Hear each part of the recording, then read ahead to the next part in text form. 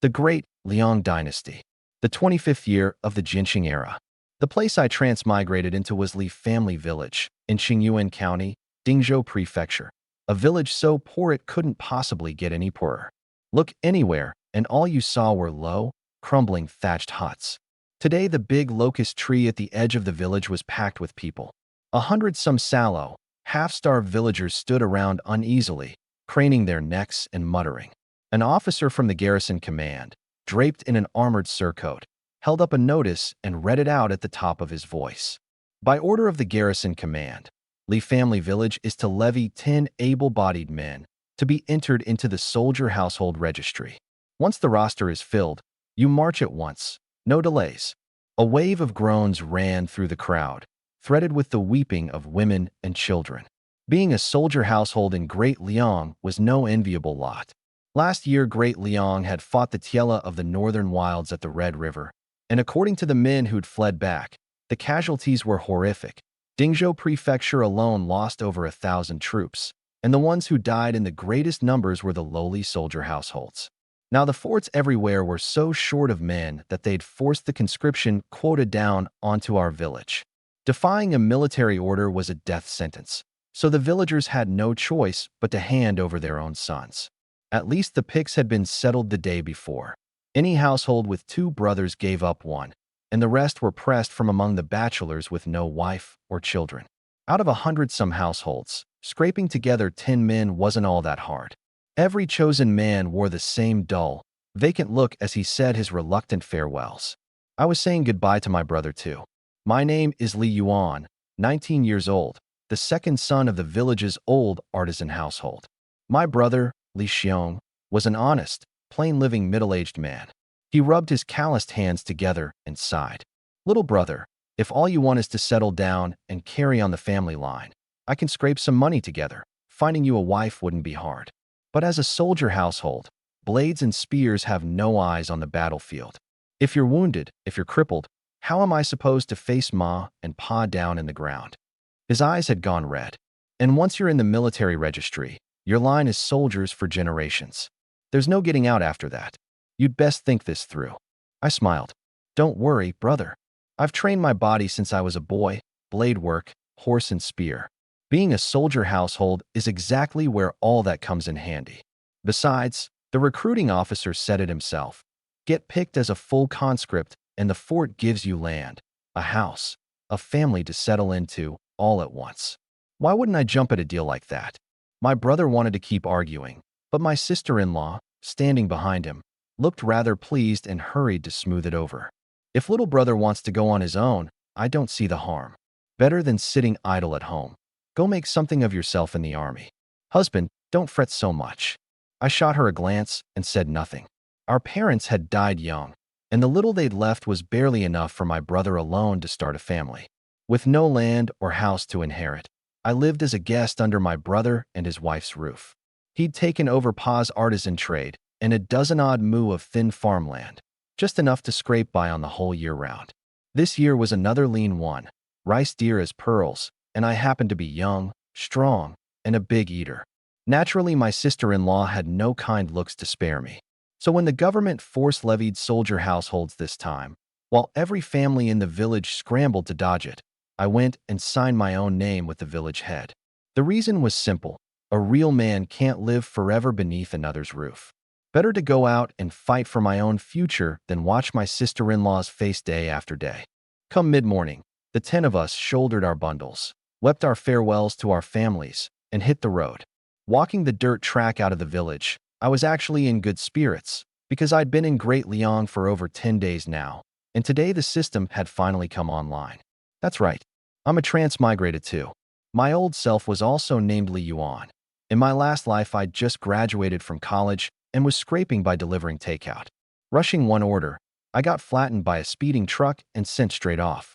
When I opened my eyes again, I'd become the second son of an artisan household in Li Family Village, Great Liang. In my last life, my parents had died early. I had no real family and nothing much to miss. Transmigrating and getting handed a free brother on top of it wasn't a bad trait. I'd looked into this world. The writing shared a common root with mine, but the history and geography didn't line up at all. It had to be some very similar parallel world. Since I was here, I might as well make the best of it. I meant to carve out something real. A moment ago, my golden finger had finally come online. Survived 10 days after transmigration ability gained. Discerning eye acquired. Virtuous wife support system. With a flick of thought, I checked the ability first. Discerning eye, any person or thing of value to the host gives off a glow. The greater the value, the stronger the light. Intense danger and hostility likewise show themselves. The glow appears only once and fades the moment the thing is secured. Not bad. It would help me spot opportunities and useful people in time. Then I looked at the system. Virtuous wife support system for each woman the host takes as a true wife. Joined in heart, fighting side by side. The host gains an enhancement, combat power, strategy, fortune. The greater the partner's ability and the higher her standing, the stronger the boost. I mulled it over. The gist was that the system meant to push me toward finding partners who could truly stand beside me. The more capable the partner, the stronger I became. Put plainly, it wanted me to make a good marriage and build a good team. In Great Liang, taking a wife wasn't actually hard. Years of unbroken war had thinned out the men, and in plenty of places women outnumbered them. The hard part was what the system demanded, strong in ability, high in standing. That I'd have to go out and earn for myself. With the system in hand, my step felt a good deal lighter. Our batch of new conscripts first had to be sent to the Yuan County Garrison Command for a unified selection. Those who passed would be parceled out to the forts as soldier households. The county seat wasn't far from Li Family Village, half a day's walk. By early afternoon, we could already make out the city walls in the distance, and were marched into the Garrison Command's drill yard. I swept my eyes over the place. Quite a few levied men had come in from the various villages. Just on the yard alone, there were over 300. But the quality, tall, short, fat, thin, all over the map, a few visibly crippled, even some white-haired old men past 50 padding out the numbers. I was still looking when a drum boomed on the platform and an officer announced loudly, "By order of the Garrison Command, the Yuan County Soldier Household selection begins now." He read out the standards. Men over 7 chi tall, sharp of ear and eye, with strong limbs, able to hoist a 200 gene stone lock, would be chosen as full conscripts. Those who fell short but stood at least 6 chi, could lift 100 gene, and had no disabilities, would be auxiliaries. A lot of the men were illiterate and couldn't follow full conscript and auxiliary. A kindly-faced middle-aged man took it upon himself to explain. Full conscripts are the combat soldiers, the main force in a fight. Stricter requirements, but better treatment.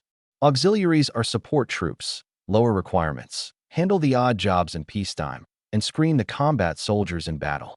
We're all here to be soldier households for the land, the house, the family the command hands out, right? Full conscript versus auxiliary, that's the difference. Someone asked where all this land, housing, and family came from. The man sighed. Mostly from the homes of the soldier households who died at the Red River.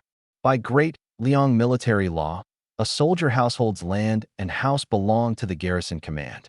When the man dies, the command takes the whole household and reassigns it to a freshly recruited soldier household. Become a soldier household and you accept that fate. When they'd heard him out, the crowd fell silent. A so-called soldier household was really the hereditary soldier system. With Great Liang at war year after year and no recruits to be had, they'd cooked up this scheme. In peacetime you farm at the fort. In wartime you supply your own weapons and rations and take the field, soldiers for generations. The upside was the land and the house.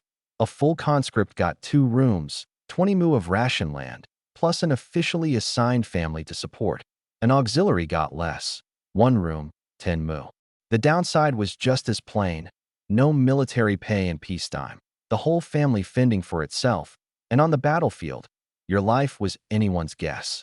Half a year ago, at the Red River, Yuan County alone had lost several hundred soldier households, and at a few forts nearly every house was in mourning. The system was especially cruel to the women. A woman under a soldier household's name had no land of her own. She lived off the man's farming. The man dies, and after half a year of mourning, the Garrison Command assigns another able-bodied man to take over the household. In the end, this was a world ground down by war. Ordinary people, Women, most of all, had little to choose from. Getting into a fort meant a mouthful of food and someone to lean on, which counted as not a bad place to land. So most women in soldier household families weren't all that resistant to the replacement. As he spoke, the war drum on the platform sounded again. The selection had begun. The several hundred men were herded into rows, each row fronted by a line of stone locks, from 100 gene up to 300. Lift 100 and you passed, fit for auxiliary. Lift 200 and you were top grade, picked as a full conscript. And if anyone could heave 300, by the rules, a heavy reward, plus immediate promotion to soldier household squad leader, with first pick when households were assigned. For a farmhand, 100 gene wasn't hard. 200 took real strength and some training under your belt. 300 took freakish natural power, and no one dared touch it. But this was a famine year, right in the lean stretch before the harvest, every house short of grain. These men got by day to day on wild greens and rice husks, never eating their fill. The best foundation in the world couldn't put out strength on an empty belly.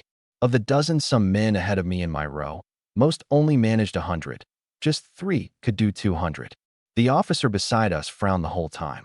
Lucky for me, my brother had stuffed plenty of mixed grain cakes into my bundle before I left, so at least I'd eaten my fill, an edge and stamina over the rest. When it was my turn, I didn't even glance at the 100. I walked straight to the 200 gene stone lock, gripped it, threw my strength into it, hoisted it clean, and carried it a dozen-odd steps for good measure. The officer's face lit up at once, another full conscript. I set the lock down, still itching for more, and reached for the 300. The crowd went quiet. No one had dared touch the 300 all day. Was I about to be the first? I planted myself in a bow stance, gave a shout, drove my arms up, and the 300 gene stone lock came off the ground. Under all those staring eyes, I raised it slow above my head and even paced off a few steps. The supervising officer was beside himself. Up on the platform, the commandant turned to look at me, startled too. I held it a while, then eased it back down. A boy at the commandant's side came running over at once. "You come with me. The commandant wants to test you himself." Everyone around me watched me go. I dusted myself off and followed him up onto the platform. The commandant was a tall, broad, middle-aged man with a sharp gaze. I stepped forward and cupped my hands. Yuan of Yuan village, paying respects to the officer. He looked me up and down, maybe sensing I carried myself differently from the usual farmhand, and suddenly asked, "Have you had schooling?" "A few days at a village school as a boy," I answered. In truth, my predecessor's family had been too poor for any real schooling. But in my last life, I was a bona fide college graduate, which by Great Liang standards counted as well-read. Nobody was going to check, so saying it was saying it. The commandant nodded, then asked, "I can see you're strong. Do you know any other martial skills?" "I've trained with sword and shield, the long spear, and the bow." His eyes brightened. He turned and called out, "Bring a long spear." I took the spear and ran through a passage of the Lioha spear in front of him. The spear work was my predecessor's. He'd been strong from childhood and loved to drill with spear and staff. At 9, he'd taken as his master an old soldier in the village, a veteran of the frontier army. The old man had once been a drill instructor in the ranks, childless, and seeing the boy clever and dutiful, he'd handed down everything he had. The 36 forms of the Lioha spear, plus sword and shield, and the bow. The moment I moved, the spear had snapped into a blur of flowers, and the commandant let out a sound of praise. There was nothing showy about this spear work. It was all the real, full-bodied technique of the battlefield. Young and strong as I was, I sent the big spear roaring through the air. When I finished, the boy brought a bow and arrows. From 50 paces out, I loosed 3 shafts in a row, every one striking a vital spot on the straw target. The commandant nodded again and again. By late afternoon, the selection was done. This round produced 53 full conscripts and 270 auxiliaries. After I lifted the 300 gene stone lock, others tried it too, but not one could budge it. And in martial skill, I was the first among this whole crowd as well. No surprise, then, that I came out as the top conscript of the selection, first place. By the rules, I was promoted straight to soldier household squad leader. The commandant brought over a jet-black wooden waist tally and handed it to me. On it was inscribed, "Shiha Fort, Dongxiang Village, full conscript soldier household squad leader, Li Yuan. And with that, I went from an ordinary farmer into Great Liang's military registry, a soldier household squad leader. Better still was the reward silver. Because I'd hoisted the 300 and ranked first, I came away with a full 10 taels of silver. For perspective, an ordinary full conscript settling allowance was only 500 coppers, and auxiliaries got even less, 200. 10 taels, in Jianxing Tongbao, came to 10 strings, 10,000 coins, 20 times what the others got. Spent carefully, it was enough to feed an ordinary household for most of a year. The other soldier households were green with envy. But whose fault was it they couldn't lift that 300? After the selection, the Garrison command issued every new soldier household a rough wooden waste tally.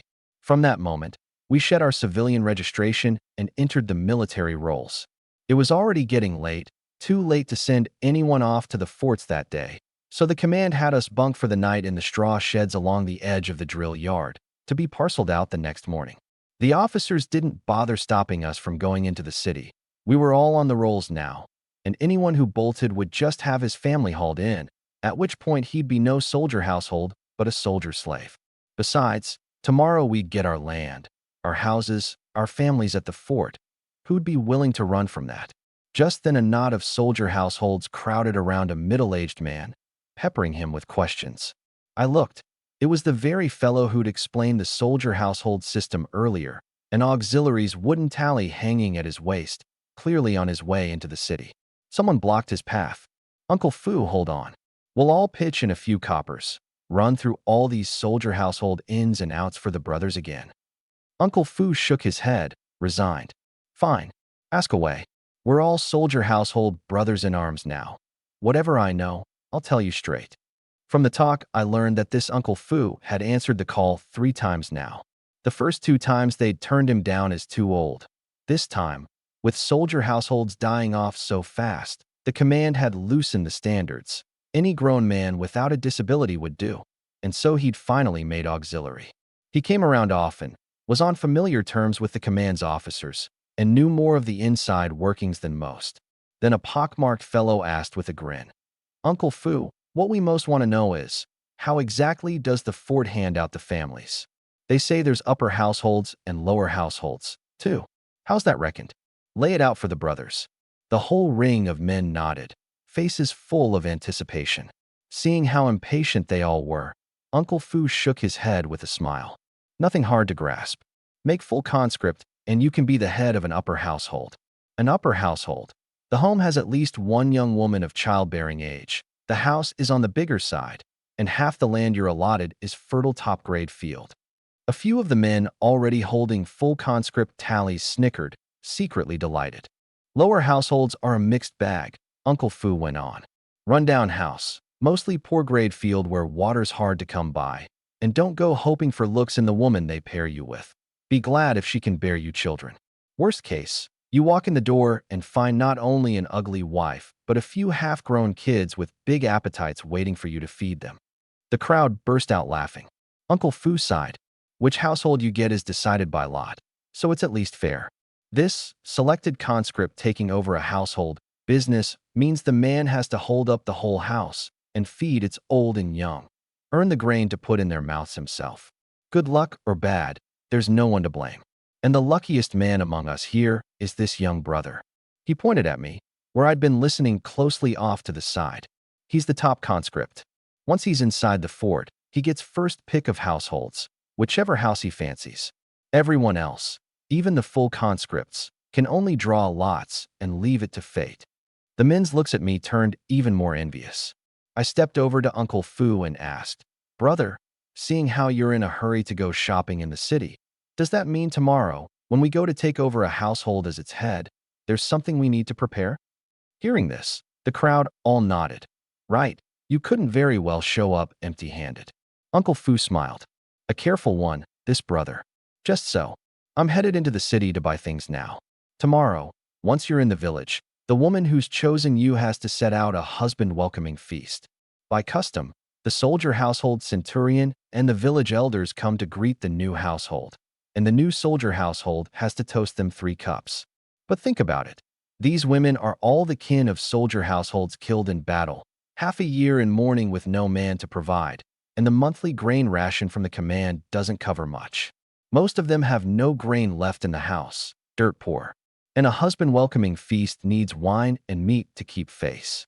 With my 200 coppers of settling money, I mean to go buy some rough wine and meat to bring along, so I don't put my wife-to-be in a bind. Bring the wine and meat, she's happy, and after that she treats me well, naturally. The men nodded along, the light dawning. Bringing wine and meat to meet your wife was a thing of great face. Everyone had to go buy some. They thanked Uncle Fu and hurried into the city. I took my money and headed for the Yuan county seat too. The county seat wasn't large. The shops were all clustered along the cross street at its center. By now, plenty of soldier households who'd drawn their settling money were out buying things. Most of them auxiliaries with 200 coppers in their pockets. Fresh beef and mutton were beyond them. All they could afford was the cheap offal: pig and ox intestine, liver, lung, 15 coppers a gene, and they could just about stretch to a few gene braised. The wine was rough too, 30 coppers a pot, thin tasting, and most of them only dared, with an aching heart, to buy a single pot. What was left they turned almost entirely into grain, and not even rice, only the cheaper mixed grains, wrapped up carefully to take tomorrow when they met their wives. I was about the richest of this lot of soldier households. On top of the 10 taels of reward silver in my coat, there were the 150 coppers my brother had slipped me before I left, which came in copper coin to exactly 10,150. I didn't just buy wine and meat. I had daily goods to add as well. First, I stopped at the cloth shop and bought a bolt each of coarse and fine cloth, a bolt being Great Liang's unit for cloth, about 2 zhang, 20 chi. Enough for my wife-to-be to make a few decent garments. Then oil, salt, soy sauce, vinegar, and half a gene of coarse tea. Cloth and odds and ends came to under a tael of silver. For meat, I had 5 gene of good pork belly cut straight off, bought a fat goose from the Xiaosia house, and half a braised pig's head. And for wine, I picked the better-tasting clear wine, 50 coppers a pot. For grain, I bought a dough of coarse rice and 5 dough of wheat, over 70 gene all told. The load was heavy, and I'd be traveling far the next day, so I simply bought a handy carrying pole and slung the grain and goods over it. Much easier going. On the way back from the market to the drill yard, I happened to pass the slave market in the south of the city. The so-called slave market was the marketplace for trafficking in people, nothing rare in these times. In a famine year, those who'd run out of grain could only sell themselves as goods to stay alive. Looking over, I saw plenty of people kneeling on the ground with straws stuck in their hair to mark them for sale, most of them pitiful women, children, and orphans. I sighed. When had the common folk ever not had it this hard, let alone now, with Great Liang battered by one disaster after another? As I was walking, I saw a crowd ringed around a woman selling herself. I started. My discerning eye had suddenly switched on, and a faint glow was rising off that woman. It was telling me this person would be of great use to me. Naturally, I went over for a look.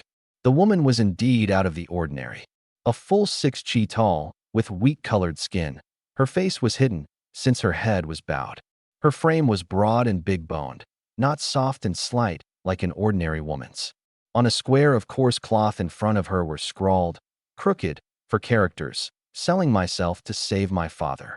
I asked an old man beside me what was going on. The old man sighed. This girl's father's come down with a sudden illness. Calling a physician costs at least 3 taels of silver. Her family are mountain folk who live by hunting. Where would they get money like that? So she's selling herself into bondage at the door of the apothecary to save him. 3 taels for a grown, living person isn't dear at all. Why has no one taken her? I asked, puzzled. The old man sighed again. Just because she's a mountain dweller. Mountain folk in these times are mostly landless refugees or servants who fled their masters. City people don't trust them. She's frantic to save her father, so she'll surely take the money to save him first, and then come back. Who can guarantee she'll really come back? The brothel madam came by to look her over a moment ago, and turned up her nose. Too tall, too dark-skinned, and Great Liang men don't care for women so big. Bought home, she'd only do for a rough scullery maid. People are worth nothing now. A refugee girl for a maid goes for no more than a tael and a half. I nodded. I understood. The woman kowtowed to the crowd again. My father is gravely ill, and I have no choice but to sell myself. I ask only 3 taels of silver, and I will serve as an ox, as a horse, at my master's side for the rest of my life." With that she kowtowed again, and when she lifted her face, it was streaked with tears. I looked closer. Her skin was only a touch dark.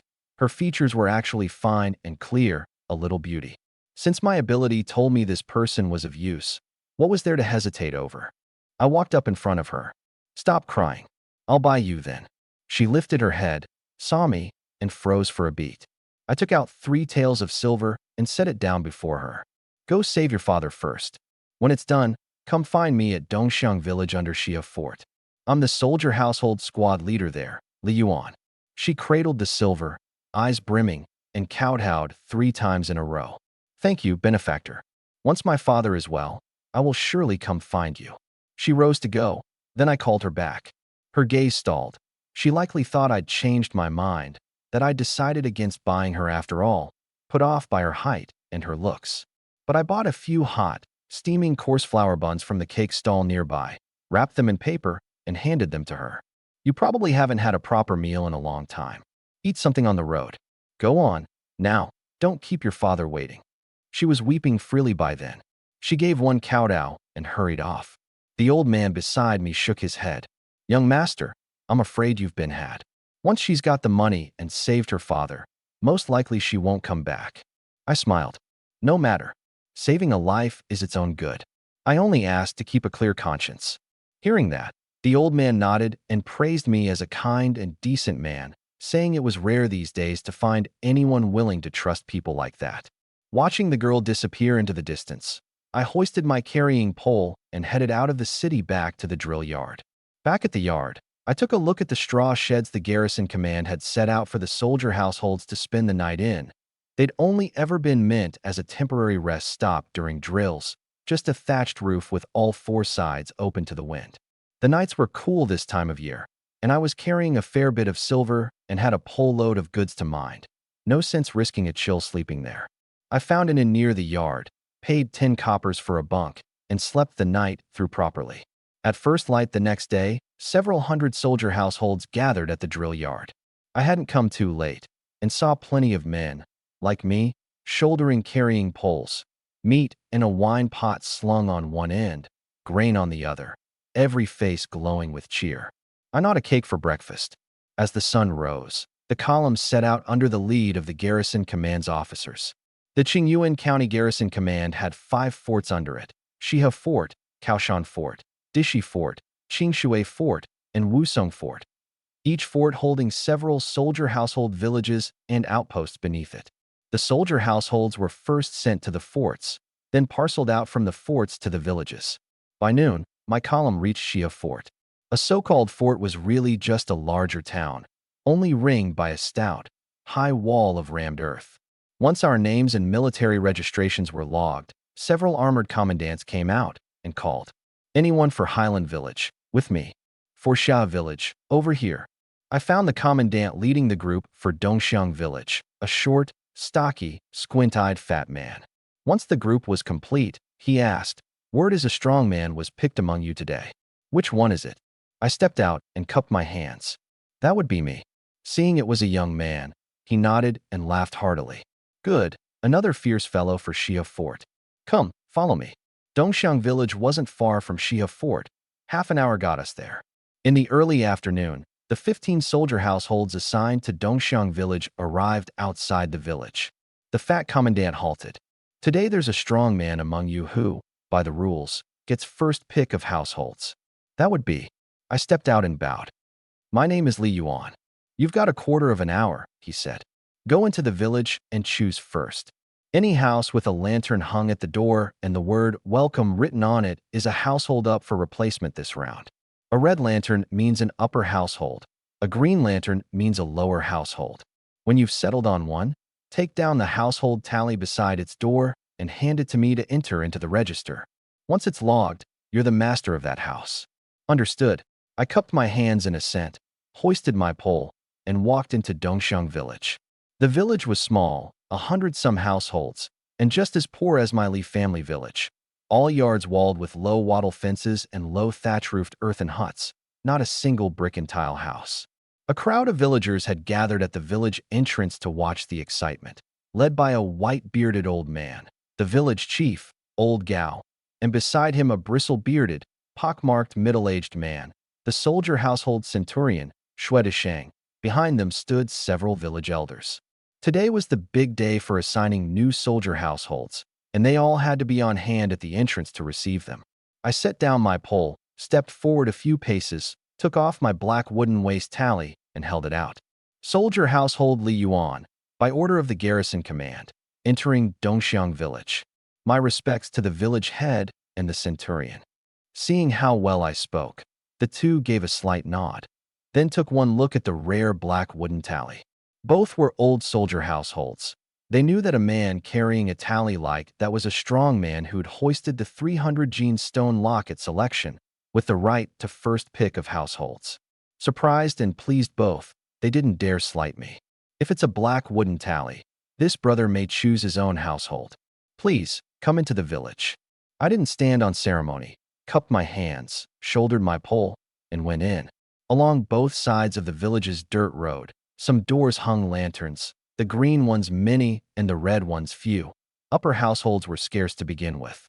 I glanced into one yard with a green lantern, a small courtyard, a single thatch-roofed earthen hut, a few crude dishes of food and wine on a battered wooden table, and behind the table a dark, scrawny woman kneeling and yawning. I shook my head and moved on. A house ahead with a red lantern. Inside the fence, a woman with fine, clear features was carrying dishes to a table. Wine, meat, even a river fish, and the house was a good deal bigger. So the gap between upper and lower households really was wide. This black wooden tally in my hand let me pick first among the houses and the women within the quarter hour, whichever one I fancied. I took down its household tally, handed it to the commandant at the village entrance to log, and that house's woman and home were both mine. To be honest, I was rather excited. In my last life, I'd never so much as had a girlfriend, and here I was choosing a wife outright. Reckoning the time, it was enough for one full circuit of the village. I'd best choose well. Just then, in a house at the east end of the village, a pair of sisters were busy at the stove. The elder was dignified and lovely, a touch taller than most women, her figure shapely beneath her coarse hemp clothes. The younger had sweet features and a light, graceful frame, still carrying the unripe shyness of a young girl. But looking at the table in the yard, both pretty sisters wore faces full of worry. On it sat only a plate of boiled wild greens and half a pot of millet gruel, nothing else. The younger one, tear tracks on her face, said timidly, "Sister, with a husband welcoming feast this shabby, if the husband the government assigns really does come, won't he fly into a rage?" The elder's face was forlorn. "AI, there's nothing for it. It's my fault for not keeping the household money safe." "Don't say that, sister. The money's a small thing. As long as you're safe, that's what matters." It turned out the sisters had been chosen as an upper household and had to be matched with a husband. To scrape together the money for the husband-welcoming feast, the two of them had spun thread and worked themselves ragged, and had finally saved up a few hundred coppers. Only for the elder to go out yesterday to fetch water and come home to find the house had been robbed. The money was gone, and most of the millet in the jar had been stolen too. The sisters had wept the whole night. Today was the day of welcoming the husband, and all they could do was patch together the few plain dishes on the table. Having lived long in a soldier household village, they knew the men who came to be soldier households were mostly coarse, brutish fellows, hot-tempered, who beat and cursed the wives and daughters of the house as easily as not. With a husband-welcoming feast this threadbare, the new husband would surely lose his temper and his face, and might well hand out a beating besides. At the thought, both sisters turned bleak. They were still sighing when someone knocked at the gate. The sisters startled. Could the husband have come so soon? The younger ran to pull open the wooden gate, and there in the doorway stood a man, tall and straight, with handsome, clean features. The afternoon sun came down on him, as if draping a soft halo around him. For a moment the younger sister stared, dumbstruck, forgetting to speak. The elder reacted faster. Struck though she was, she steadied herself quickly, came forward, and made her courtesy. "May I ask, sir, What brings you to our gate? I looked the two sisters over, well satisfied, and cupped my hands. I am Li Yuan, the soldier household the Garrison command has assigned to Dongxiang village. From today on, I am your husband. Both sisters froze, hardly able to believe it. Their husband was a man this handsome?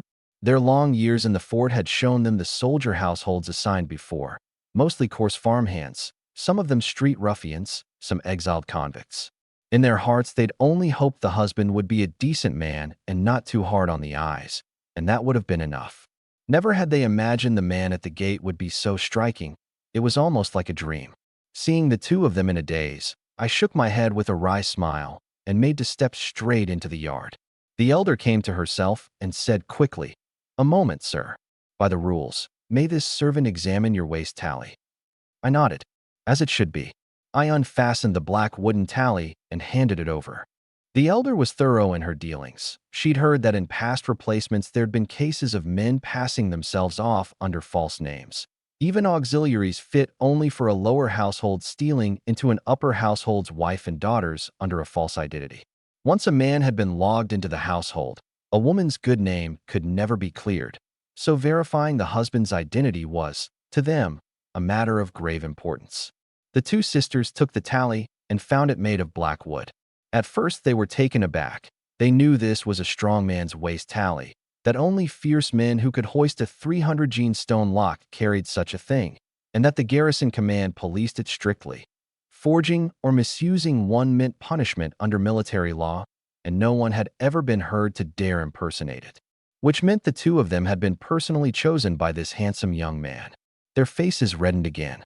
Verification done and in order, the elder tugged at her younger sister.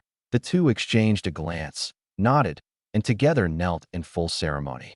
Chu Wanjun and Chu Xiaosia, sisters, pay respects to our husband.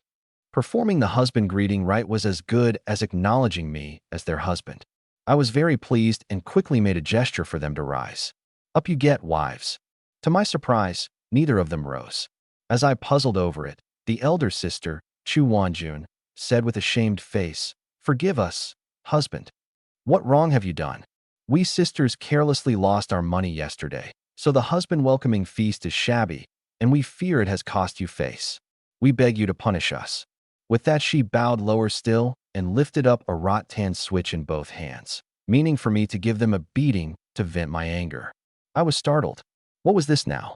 Seeing the two sisters trembling all over, truly frightened, and glancing again at those few plain dishes on the table, I more or less understood.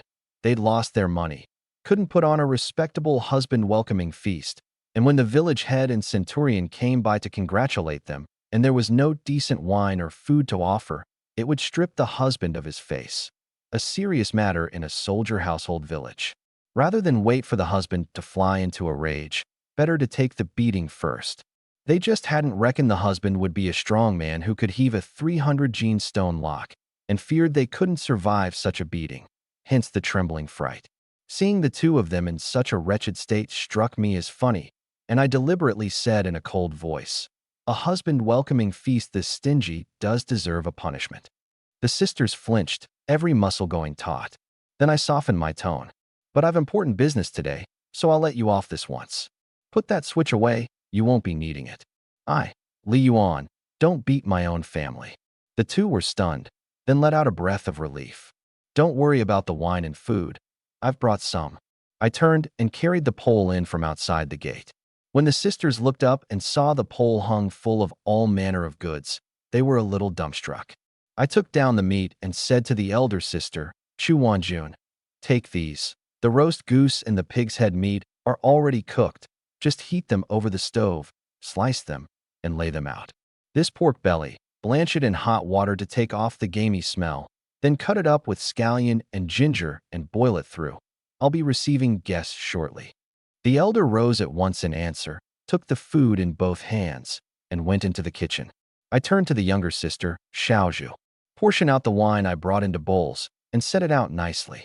The younger, Xiaosia, hurried to take the wine pot, and went off to fill the bowls. Having handed all the wine and meat over to the sisters, I said, "Get the husband-welcoming feast ready. I've a small matter to see to at the village entrance, and I'll be back to talk afterward." With that, I took the household tally from beside their door and headed for the village entrance. Watching my back as I went, the sisters still felt as if in a dream. The younger was still mooning. The elder came to herself first. Hurry and do as our husband bade. The elders and the village head will be here soon to drink the husband-welcoming feast. Don't cost him his face. The younger nodded quickly. The fire was still warm on the stove, and the sisters set the pig's head and roast goose into the pot to warm. The kitchen was soon full of the smell of meat. The reason I'd chosen this pair of sisters was the discerning eye. The moment I reached the east end of the village, I'd seen the two women in this yard giving off a glow, the power telling me they were of the highest value to me. Looking closer, the elder, Yuan, gentle and lovely. The younger, Xiaosia, lively and quick, both fell right within my taste. What was there to hesitate over? I'd knocked and gone straight in and chosen them. Carrying the household tally to the village entrance, I found the short, fat squad officer chatting amiably with the old village head and the centurion. I bowed. Soldier household Li Yuan has chosen the Chu sisters of house number 7, rank, at the east end of the village, as his wives. Here is the household tally. Please log it, officers. The old village head and the centurion exchanged a glance, both showing surprise. The village head stroked his beard and smiled. Then congratulations are truly in order, young sir. Choosing the Chu sisters, you've made out like a bandit. A little puzzled, I bowed and asked the reason. The old village head, old Gao, pleased at my courtesy, said, the households up for replacement in our Dongxiang village this round are mostly the kin of soldier households killed at the Red River half a year ago, mostly widow households. The man died in battle, so the government has to assign a new able-bodied man to take over the door.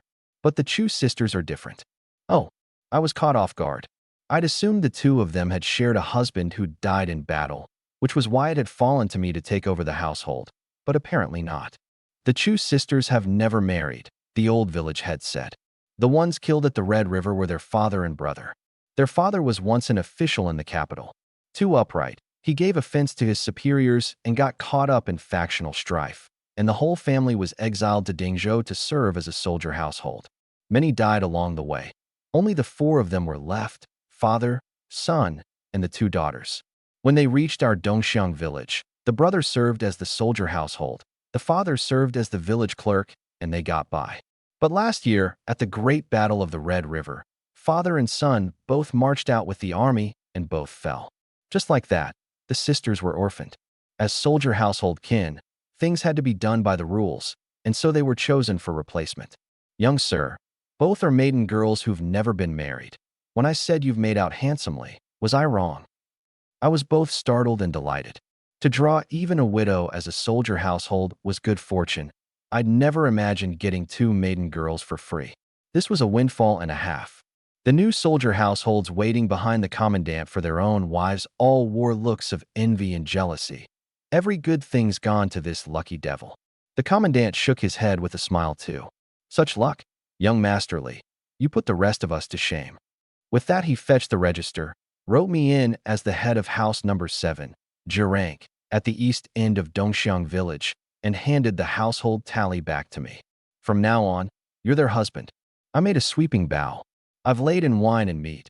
Please come share a little something at the house shortly. The commandant, centurion, and village head nodded, satisfied. They still had to preside over the lot drawing for the rest of the soldier households. The other men were long past impatient, urging them to get started. With nothing more to do here, I turned and went back into the village. This was to be my home from now on, and I meant to have a good look at Dongxiang village.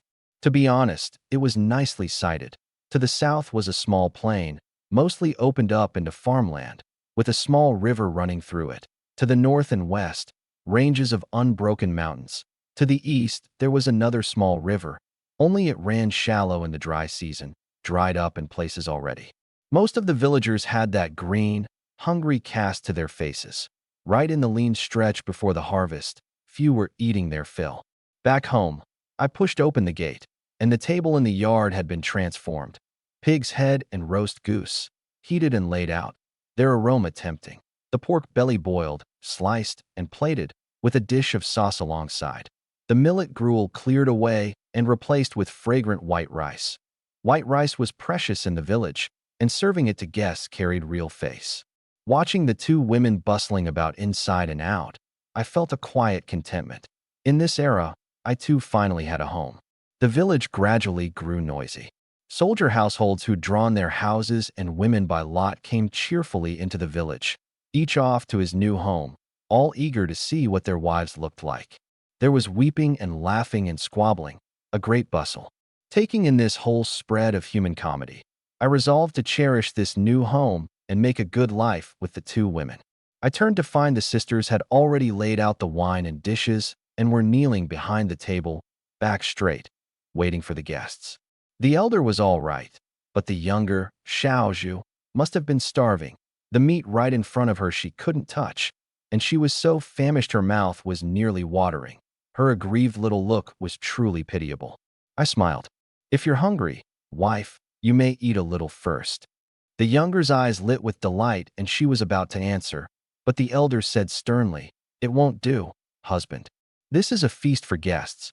We sisters may only eat after you and the guests have eaten. We can't break the rules and become a laughingstock." I shook my head with a wry smile. You could tell the two sisters came of an official family, raised from childhood on rules and propriety. But right now they were truly hungry. Both their bellies were growling, and they flushed red with embarrassment. I said nothing, walked over to the carrying pole, and took an oil paper packet from the bamboo basket. The steamed cakes I'd kept as travel rations.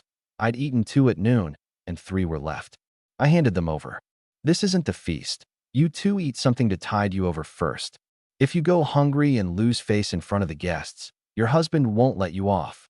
The sisters were taken aback. The husband's words were fierce, but the concern in them spilled right over.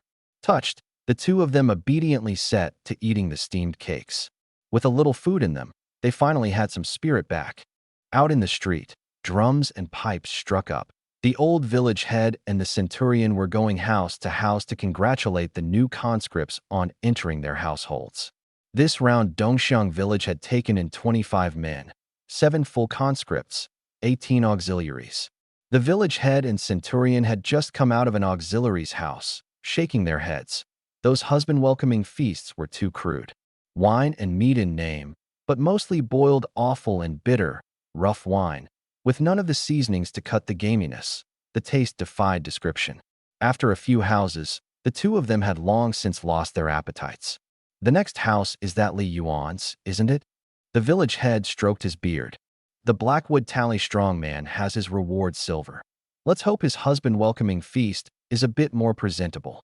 Before long, the pipers and drummers reached my gate. I hurried to open up and invite the two men in. The moment the village head and centurion stepped into the yard and saw the wine and food on the table, their eyes lit right up. In a famine year, even they rarely laid eyes on real meat. I extended a hand in welcome. "After you, gentlemen." The village head and centurion coming to the feast was really just the new soldier household and the village elders putting a face to one another, a necessary courtesy. The Chu sisters offered each of them a bowl of clear wine and brought a plate of sliced meat. The two raised their bowls, said a few words of congratulation, drained them, and picked up a few pieces of meat, and that counted as symbolically attending the feast. Quick as it was, it far outdid the other houses. The roast goose and pig's head were the handiwork of the Xiaosia house in the county seat. The boiled meat had been marinated in sauce, and the wine was the better-tasting Chunjiang clear brew. The two ate to their satisfaction, said a few more pleasantries, and left with their party. Once they were well away, I shut the gate and said with a smile to the sisters, still kneeling, "Up you get, wives. Let the 3 of us have a proper meal."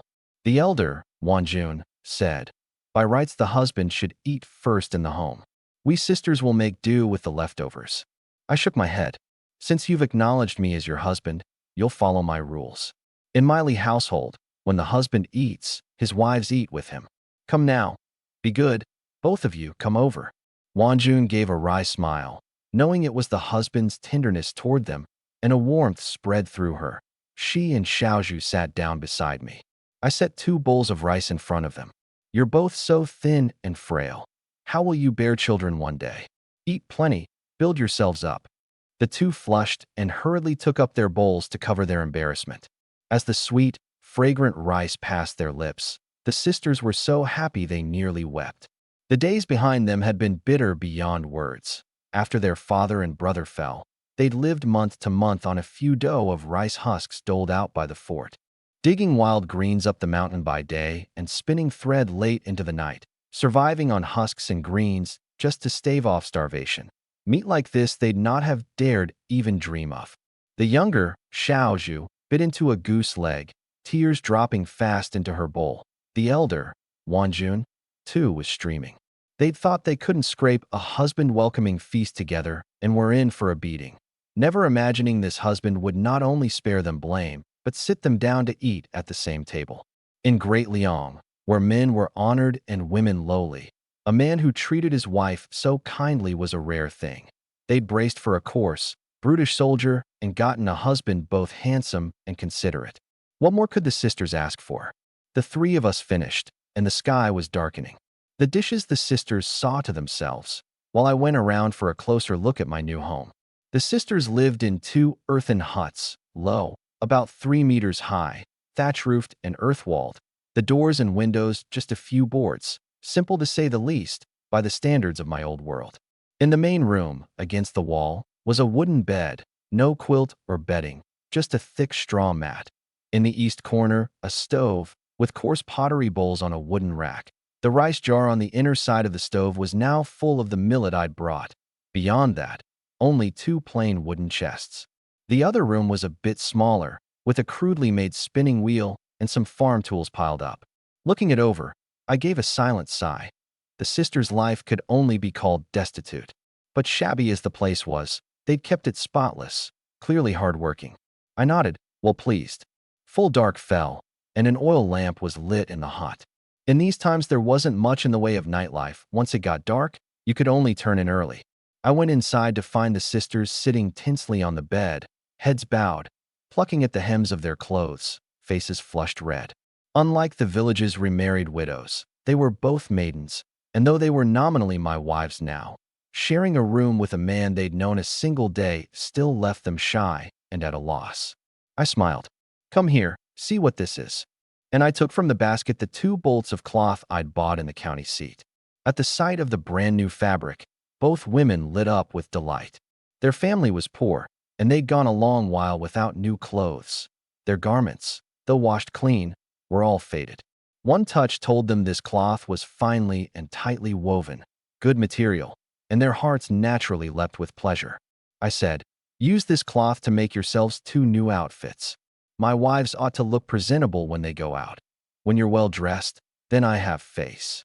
Yes, husband. The sisters, faces red, felt as if they'd swallowed honey. The night deepened. That night, Yuan and I were wed in the main room. Xiaosia, sensible girl, took it upon herself to go sleep in the west room, by the rule that a full conscript could be allotted 1 wife and 1 maidservant. Yuan was the principal wife, and the first night's main room naturally went to the head of the house and his principal wife. I didn't press for the sisters together. In the feudal Great Liang, I let everything take its course. Before sleep, I checked the system, and there had been a change. Virtuous wife system activated. Partner acquired Chu Wanju in combat, 5578, fierce trooper tiger guard. Wits 5072, minor cunning sage mind. Fortune 5362, common faint luck. These numbers I didn't quite follow yet, but no matter. The higher the figures and the higher the rank, the stronger I became. Grasping that much was enough. I don't know how long I'd slept when, half-dazed, I heard movement in the yard. Years of martial training had made me alert at night. I rolled up to sit, quietly threw on a coat, grabbed a wooden stick on the way, and pushed the door open into the yard. There was a dark figure just about to climb over the wall, sneaking into my yard in the dead of night. A thief, if not a robber. Anger surged up in me. I let out a roar and swung the stick. The man fell tumbling off the wattle fence with a scream, and, thwack, a small bag dropped to the ground. Quick of eye and hand, I snatched it up, 1 heft, and it rattled, copper coins. Seeing his goods seized, the man rushed in a panic to grab them back. I beat him with the stick till he howled, and he sprang up and bolted out the gate. He'd just cleared the yard gate when several people came hurrying up the dirt road with lanterns. The village night watch, come to investigate the noise. I stepped out of the yard too and saw it was the centurion, Dongxiang, leading a few stout men on patrol. The centurion asked, "What's all this, the two of you? Why are you fighting?"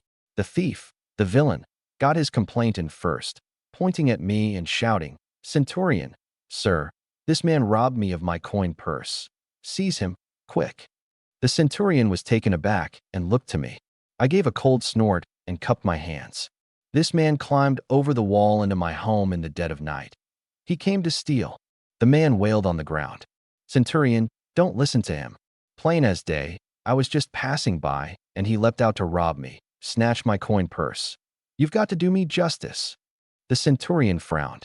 The man on the ground was called Su Senmatsi, Su the Third Pockface, a notorious idler in the village, no stranger to filching chickens and pilfering, which made it likely the truth was as I said. Only, I'd been on the rolls a single day, so the centurion didn't dare take it entirely on faith. "Su-san, you say Li Yuan robbed you of your coin purse. Have you proof?" "That's the proof right there. It's all my money inside." Su-san pointed at the cloth bag in my hand. The centurion asked again for my account. I gave a cold smile, lifted the coin purse up in my right hand for all to see clearly, pointed at the two characters on it, and asked Su-san, "You say this purse is yours. Then do you know what these two characters say?" Su-san was stumped, illiterate. He had no idea there were even characters on the bag. I pointed at them and said to all present, "What's written here is Wanjun, 2 characters. My principal wife is named Chu Wanjun. This is her coin purse." The centurion and the stout men nodded along. The proof was solid. Su-san had stolen Chu Wanjun's coin purse. Knowing he was sunk, Su-san's eyes darted about, and gritting his teeth he cried, "You outsider, you don't know. Wanjun and I have always been sweethearts. She gave this to me." A vicious move. Knowing he couldn't make off with the purse, he meant to smear the Chu sisters' name. "If you won't let me have the money, I'll spread rumors to make life hard for your house." True or false, the slander would give some foolish folk fodder for gossip, deeply unfair to the sisters. The centurion knew Su-san for the clinging plaster he was, and frowned, but looked to me, wanting to see how I'd handle it. I gave a cold little smile, weighing the purse in my hand. "I'll give you one more chance. You say the purse is yours, then can you tell me how much money is inside?" Su-san was stuck. How would he know? He could only guess from the size of the bag. "I left in a hurry. I don't recall. About 150. No, 180 coppers." My face went colder still, and I handed the purse to the centurion. "This bag holds 167 copper coins, plus 2 pieces of broken silver, 3 qian in all. Centurion, please count it yourself and clear my name." The centurion tipped it out and counted carefully, and indeed, not a hair off. The matter of the sisters losing their money I'd learned earlier from idle talk, the amount asked clearly. The moment I got my hand on it, I'd known this was the very purse that had been stolen. Su-san had nothing left to say. I snatched up the wooden stick and said to Centurion Shui, "This man stole my family's money and slandered my wife's name. I'll not let him off." Theft and slandering another's name were both grave offenses in the village. The centurion wouldn't shield him. "You may break one of his legs, just don't take his life." I nodded. "Rest easy, centurion, I know." I swung the stick down hard on Su-san. Born with great strength and full of fury, I didn't go light. Su-san howled like a damned soul and was soon beaten unconscious. Afraid of a death, the centurion had the stout men check him over. Su-san was bruised black and blue all over, one leg broken, a horrid sight, but he still had breath in him. Seeing no danger to his life, the centurion was relieved. A broken leg for theft and slander was a reasonable punishment by the village's reckoning. No one could say a word against it. Seeing I'd vented my anger, the centurion cupped his hands. "Li Yuan, go on home. We'll take Su-san back, and tomorrow hand him to the fort's penal office for sentencing." I thanked him and went home. Stepping into the yard, I found the Chu sisters standing guard at the door, wooden clubs in hand. I had them go inside, shut the door fast, and toss the purse to Wanjun. "See if it's yours." Wanjun took one look and cried out in glad surprise, "That's it. It's the one I lost." I lost it the day before yesterday. How did it end up with Su-san? I folded my arms and smiled. Easy enough to figure. The other day, Su-san came into the house to steal millet and happened on the purse. Climbing the wall, he carelessly dropped it in a hidden spot by the corner. He meant to come back for it, but was startled off by the patrol's stout men. And you too, thinking the purse had long since been carried off, didn't search the house carefully. Tonight, he wanted to slip back and pick it up and walked right into my hands. The sisters' hearts still fluttered with fright. Thank goodness we have our husband in the house. If that fellow had turned to wicked thoughts, we sisters would have been in real danger. I looked at Wanjun. This is my home now. Rest easy. I won't let anyone bully you. I've broken Su-san's leg, and tomorrow he goes to the fort's penal office. There now, Wanjun, count and put away the purse, and let's sleep. The purse lost and found again, the sisters were overjoyed. It felt good to have a man guarding the house. The night passed without further word until daybreak. Xiaosia was up early to make breakfast. Wanjun attended me as I washed. Breakfast was a bowl of millet gruel each, with last night's leftover meat, and we ate it with real relish. We'd just finished when Centurion Shui and the old village head sent word. Mid-morning, the newly registered soldier households were to gather at the threshing ground by the village entrance, where the village clerk and the village head would confirm the ration land. Apportioning land was a serious matter, not to be done carelessly. After breakfast, I took the Chu sisters and hurried to the village entrance. The hour had only just passed, and the soldier households, all anxious to see where their fields lay, had nearly all arrived. Mid-morning, the clerk and the village had arrived. The clerk was a short, fat middle-aged man with thin brows and small eyes, his nostrils tipped to the sky, overbearing and full of airs. His surname was Go, and the villagers called him Clerk Go behind his back. I disliked the man at first sight, but the soldier households were all anxious to confirm their fields and treated him with deference. No one dared cross him. Clerk Go made a show of resting a while before leading everyone out to the fields beyond the village. Having checked the field register against the village head and the elders, he began apportioning the land to the new soldier households. Fields near the small river to the southeast, easy to irrigate, counted as top-grade field. Those at the foot of the hills to the northwest, far from water and poor in soil, counted as poor-grade field. These fields were really the land left behind by each house's last soldier household, fallen in battle. Less an apportioning of land than coming to identify the ground one had inherited. The process was simple. The clerk pointed in the register, an elder took the new soldier household out to walk the plot and make sure which one it was, then back to sign and press a fingerprint in the register, and the transfer was done. Most of these soldier households were illiterate, and the field areas were all estimated by eye, wide open to abuse. Watching from the crowd a while, I noticed it. The fields people got were mostly short of measure. The register said 10 mu for an auxiliary, but in truth it was likely only a little over 8. I held my tongue, though. The waters of land apportioning ran deep, and even having seen it, I didn't care to wade in. With the auxiliaries done, it came to the full conscripts. A full conscript was supposed to get 10 mu of top field and 10 of poor, but in the register it was carved into parcels large and small. Reached 20 mu total, and that was that.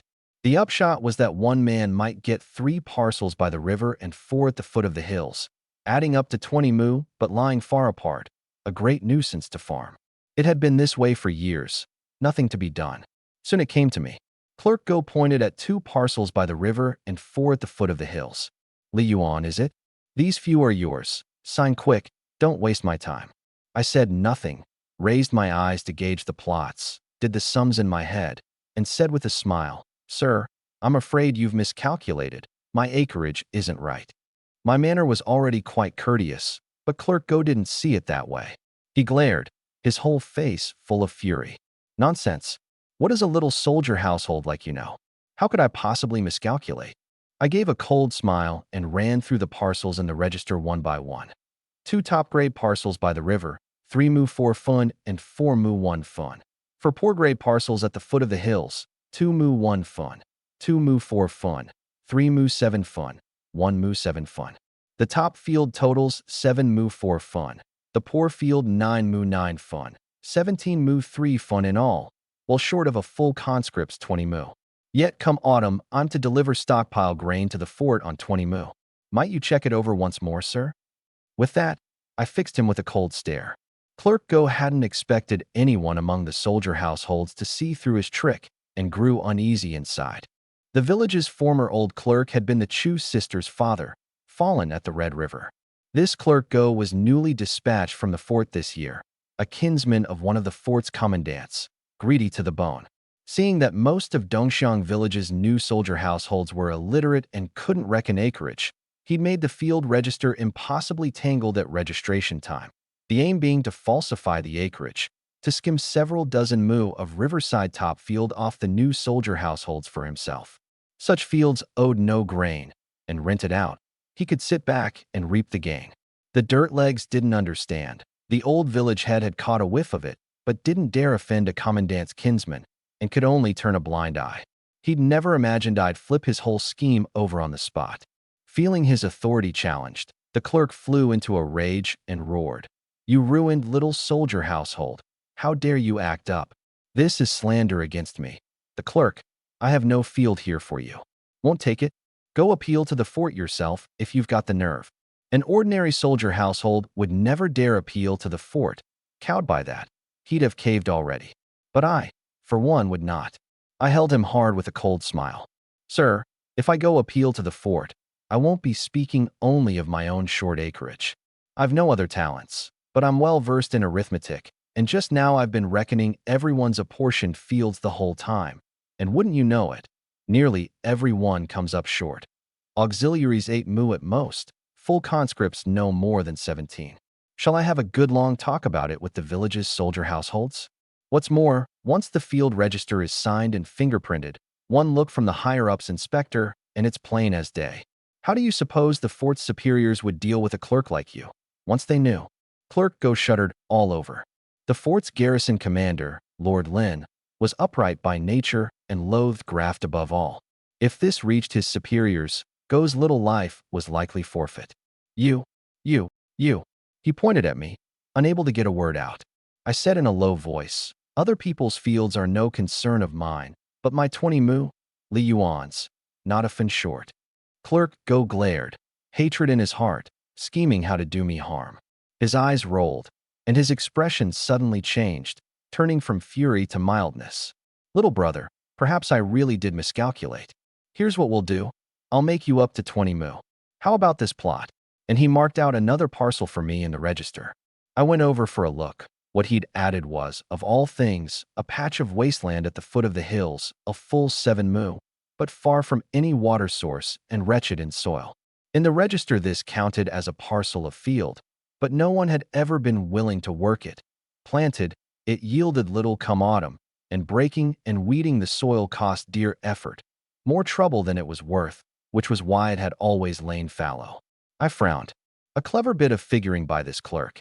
If I were to report him for short acreage, the grounds would be sound, enough to get him thrown out. But now, on paper, I had 25 mu. Only the ratio of top to poor field was off, and he had no end of excuses to fall back on. Say, top field being short, he'd had no choice but to make it up with poor field. Take it to the fort, and the superiors wouldn't bother. They'd resent me for making a fuss. You've got 25 mu already. Poorer land or not, you've come out ahead.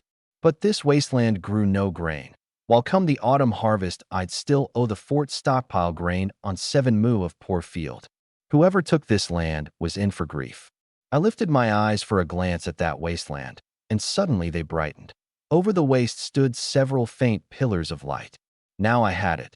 The discerning I had triggered, which meant something to my benefit, lay buried beneath the wasteland. I turned to look, and Clerk Go was watching me, his whole face wearing the look of a scheme gone to plan, that gaze as much as saying, "The brat dares cross me. Watch how I make you suffer." My eyes rolled, and the actor in me took over too. I put on a show of resentful chagrin and walked toward him. He took a step back in fright. "You? What do you want?" I stuck out a hand. "The deed." "No problem giving a soldier household a land deed, is there?" A soldier household's land belonged to the fort, and the household held only the right to till it. But by the rules, once land was apportioned, a deed could be issued as proof. Most ordinary soldier households had no idea such a thing existed. Clerk Go couldn't fathom what I wanted a deed for. The wasteland's already been marked to your name. Just hand over a bit more stockpile grain in the autumn. So he readily wrote one out and handed it to me. I tucked the deed away, my face still feigning that I'd been cheated, while inside I sneered. Clerk Go, you mean to do me dirty? We'll see. Once I was dealt with, the rest of the apportioning went far more smoothly. The dirt legs couldn't see through his tricks. By noon, the fields of all 25 new soldier households were parceled out. Having gotten their land, many men squatted in their plots planning how to farm them. Clerk Go gave me a cold snort, shook out his robe, and went off to the river to look over the top fields he'd filched onto his own name. The old village head glanced at me, shook his head, and sighed. He'd seen the whole quarrel between the clerk and me, and knew that wasteland was payback. He felt some indignation at my lot, but a mere village head didn't dare offend the commandant behind the clerk. He could only sigh. I, on the other hand, felt not the least bit downcast. I turned to the women. Come, let's go have a look at that plot. And I led the Chu sisters off toward the wasteland at the foot of the hills. On the way, Wanjun wore a worried face. Husband, no one in the village will take this wasteland. It's gone unworked for years. We can't accept it. Maybe we should go beg the clerk again. I comforted her with a smile. Don't worry, wife. Your husband has his ways. At the wasteland, I looked around. Waste indeed, dry weeds all over the ground. I crouched and broke open a clod, hard-packed, with grains of salt and alkali in it. Anyone could see this land couldn't be farmed. Word that the wasteland had been forced on me brought a good many of the village idlers out to gawk, standing at the field's edge pointing and chattering. This Li Yuan's really out of luck. Of all people to cross, he had to cross that vindictive clerk. A plot this size grows no grain, and come autumn he still owes stockpile grain on 7 mu. Let's see what he does. I paid them no mind and said to Xiaosia, run home and fetch me a spade. Xiaosia blinked, but asked nothing further and ran back to fetch it. I took it and started digging into the wasteland. The idlers were curious. Has the clerk driven Li Yuan clean out of his wits? It's not even planting season. What's he digging up the field for? The crowd grew thicker, all hoping to watch me make a fool of myself. Plenty of the soldier households were jealous of me to begin with. Why should you get the reward silver and 2 maiden girls both? And now they gloated at the thought of my comeuppance, jeering, squad leaderly, give it up. Dig till next year, and this land still won't grow. Better go beg the clerk to show some mercy. I ignored them and dug on, intent. Before long, clang, the spade struck something hard. I cleared away the surrounding dirt, and in the pit an old earthenware jar came into view. The crowd murmured. A few more strokes, and I had the whole jar out. I called the sisters over and carefully opened the seal, and out flashed, all at once, the gleam of copper coins. The onlookers erupted. It's money. Li Yuan dug money out of the wasteland. I tipped out all the coins and counted them, a full 3 strings, over 3,000 pieces. In a backwater like Dongxiang village, that was already a sizable fortune. The idlers gloating turned to envy, and they fell to chattering about my luck. With this 1 jar of coins alone, even if the wasteland went unplanted this year, the stockpile grain payment was covered with plenty left over. The truth was, when I'd looked out over the wasteland earlier, I'd seen several pillars of light over the ground. The discerning I had triggered, meaning something to my benefit, lay buried beneath. I dug along the pillars of light and, sure enough, unearthed a jar of copper coins. I picked one up for a close look. It bore Jinda Tongbao. The hemp cord strung through the coins had long since rotted away. Jinda was the reign name of one of Great Liang's previous emperors. This jar had been buried decades at the least. Clerk Go hadn't gotten far. Hearing I'd dug copper coins out of the wasteland, he came hurrying back, and from a distance saw me and my 2 wives carrying a jar of coins home. The man he'd meant to ruin had dug up treasure instead. He stamped his foot in fury. The village had a long-standing understanding. Whatever was dug out of a man's land was his, and no one else could lay claim. All anyone could do was envy me. And that wasn't the end of it. The next day, the villagers again saw my household go to the wasteland to dig, and the crowd was larger still. Some mocked that I'd gone money mad. Digging up coins one day didn't mean I'd do it every day. But before noon the word spread. My 2 wives and I had dug up another jar of coins, a full 5 strings this time. The village was in an uproar again. Over those 2 days, rumors about the wasteland sprang up. Some said a great treasure lay buried beneath. Some said it had once been a rich man's mansion, and that was his cellared hoard. Some even said it was a fairy money-rearing plot that grew coins of its own. Clerk Go naturally didn't believe it. But as if some spirit had moved him, he didn't rush Dongxiang village's deeds and field register off to the fort. He wanted to watch a while first, to see whether he really had marked a treasure plot to my name. By the 3rd day, even more explosive news came. I'd dug up 2 larger jars outright, this time a full 15 strings of copper. Clerk Go couldn't sit still. He didn't believe in any fairy money-rearing plot, but he was certain that some past dynasty rich man's cellared hoard lay buried under the wasteland. Judging by how I turned up jars at a casual dig, the amount was surely no small thing. Watching me dig coins those 2 days pained him worse than losing money of his own, and he privately kicked himself. If only he'd marked the plot to his own name. Wouldn't all this money be his? But now the whole village knew the land was mine. His eyes spun. He regretted giving me that deed. Without a deed in my hands, he'd only have had to alter the field register and file it with the fort's household registry office, and the wasteland would have become his. Now it was a far thornier business. Unwilling to let it go, Clerk Go paced his room a few rounds, then gritted his teeth, took out that not yet submitted field register, picked a few parcels of Riverside Top Field, and rewrote a deed, swapping my patch of wasteland for several plots of fertile Riverside Top Field, and changing the wasteland's tiller in the register to himself. He looked it over, no flaws, and at once sent a man to file it at the fort. Once a field register went into the household registry office, no one could change it. By the fort's documents, the wasteland would be his. Only one trouble remained. He had to swap away the old deed in my hands, or else I could take it to the fort and appeal, and he'd be in a bind. But he was confident. 7 mu of wasteland for 7 mu of Riverside Top Field. If I knew what was good for me, I'd best quit while I was ahead. He brought the new deed to find me.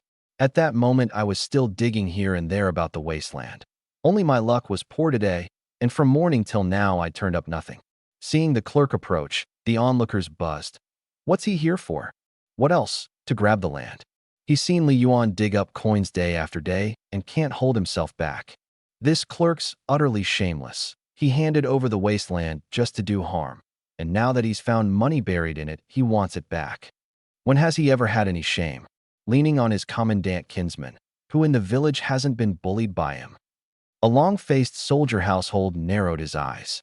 What do you all reckon? Will Yuan hand over the land meekly? A tall soldier household answered. Who'd hand it over meekly when there's no telling how much more money's underground? Yuan's a strong man from the selection. After all, he shouldn't just submit. The villagers all assumed I'd fight hard to keep my treasure plot. But to their surprise, after only a few words of argument with Clerk Go, I took the new deed and walked off meek as you please. Some of the spectators were rather let down. Clerk Go was enormously pleased. Thanking his stars, he'd held the field register back a few days, which had given him the chance to alter it on the spot and seize the land. When I'd argued just now that the coin jars were already dug out, he hadn't believed a word of such rot, certain that what I'd dug up was a mere drop in the bucket.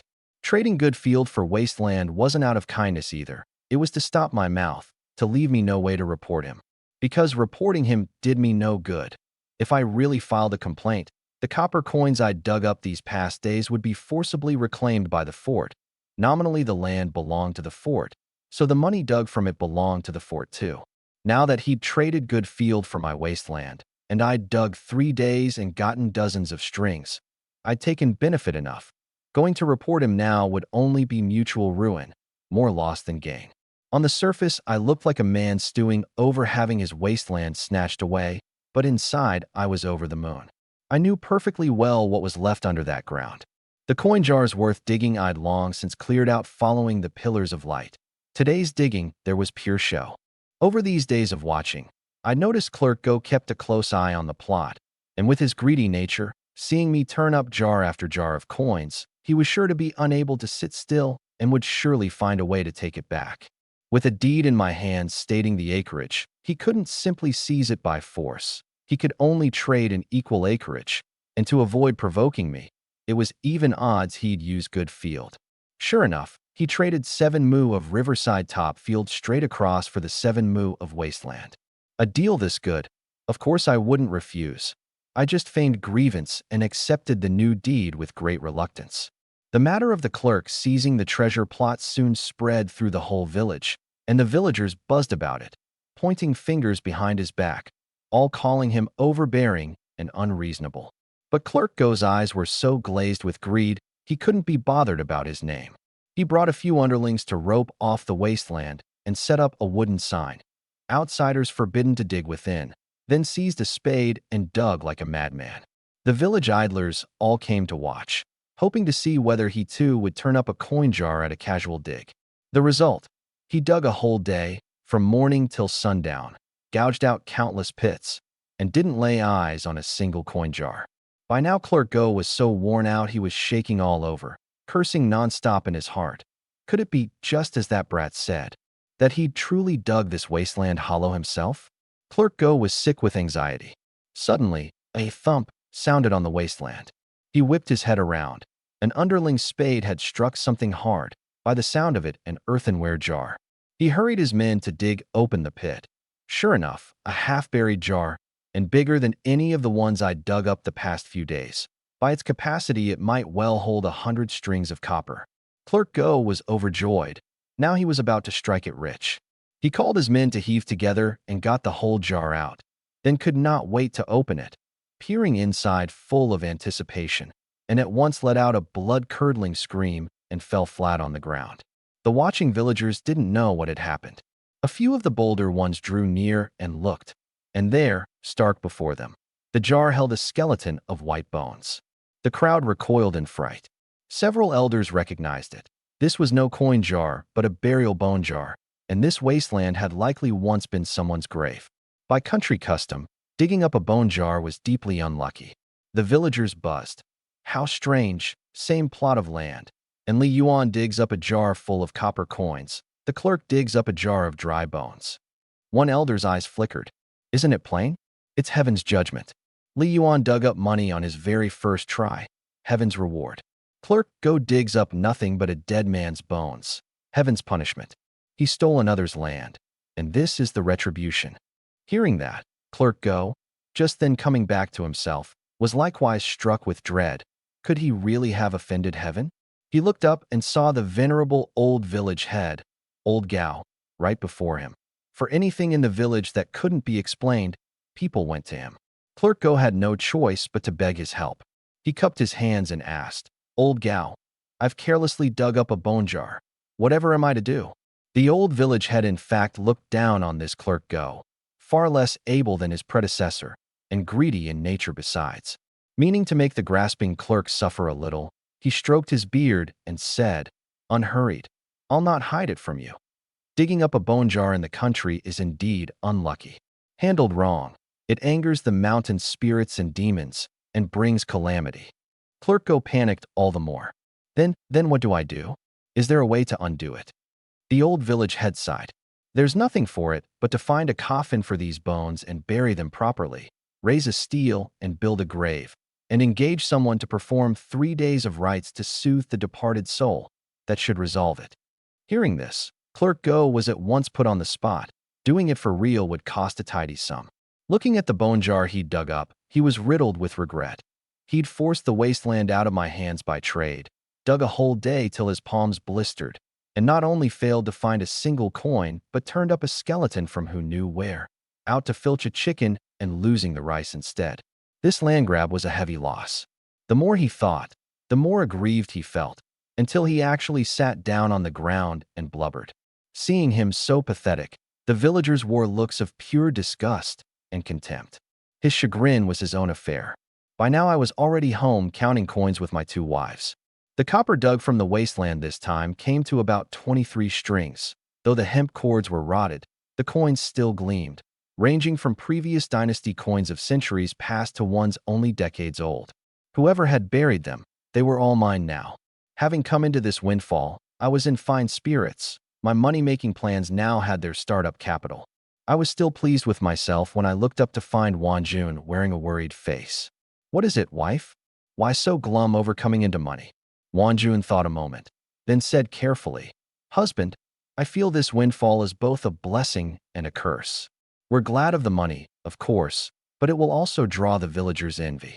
People the world over don't resent poverty so much as unfairness, all the more so the ignorant folk of this village. I found it very sound. Coming into so large a windfall, there would surely be no shortage of envious, jealous people in the village, and one might make enemies without even knowing it. I didn't much care, but I'd only just entered Dongxiang village, and my footing wasn't yet firm. Wanjuan's worry wasn't without reason. Wanjuan's right. So what do you say I should do? I'd already made up my mind, but I wanted to see whether my wife's thinking ran with mine. Wanjun said, I think, husband, you might give 3 parts in 10 of these coins to the villagers. Right now, in the lean stretch before harvest, many of the village's lower households are going hungry. To give a little money now is to send charcoal in the snow, and husband will surely win the hearts of Dongxiang village. I was very pleased. My wife thought just as I did, far-sighted, unswayed by small gains. I'd truly gotten a virtuous wife. Good, we'll do as you say. Tomorrow I'll go distribute money in the village. The sky was darkening when a knock came at the gate. The 3 of us startled. Xiaosia went out to open it, and there stood a tall girl with fine, clear features, only her skin somewhat dark, in patched and ragged hemp clothes, a large bundle on her back. She asked carefully, Excuse me, is the master of this house Li Yuan? Xiaosia was a bit at a loss. I came out from inside and looked. It was the girl who'd sold herself to save her father, the one I'd bought for 3 taels of silver at the Yuan County slave market. At the time, I'd told her the soldier household address on my tally and said to come find me once she'd cured her father. For days had passed, and I'd all but forgotten, never imagining she'd really come find me on her own. She recognized me at a glance and dropped to her knees, kowtowing. This servant, Xiaosia, pays respects to her master. I said gently, You're called Xiaosia? Get up and talk. I reached down and helped her up. The Chu sisters watched curiously, so I recounted how I'd bought Xiaosia in the county seat. Hearing she'd sold herself to save her father, Wanjun warmed to her at once. Someone this filial would surely know gratitude to. Xiaoju was moved as well. Xiaosia was quick to read faces. She soon judged that Wanjun was the principal wife and hurried to make her courtesy to the mistress, then to Xiaoju, and the sisters pulled her up. I asked, Is your father's illness better? Seeing that I asked after her father's health first, Xiaosia was a little moved. Much better, thanks to your silver master. The physician prescribed a few doses of medicine, and after taking them my father is out of danger. Good then. You've come at just the right time. Come eat with us. This servant wouldn't dare. Just give me some of the master's leftovers. In Great Liang, a servant couldn't share a table with the master. I smiled. Since you've acknowledged me as your master, you'll do as I say. The rule of my house is that we eat together. Come. Supper was a basin of vegetable soup, 2 plates of pickles, and a big pot of millet rice. Xiaosia sat down a bit nervously, and Wanjun filled her a heaping bowl, ladling soup and pickles over it. Eat, Xiaosia. As the sweet, fragrant millet rice passed her lips, Xiaosia was utterly content. She and her father had often gone hungry one meal and full the next up in the mountains. She'd never imagined a master's household this good, giving her a hot meal before she'd even done any work. After the meal, Xiaosia took from her bundle a pair of fur-lined leather boots and held them out to me. I sewed these for you. Try whether they fit. One look and my eyes brightened. Since coming to Great Liang, I'd worn only straw sandals day to day, which chafed and didn't last. These leather boots felt soft to the touch, though not as fine as my old world's. The materials were honest and the stitching tight. I put them on and walked a couple of steps. Very comfortable. Not bad. You've been thoughtful, Xiaosia. I'm well pleased. Seeing that I liked them, Xiaosia was glad at heart. It had grown dark, and Wanjun was about to arrange a place for Xiaosia to sleep when Xiaosia said, Master, mistress, my body's hale. I've slept in wild fields and mountain caves. The woodshed in the yard will do fine. And she gathered dry straw to head for the woodshed. I wouldn't allow it. You're a woman. Young, you may not fear catching a little chill, but as you age your body will fall ill from it. Tonight you'll stay with Xiaoju in the West Room. Be good now." Seeing I was about to get cross, Xiaosia obediently moved into the West Room. After the lamp was out, Xiaosia, in a new place, felt uneasy and tossed and turned, unable to sleep. Xiaoju teased her. "Xiaosia, are you listening to the sounds from the East Room?" Xiaosia opened her big, guileless eyes. Yes, what are the master and mistress doing? Raised by her father from childhood, brought up as a boy, she truly knew nothing of matters between men and women. Xiaoju blinked, then giggled, meaning to tease her. "You silly girl, you don't even know that. By the look of you, you're built for bearing children too. Our husband's bound to take you into his room sooner or later, and then you'll have to give him plenty of offspring." Only then did Xiaosia understand, and her face went scarlet in an instant. Her mother had died early, and she'd grown up with her father in the mountains, ignorant of many things. Having made a fool of herself this time, she dared ask no more. Early the next morning, I'd just risen when I heard a thump, thump, out in the yard. I opened the window and looked. It was Xiaosia, chopping firewood. In Great Liang, heating and cooking ran entirely on wood, the demand great, and chopping firewood was heavy labor. Before the Chu sisters married me, they'd labored hard at it every day with a battered hatchet. These few days since the wedding, I'd done the chopping, and today Xiaosia had taken it over. She swung the axe with great strength, no less than a man's, and soon had 2 or 3 days' worth of firewood, then hauled water and filled the yard's water jar. Watching Xiaosia toiling away so early in the morning, I nodded, well pleased. A maidservant this diligent, 3 taels of silver was money well spent. After breakfast, I had Xiaosia come with me to the Yuan county seat. I'd talked it over with Wanjun the night before. Rather than distribute copper coins, better to distribute grain. In a famine year, grain earned the villagers' gratitude more, and besides, with Xiaosia's arrival, the household had grown, so we needed to lay in more grain at home too. So today we went to the city to buy grain. Xiaosia and I each carried a bamboo basket, and I brought 10 strings of coin. A string of copper coins weighs about 10 jin, so 10 strings was 100 jin. If not for Xiaosia along, that money really would have been hard to haul. The two of us were quick on our feet and reached the county seat before noon. Having shown our soldier household tallies and each paid 2 coppers entry, we went into the city. This trip was mainly to buy grain, so I first headed for the grain market in the south of the city. The whole street was grain firms and rice shops, mules and horse carts coming and going without pause, the carts piled with bulging grain sacks. I walked through a few shops to glance at prices. Famine year, and the lean stretch besides, grain was none too cheap. Rice was dearest, 2 strings per sure, 120 jin. Even brown rice ran a string and a half. Wheat was somewhat cheaper, 7 or 800 coppers a sure.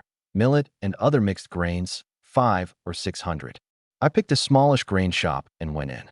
The proprietor was an extremely capable woman of 28 or 29. In Great Liang, with women outnumbering men, much of the work that should fall to men was filled by women, nothing strange about it.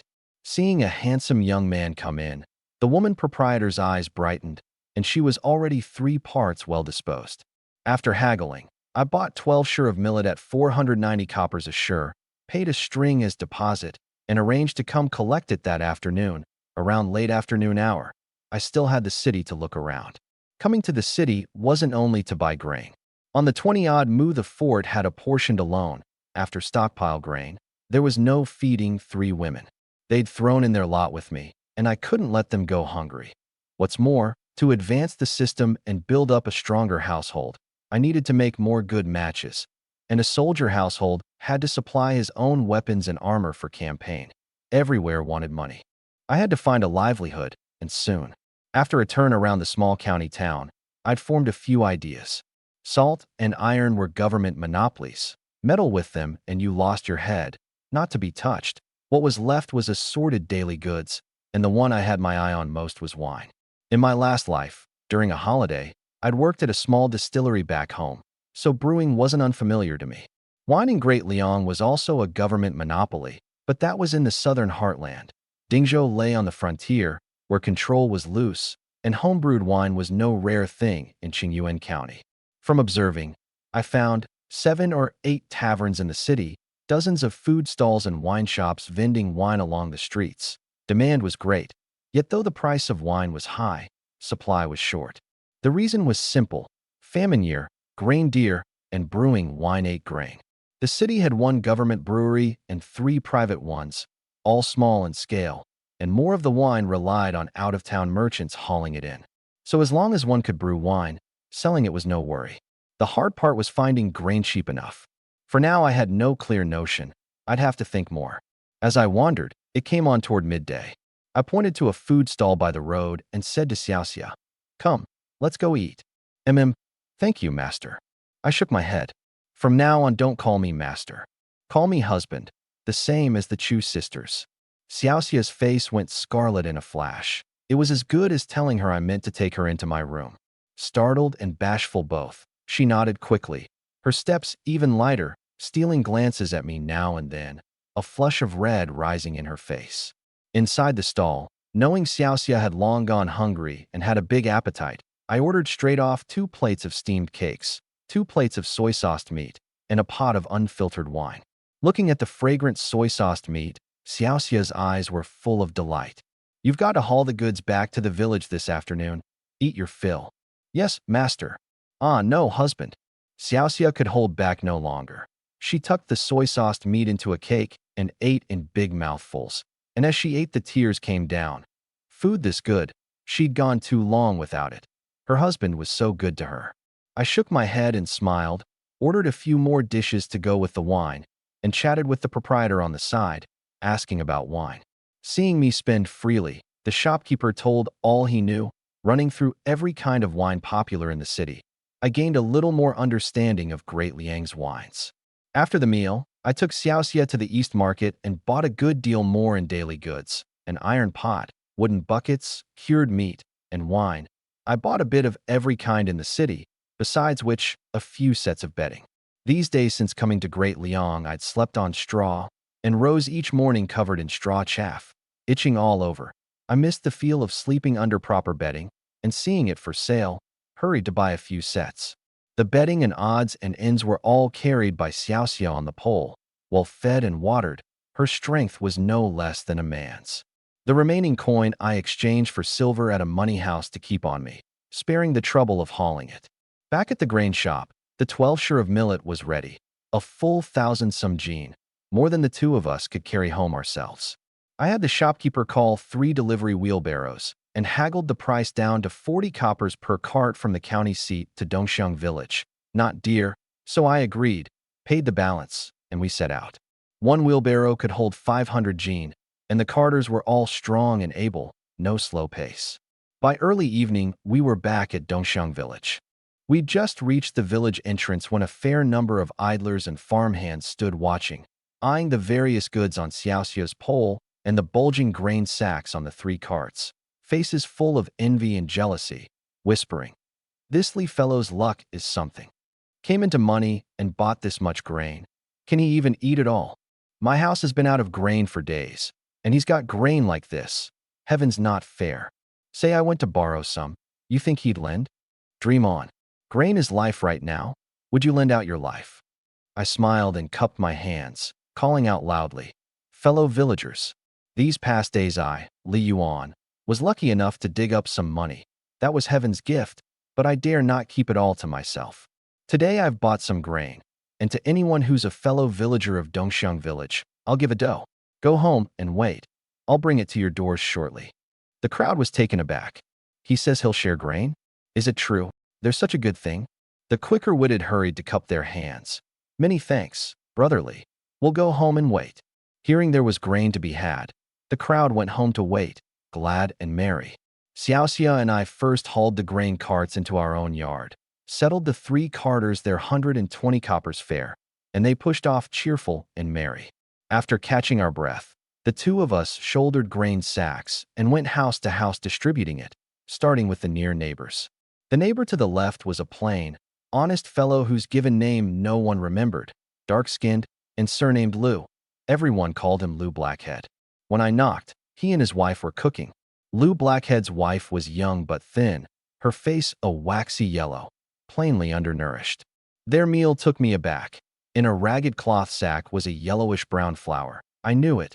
Elm bark powder, ground from elm bark, the famine-time food the countryside lived on, foul-tasting and bare-bones survival. Plainly, the Lius were already badly short of grain. Lu Blackhead, seeing it was me, was a little surprised and asked with a smile, "Brotherly, you've come for something?" I handed over a grain sack. "Brother Lu, these past days I came into some money and dare not keep it all to myself, so I bought a bit of grain to share around. This is a dough of millet. Don't stand on ceremony." Lu Blackhead could hardly believe it. "Brotherly, you mean you're giving me grain?" I nodded. "Just so." Lu Blackhead rubbed his hands in excitement. "A year like this, and you'd give me grain.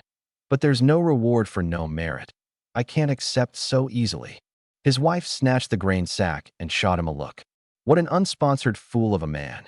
Our kids haven't had a proper grain meal in days. Brotherly's given it, so take it. If you want to repay him, go help him with some work." I nodded. Sister-in-law's right. As it happens, there's a matter I'd like Brother Lu's help with. Glad of the grain, Lu Blackhead thumped his chest. "Say the word. Whatever I can do, I'll put my back into it. Nothing big. I'm distributing grain to the whole village and don't have enough hands.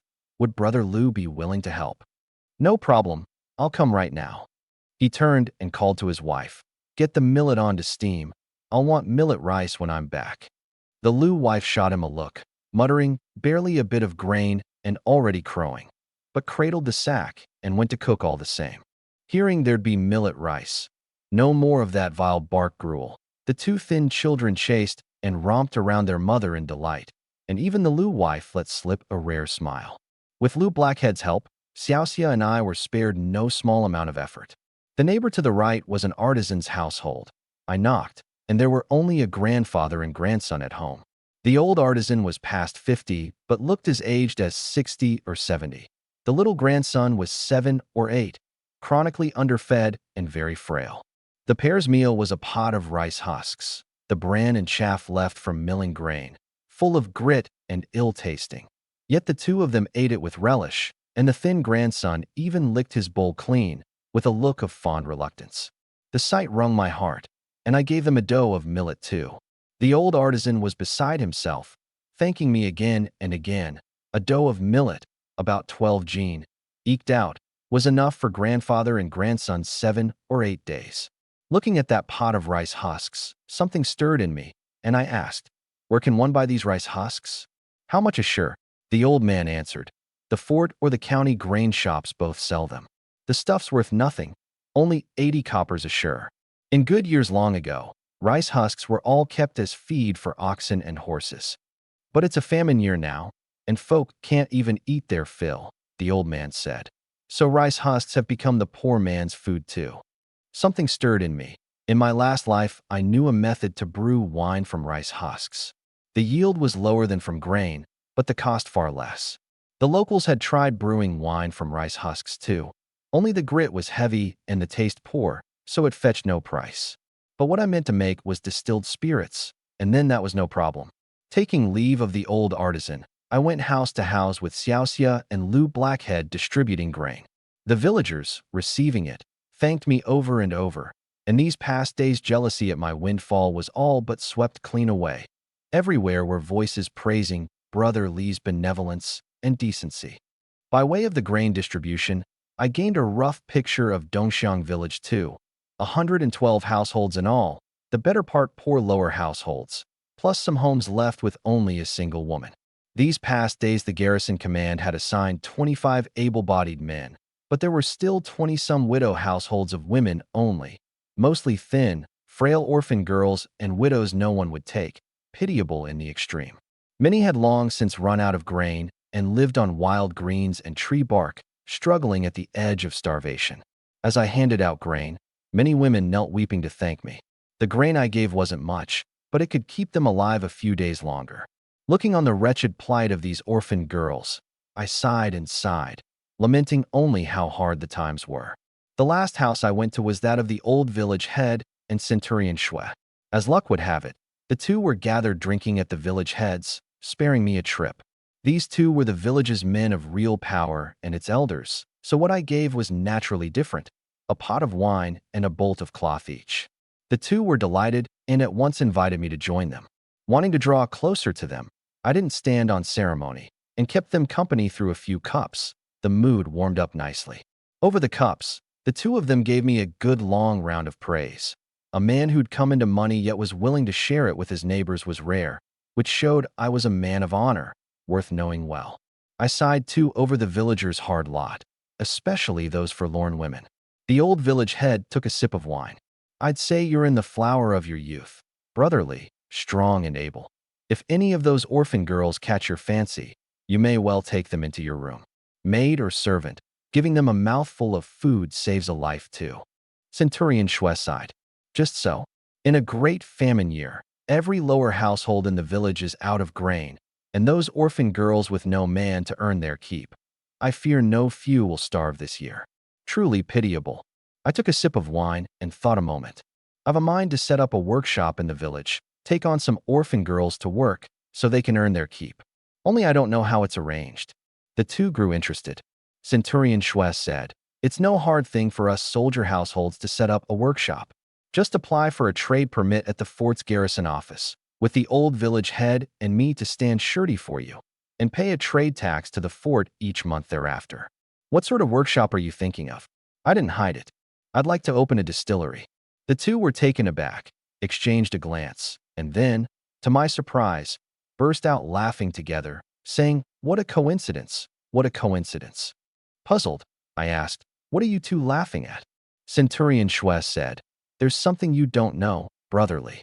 I happen to have a distillery right here in Dongxiang village. With grain prices so high of late, it's been sitting idle and shut down. If you want to set up, give me 5 strings of cash and I'll hand it over to you." I was delighted. A ready-made distillery was a great convenience, and 5 strings wasn't dear. Brewing equipment was worth little in itself, but these 5 strings included the trade permit and the land, sparing all manner of trouble. I could start operations straight away. The 3 of us settled the matter and drank all the more merrily. Seeing it was getting on toward the hour before midnight, I rose to take my leave. Centurion Xue gave one more reminder. There's another thing to keep in mind. The day after tomorrow, that is, when you new soldier households have been 10 days in the village, I'm to take you to Shiha Fort to draw your weapons and military gear. Don't be late. Drawing weapons and equipment was a serious matter, and I quickly agreed. Back home, the Chu sisters were only at ease once they saw me return safe. I handed out the coarse cloth and thin quilts I'd bought that day, a set to each of the 3 women, and they were thrilled. Compared with a straw bed, sleeping under a quilt was far more comfortable.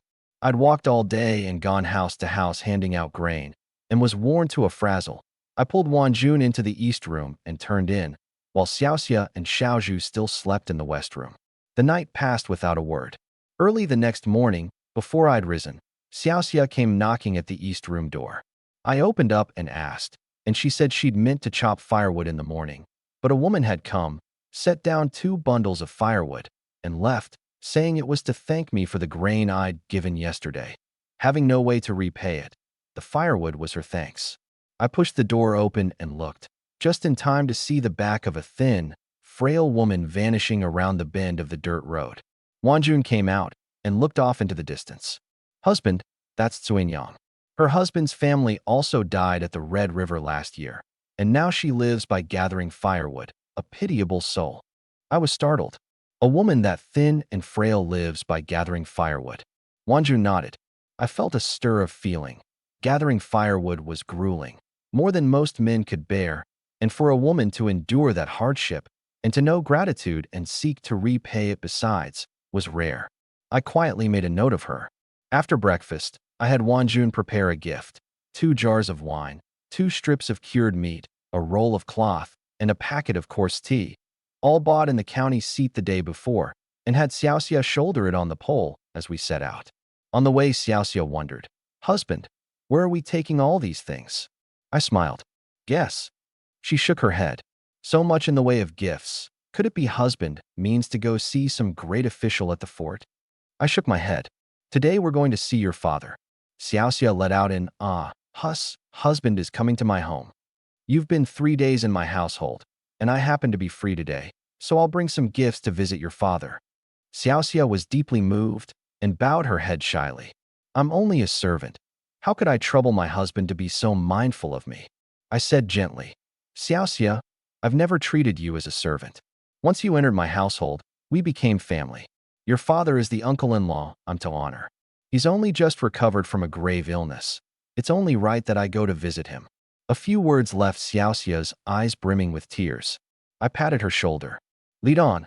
Now, I don't know the way to your home." Xiaosia nodded and went ahead to guide me, in her heart very much wanting to bring me to meet her father. With a husband this courteous, surely her father would be pleased. Xiaosia and her father had originally lived in the Beizong Mountains, half a day's journey from Dongxiang village. Less than an hour out of the village, we entered dense forest. The mountain paths were hard-going and easy to lose one's way on, and without Xiaosia to guide me, I'd never have found the road into the hills. Winding round and round the mountains, it was noon before we reached a hamlet up in the hills.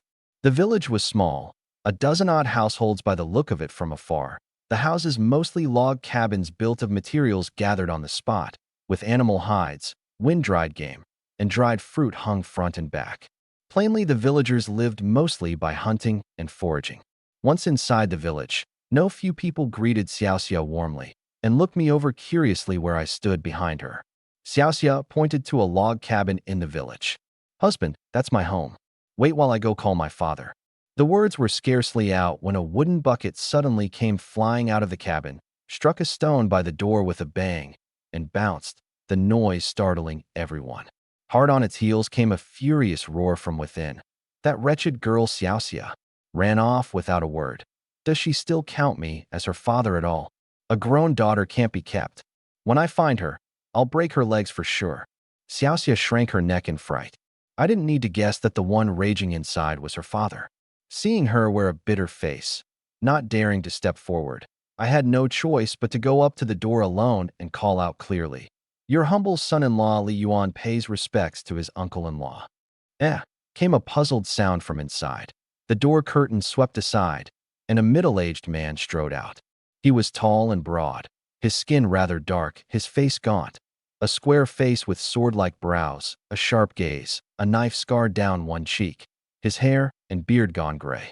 My eyelid twitched. One look and you could tell he was not a man to trifle with. He saw me first and looked puzzled, didn't know me. Then he raised his head and saw Xiaosia hiding behind me like a quail, and his face filled with rage in an instant. "You wretched girl, get over here." Xiaosia pursed her lips and walked over obediently, head down, then dropped to her knees. Pa, Xiaosia's back." "Wretched girl, so you do still know to come back." He pointed at me again. "Xiaosia, who's this man you've brought home?" He's my husband," Xiaosia answered in a small voice. "What?" The middle-aged man was furious indeed, and turned to go inside for a weapon. "You unfilial girl, marrying yourself off without even asking your father. Have you any regard left for me as your pa?" And he came charging out after Xiaosia, a wooden club thick as an arm in hand. And so the village witnessed a dramatic scene. Xiaosia running ahead and pleading for mercy, the middle-aged man chasing behind like a fiend, with the occasional pained cry as a blow landed. The spectacle of an unfilial daughter being disciplined was wretched to behold. It left me with a face full of grim lines and my mouth twitching, and I could only call out urgently, "Calm yourself, uncle. Mind your health." Xiaosia, running, cried out too. "Pa, stop hitting me. Don't let my husband make a laughingstock of us." The middle-aged man finally stayed his hand, likely just recovered from a grave illness. He leaned on the club, puffing and panting. He looked at me again, scrutinizing me a good while, his face unfriendly. "Where's your home, boy? What do you do?" I bowed. "In reply to uncle, I'm a soldier household squad leader of Dongxiang village." "Oh." Xiaosia popped up from the side to cut in. "Pa, my husband wears a black wooden tally at his waist. At the soldier household selection, he could hoist a 300 gene stone lock. He's a strong man." The middle-aged man's eyes brightened. He drew nearer and looked me over again. "Hand me your black wooden tally to see." I unfastened the tally and passed it over.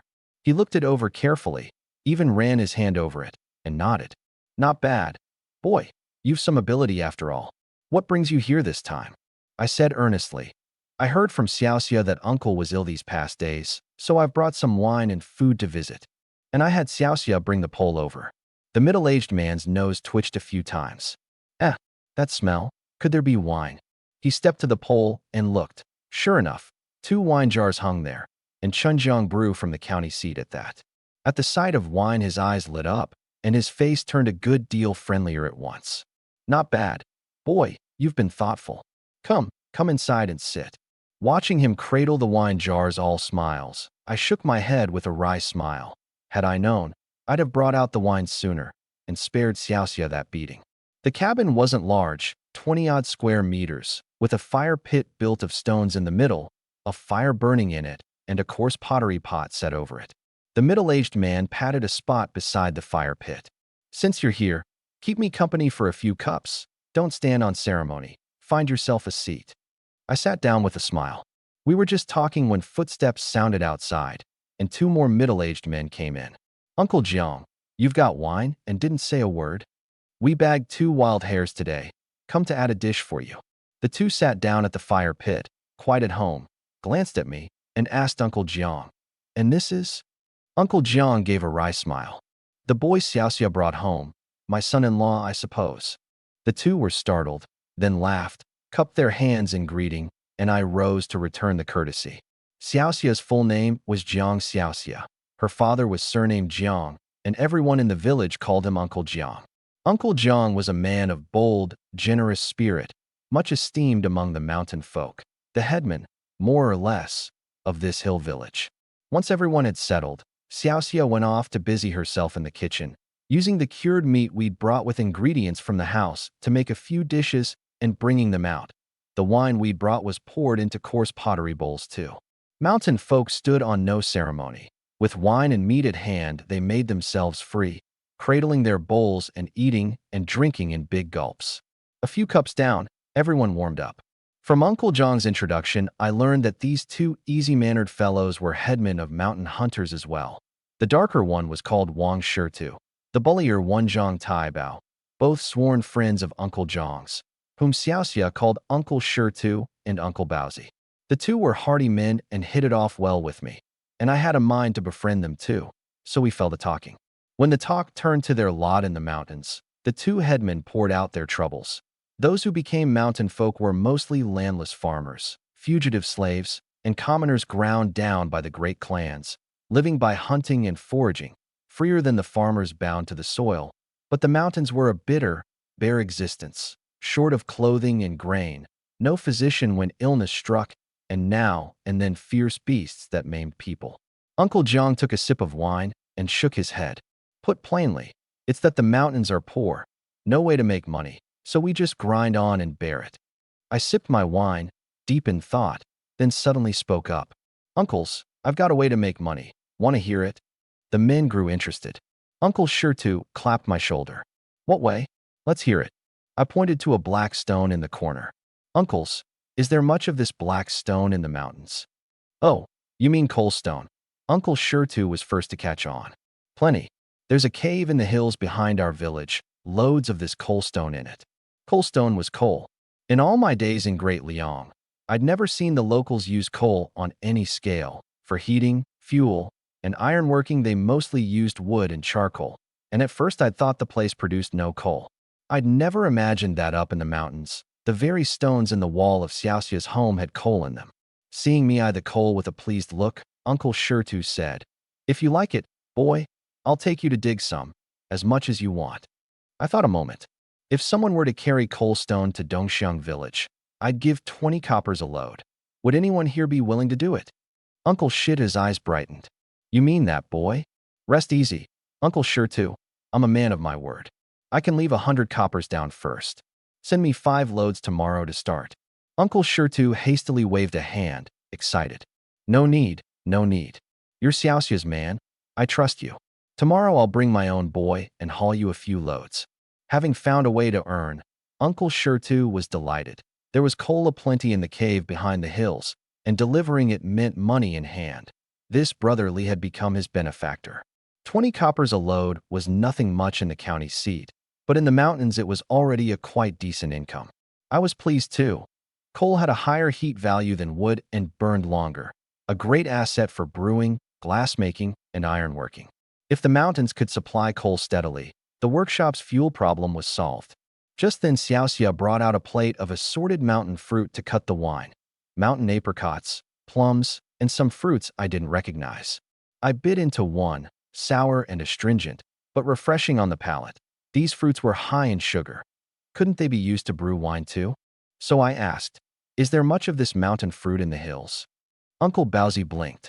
Quite a bit. There are a few patches of wild fruit groves on the north slope, and this season the fruit's thick on the boughs. When the village runs short of grain, we sometimes get by on these. Only eating too much loosens the bowels, and it doesn't fill you up. Usually we pick the sweet ones to eat, and dry the surplus into fruit leather so it keeps longer. I'm used. Then if this mountain fruit were hauled to Dongxiang village, I'd give 20 coppers a load the same. Would anyone be willing?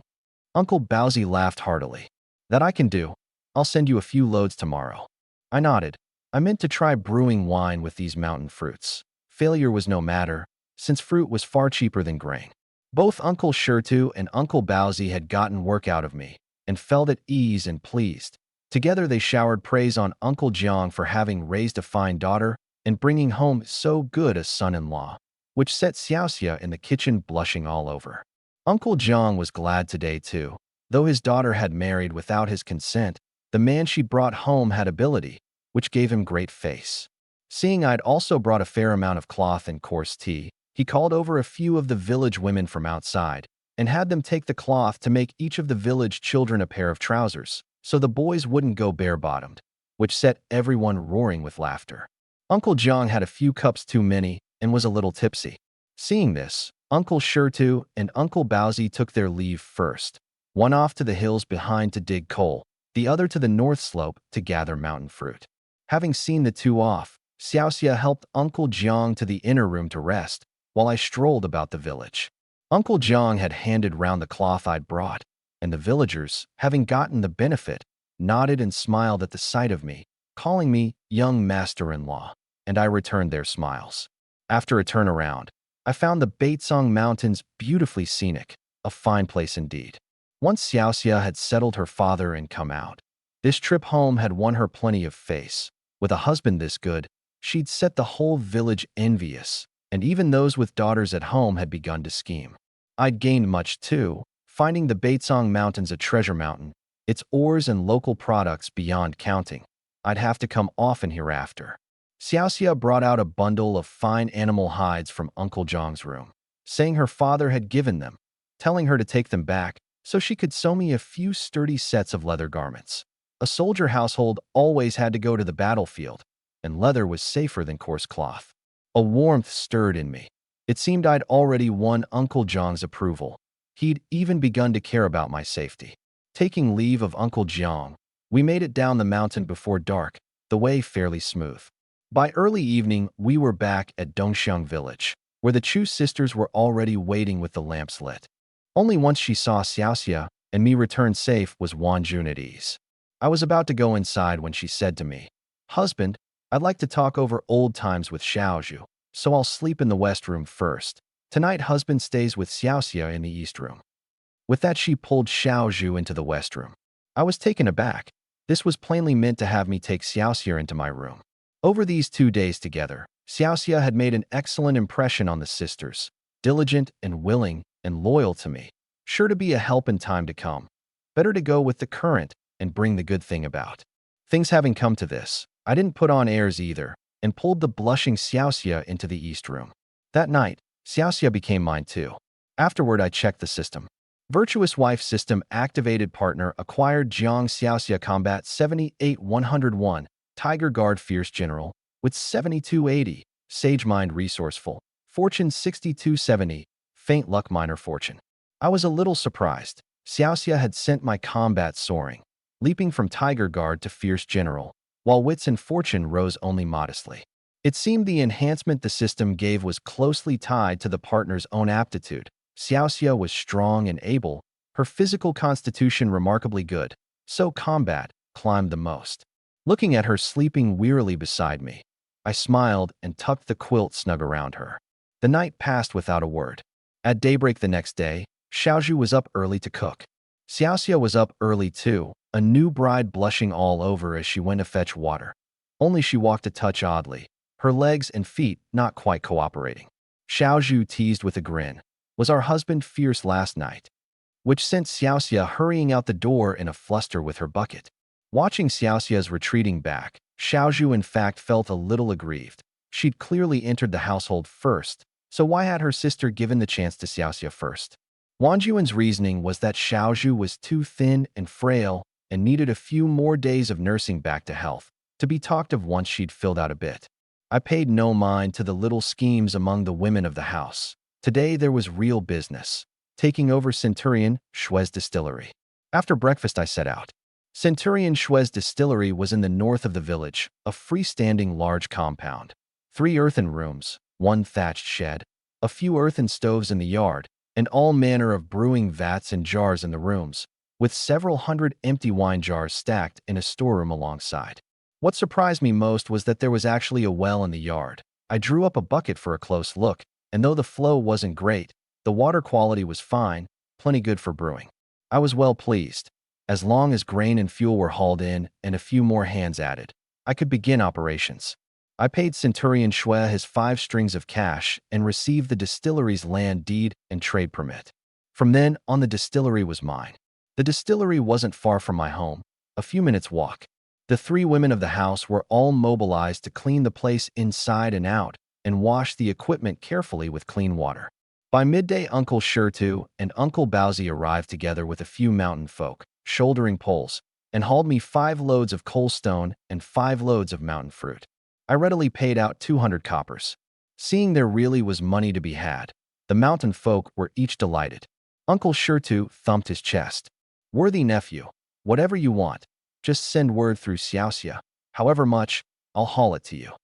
Having seen them off, I set about a brewing trial with the mountain fruit. The process wasn't complicated. Wash the fruit, peel and slice it, and pound it to a pulp. Great Liang had no rock sugar or white sugar, so I could only add maltose I'd boiled down ahead of time. Then pour the fruit pulp into clean, sealed pottery jars to ferment, a step that took a good few days. Not daring to count on success the first time, I bottled it in batches, the proportion of fruit to maltose differing slightly in each. After a whole day's work, 500 or 600 gene of mountain fruit filled over 100 jars. What it would brew into, I could only leave to time. With the distillery settled, I rested a day more at home, and then it was the day to go with Centurion Shui to the fort to draw military gear. Though the court required soldier households to supply their own weapons for campaign, the garrison command and the fort's superiors knew full well the new soldier households had no spare wealth at home. Even eating was a problem, and couldn't possibly afford weapons. So the fort would issue some necessary gear first, lest they truly take the field empty-handed. At the morning hour, the 25 new soldier households of Dongxiang village gathered at the threshing ground, and Centurion Shui led us off to Shiha Fort, reaching it in half an hour. Last time we'd only signed our names at the garrison office before being sent off to Dongxiang village, with no chance to look around the fort. This time, with time to spare, I resolved to have a good look. Shiha Fort's garrison commander was named Lin Wanshan, tall and broad, a military officer of rare, upright character. This drawing of gear wasn't only for Dongxiang village. The new soldier households from all the villages and outposts under Shiha Fort had come, over 100 men on the drill ground. Lin Wanshan offered a few words of encouragement, then had the commandants take each village's soldier households to the armory, the fort's department in charge of weapons, to draw their gear. Queue up and go in, sign the register, draw your gear in turn. When it came to me, one look at what I got, and I shook my head. The weapons issued were truly crude.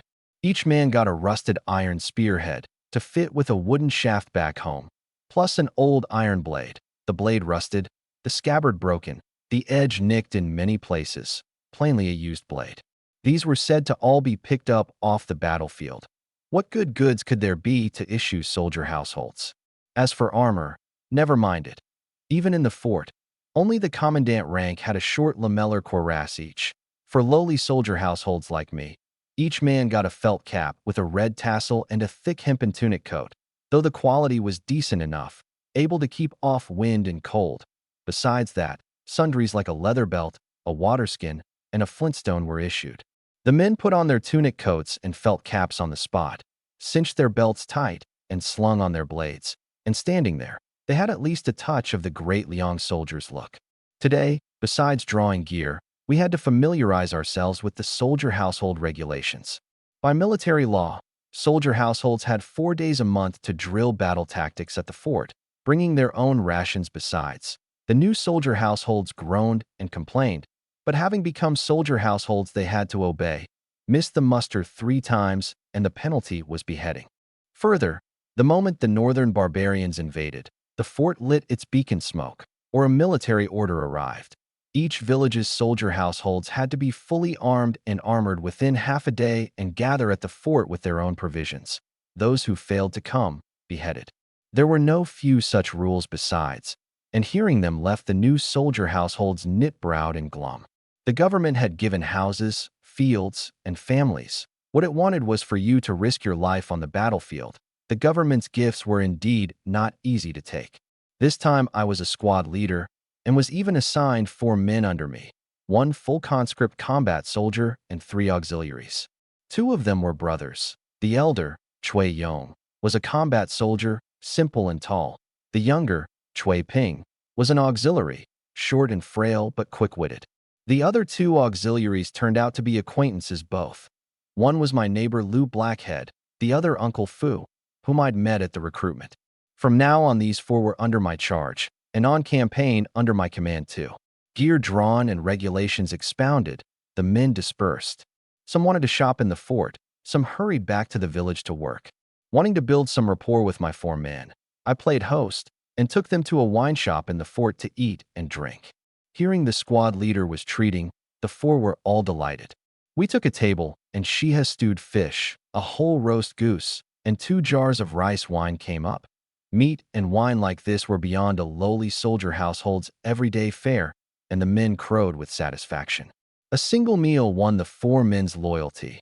After eating, they each slung on their blades and fell in behind me, a picture of devotion. I went first to the fort's grain shop.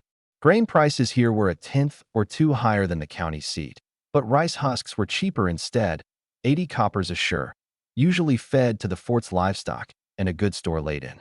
I spent 800 coppers on 10 shur of rice husks and 2 shur of mixed grains, called 3 wheelbarrow men to deliver to Dongxiang village, the distance short, 20 coppers a cart. I had Lu Blackhead escort the carts and deliver the rice husks to the distillery, and he hurried off in answer. Then I went to the fort's weapon shop. The better-off soldier households, besides what the fort issued, had to supply their own gear, especially armor, the thing that saved your life on the battlefield. The shop's weapons were far better than what the armory issued. Blades and spears honed sharp, bows and shields fairly fine too, and all sorts of protective gear and armor, gleaming iron helmets, iron armor densely laced with plates. Only the prices were a sight. An iron helmet 3 strings, a half-body armor 7 strings, a fine full iron armor 15 strings, to a new soldier household, no less than a sky-high price. The men clicked their tongues at the sight. I swore quietly to myself, earn money fast, and put together armor to save my life as soon as I could. I bought some daily goods besides, and the 4 returned to the village with me. I gave each of them a few dough of mixed grain, and they took their leave with profuse thanks, leaving word besides, a single call, and they'd come at once. The 4 men's loyalty was, I reckoned, secured. Back at the distillery, Wanjun, Xiaosia, and the others were still busy. The 10 shur of rice husks went into the storeroom first. The women didn't know what I'd bought rice husks for. In their minds, husks couldn't brew wine, and what they did brew was bitter and hard to drink. But if husband had bought them, there must be a use, and they could only wait on my arrangements. I first called Wanjun over and instructed her. The distillery needs hands. Go pick 4 women from the village to come work. They should be poor of household, deft at the work, and inclined to repay kindness. Make it clear to them. 10 coppers a day, 2 meals provided. Can you find them? Wanjun gave a charming smile. Husband, never mind 10 coppers a day. Even just the 2 meals, and those women would break down the threshold to get in. Then find for you're on good terms with. Start work tomorrow at the morning hour. Wanjun was back before supper, and by her manner, she'd found her people. I didn't ask the particulars. I trusted her to find the right ones. After supper, that night it was Xiaoju's turn. Wanjun pulled Xiaosia off to the west room. Xiaoju became mine too. Afterward, I checked the system. Virtuous Wife System activated. Partner acquired. Chu Xiaoju Combat 101 112. Fierce General Tiger General. Wits 8090. Resourceful Death Schemer. Fortune 7081. Minor Fortune Middling Fortune. Early the next morning, Xiaoju was up a bit late. Breakfast was made by Xiaosia, and today it was Xiaosia's turn to tease her. Was our husband fierce last night? Xiaoju shot her a look. As if you didn't know. The two romped about the yard a while. After breakfast, I went to the distillery, where 4 women already stood at the door, and seeing me and Wan Jun, hurriedly made their courtesy. I looked them over. 2 I had some impression of. One was my neighbor Lu Blackhead's wife, capable and slender, usually on good terms with Wan Jun. No surprise she'd been brought in. The other was Xinyang, who'd carried firewood to thank me for the grain. Last time I'd seen only her back, and this time I finally got a clear look at her face. Young, with fine, clear features, a beauty by any reckoning, only thin of frame, in a patched coarse hemp dress, her hands clasped together, head lowered. Nervously. The other 2 were somewhat older, looking honest and steady, and both thin as well. I nodded, well satisfied with Wanjuan's eye for people. I pushed the door open to let everyone in and set about assigning the work. The method for brewing wine from rice husks I'd taken from a book in my last life. First, mix the husks with a little rice chaff and warm water and stir them even. Let stand an hour, then steam them in a steamer pot an hour. Once steamed, tip them out onto a mat to cool, scatter on the wine yeast, heap them up and let them sit a day to ferment and saccharify. Then put them in a vat sealed tight. Ferment about 7 days, and the wine could be drawn off and distilled. The process wasn't complicated, but it called for strict control of temperature and timing. Luckily, my memory was good. Under my direction, the women labored a whole morning, and the 4 new hands all worked hard. At midday, Xiaoju steamed a big pot of millet rice, brought out a jar of pickled vegetables, and that was the work meal. Each got a coarse pottery bowl, which Xiaoju filled heaping and topped with a spoon of pickles. The 4 women's hands trembled as they took the bowls. How long had it been since they'd eaten their fill? At the smell of the rice, their tears nearly fell. Here millet rice was unstinted. Those who worked for me must eat their fill. So long as there was rice in the pot, eat freely. And even Xuanyang, thinnest and smallest, ate 3 bowls.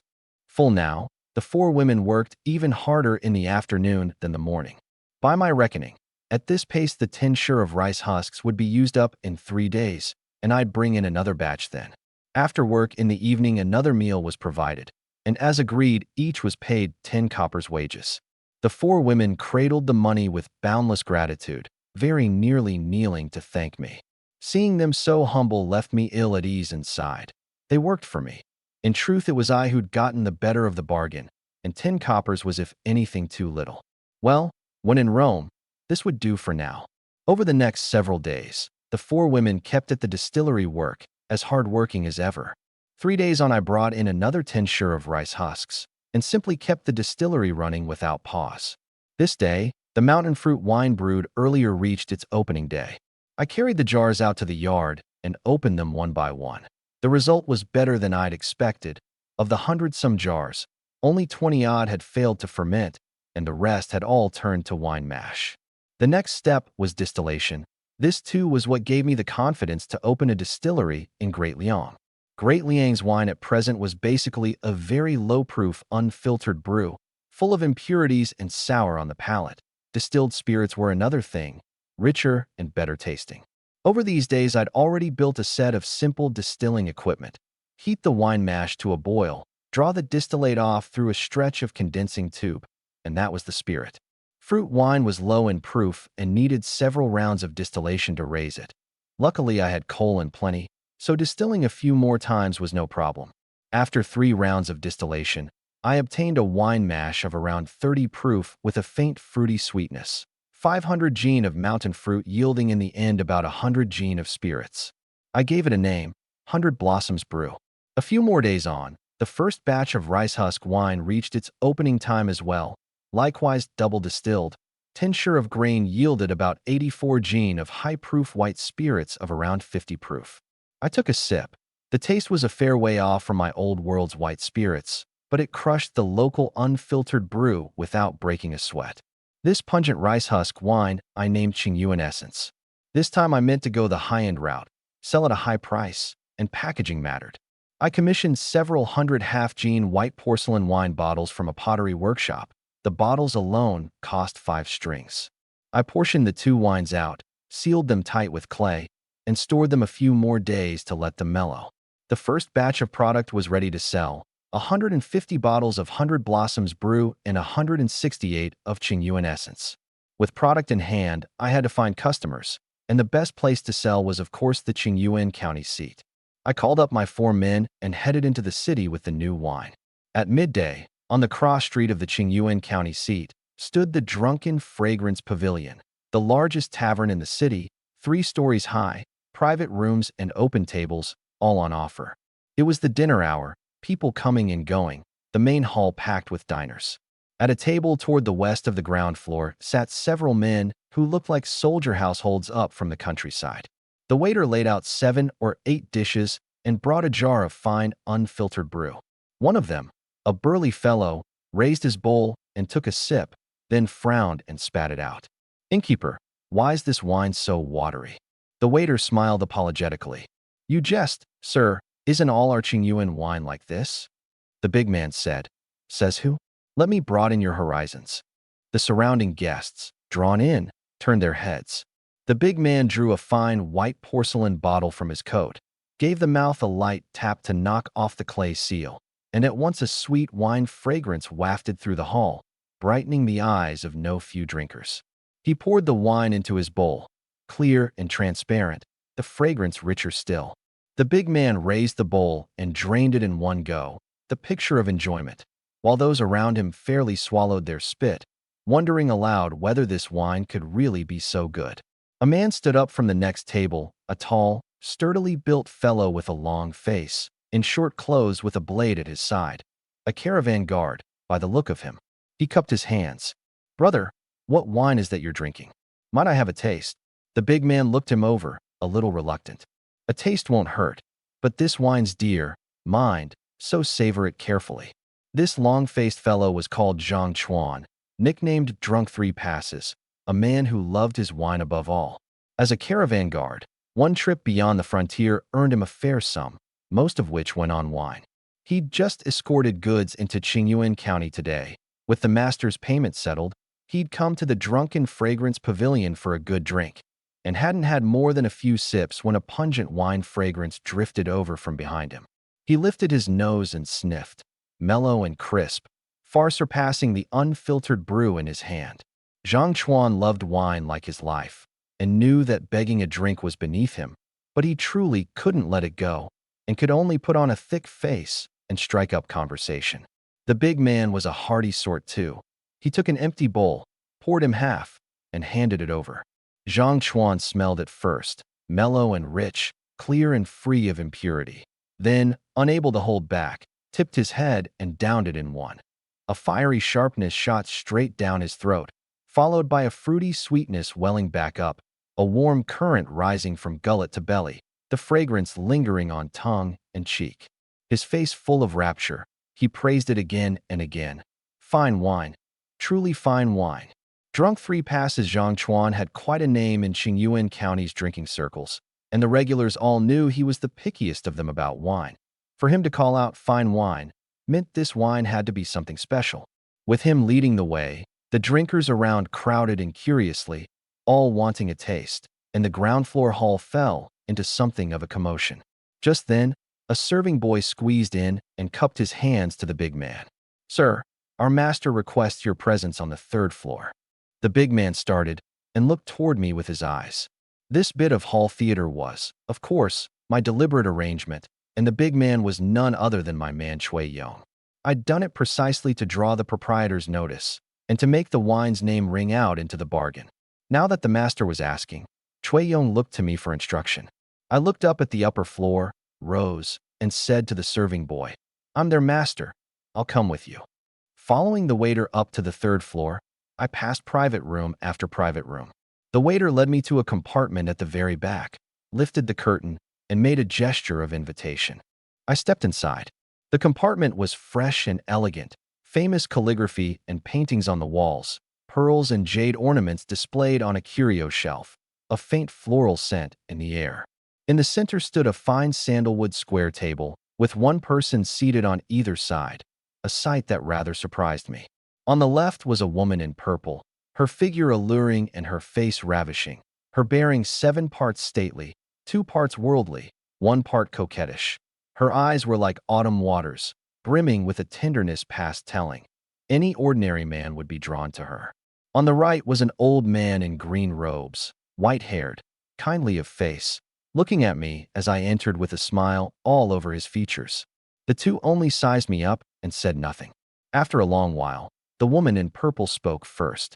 "Young sir, where are you from?" "Quite the nerve, daring to borrow my drunken fragrance pavilion's turf to make a name for your wine. You didn't think to make inquiries, did you?" Ninth lady of the drunken fragrance pavilion isn't so easily fooled. The corner of my mouth quirked up. I answered, neither humble nor haughty. "Madam, I came to the drunken fragrance pavilion to drink wine, and I paid my silver. I owe the proprietor not the least thing. You sent a boy to call me over, offered me neither a seat nor tea, and treat me with such neglect. Is this how the drunken fragrance pavilion receives its guests?" Ninth lady was taken aback and angrier within. "Here I haven't even called you to account for borrowing my turf to peddle your wine, and you start scolding me first. This young sir has a glib tongue indeed." Before she could retort, the white-bearded old man beside her was already roaring with laughter, holding his belly, and said to her, "Ninth lady, oh, ninth lady, this young sir is most amusing, and what he says is reasonable too. You called him over, so how can you neglect him so? Your drunken fragrance pavilion is open for business, after all." Ninth lady gave a displeased snort and clapped for a serving boy to bring a chair. I didn't stand on ceremony and sat down squarely. Another serving boy brought a bowl of tea, cradling it. I nodded at last in satisfaction. Ninth lady said to the old man, "Elder Chin, this'll do now, yes?" Elder Chin nodded and looked at me again. "Don't take offense, young sir. Ninth lady is the proprietor of the drunken fragrance pavilion, and seeing you stir up a commotion in the hall with your wine displeased her. If there's been any discourtesy, I beg your forbearance." Seeing the old man gentle and courteous, I returned courtesy for courtesy. I acted abruptly myself, so I begged ninth lady's and Elder Chin's pardon too. The old man waved a hand. "A small matter. You've surely come, young sir, with fine wine in hand. Might the two of us sample it?" A moment ago, Elder Chin and ninth lady had been discussing business in the private room when they heard the uproar in the hall and sent someone to look into it. Turned out someone was deliberately showing off fine wine to stir up a commotion. As for my intent, both ninth lady and Elder Chin understood it perfectly well. What surprised them was that the drinker Zhang Chuan, famed for being so hard to please, was singing this wine's praises, and that was what stirred a measure of interest in them, enough to call the ringleader up. Seeing the old man come straight to the point, I cupped my hands. I've yet to learn the elder's honored name. The old man didn't answer. Ninth lady spoke first. "This is the head of Qingyuan County's Wine Guild, Master Qin Hongbai. You may also call him Elder Chin." I rose at once and made my courtesy, and there was a reason for it. My wine was to be sold in Qingyuan County, and that meant working out relations with all parties, of which the Wine Guild head was a key link, on no account to be offended. Elder Chin gave a nod. "First let me see your wine." I didn't put on airs either, and drew 2 porcelain bottles from my coat, one of 100 Blossoms Brew, one of Qingyuan Essence. Ninth lady giggled. "And you, young sir, still say you weren't borrowing my tavern to make a name? Carrying wine on you, caught red-handed." Her words came thick with coquetry. I only nodded and smiled, saying nothing.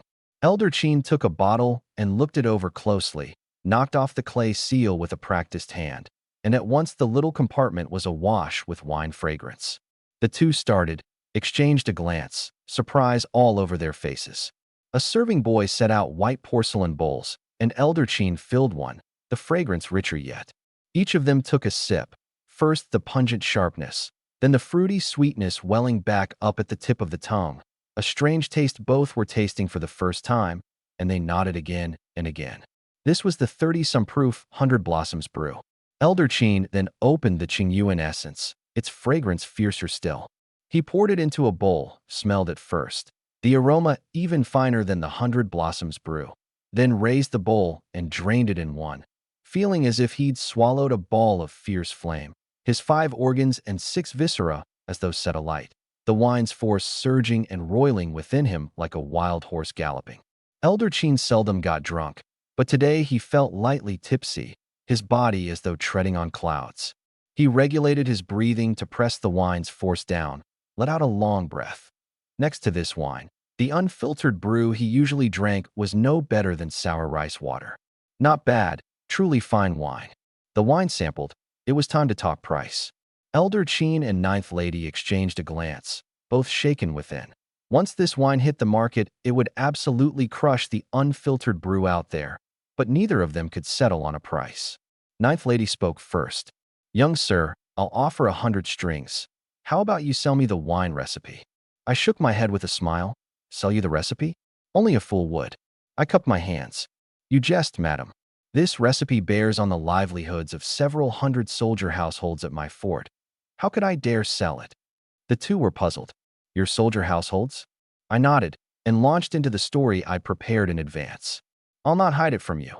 I am Yuan, a soldier household squad leader of Shiha Fort.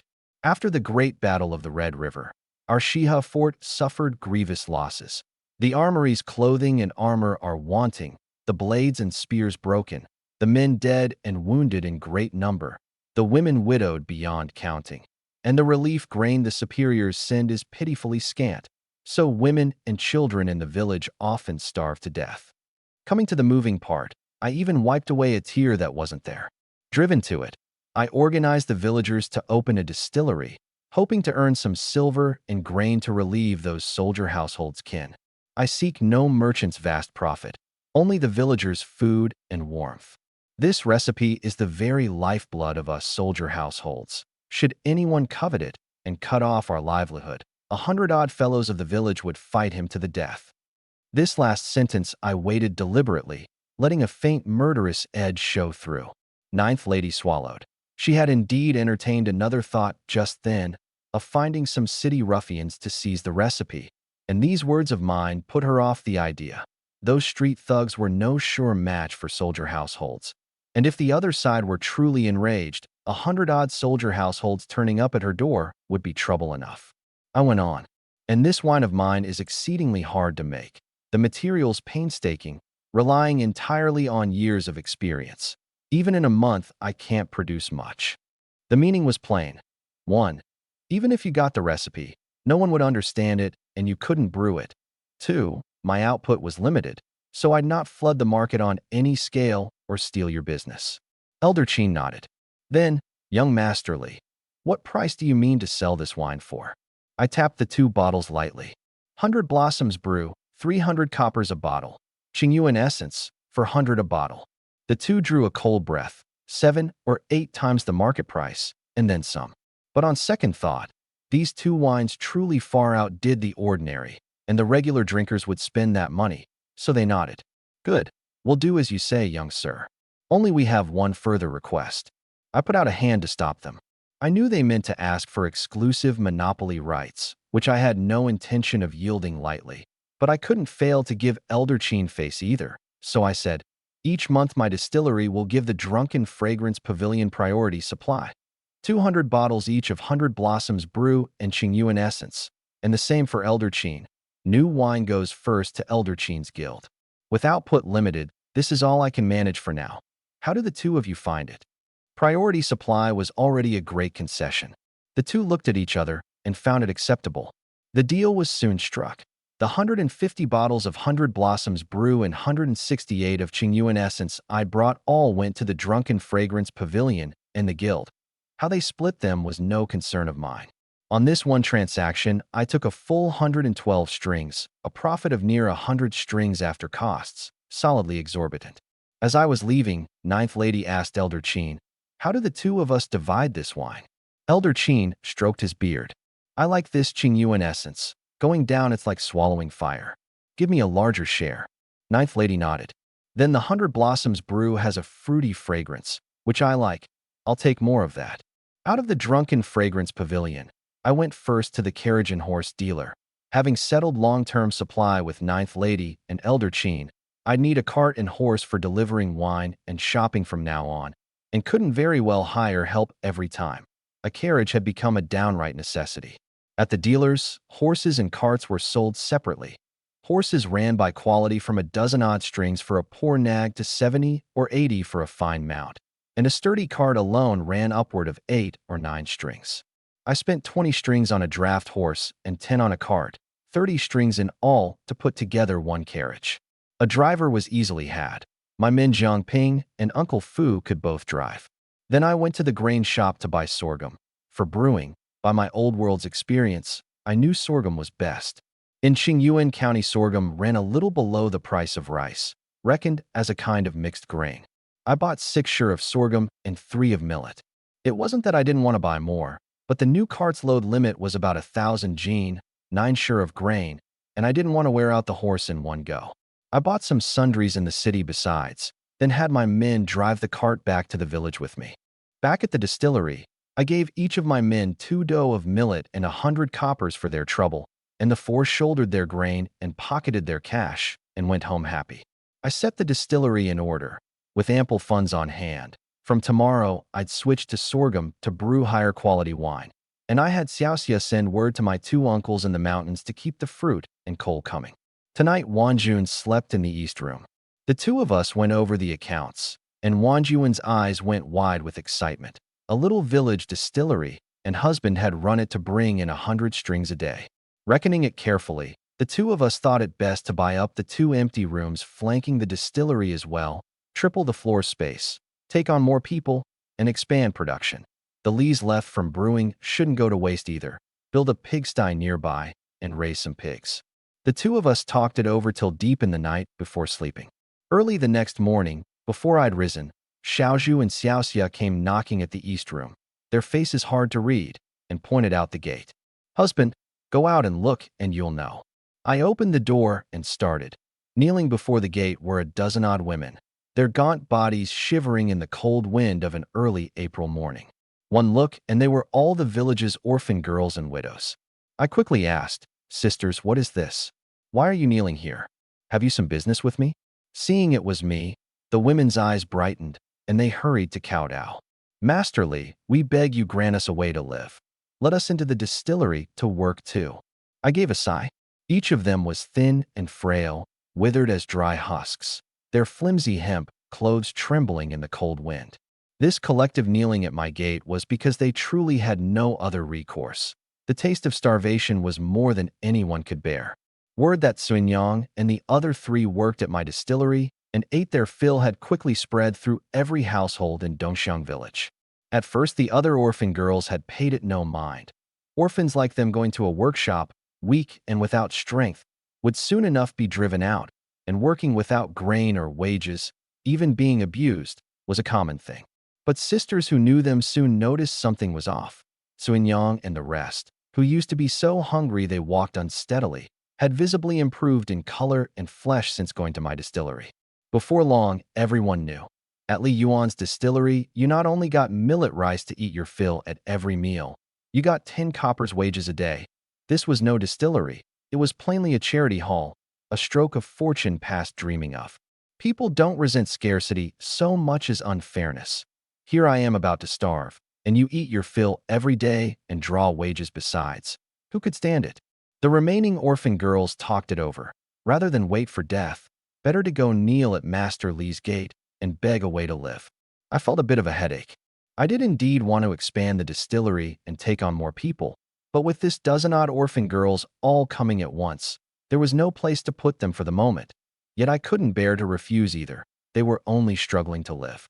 As I hesitated, Wanjun came up behind me and said softly in my ear, "Husband, leave this matter to me."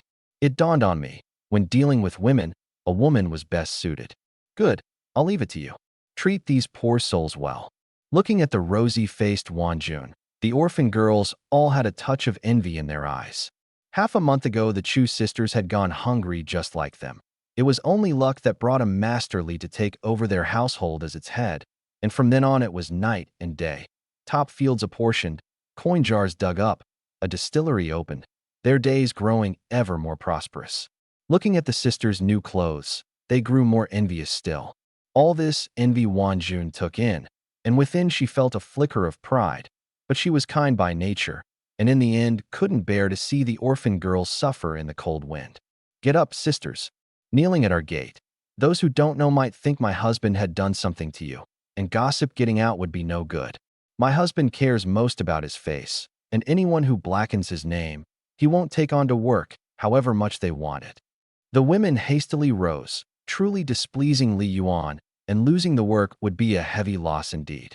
Wanjun called into the house. Xiaosia, boil a pot of hot porridge to warm our guest sisters up. At that, the women at the gate grew rather abashed. Guests they were not. They'd plainly come half by coercion to kneel at the gate, and the master, far from cursing them, was giving them hot porridge. The thinner-skinned among them flushed and wanted to leave, but couldn't bear to give up that pot of porridge. Many of these orphan girls had long lived on wild greens and hadn't seen grain in ever so long. The porridge boiled, Xiaosia brought out a stack of coarse pottery bowls, and Wanjun had them eat the millet porridge. Cradling the hot porridge, no few women wept softly, eating with great relish. Wanjun said, "My husband wants to expand the distillery and use more hands too. Only it'll take some more time. Sisters, wait a few more days, and if these days you truly can't hold out, come find me at the distillery.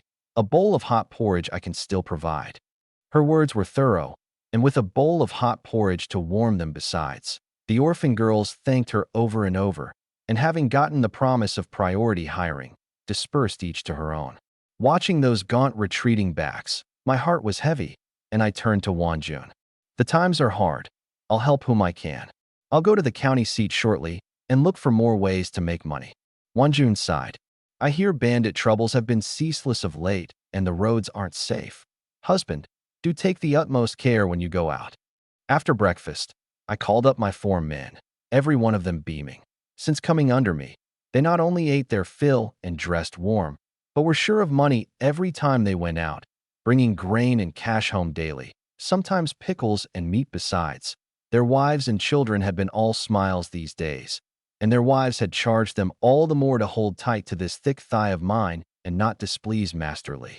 I tallied my silver and cash. After setting aside what the distillery needed to run, I could still draw on around 50 strings, and this time I brought it all. With Uncle Fu driving and the 4 men along, the first stop was Xia Fort. Wanjuan's words had reminded me. Qingyuan County was unsettled now, bandit troubles springing up everywhere. The reason was simple. Great Liang had lost the war and, it was said, was to send the northern barbarians a great deal of annual tribute to placate them. That money naturally came out of the common folk, the government squeezing them layer upon layer, until the lowest of the people couldn't survive, and in many places they rose in revolt. There were no fewer than a dozen named strongholds in the country near Qingyuan, and half-commoner, half-bandit bands more numerous than the hairs on an ox. I now counted as a man of some little means, and it was no surprise if I'd been marked by those with designs. I had to prepare early. The first thing was to strengthen my own and my men's arms and armor. For a commoner to bear arms was a grave taboo in Great Liang, but soldier households were the exception. The court force conscripted them for campaign and made them supply their own weapons besides, which naturally gave them the right to bear arms, and blades, spears, helmets, armor, strong bows, and hard crossbows. So long as you had the money to afford them, you could carry and use them all. I resolved to exploit this loophole and arm myself and my men well. In under an hour, we reached Xia Fort. The gate soldiers checked our tallies and let us through. The first stop was naturally the weapon shop. There were no few weapon shops on the cross street. I picked one at random and went in. There were no customers in the morning, only a young shop hand minding the store. Seeing the 4 of us in the garb of newly registered soldier households and reckoning we had little money and couldn't afford his shop's weapons, he couldn't be bothered to pay us any mind. We didn't care and took a turn around. I picked up a long blade and asked, "How much is this?" 1 string 5. The shop hand didn't even raise his head. "And this sort of helmet?" 3 strings with a neck guard, 2 without. I picked up a spear again. "And this?" The shop hand was getting annoyed. 1 string apiece. "AI, you lot of paupers, don't go pawing things you won't buy. I'll only have to tidy up after you." I gave him a cold glance, my sharp gaze making him shudder, though he still muttered, "Off with you. Off with you.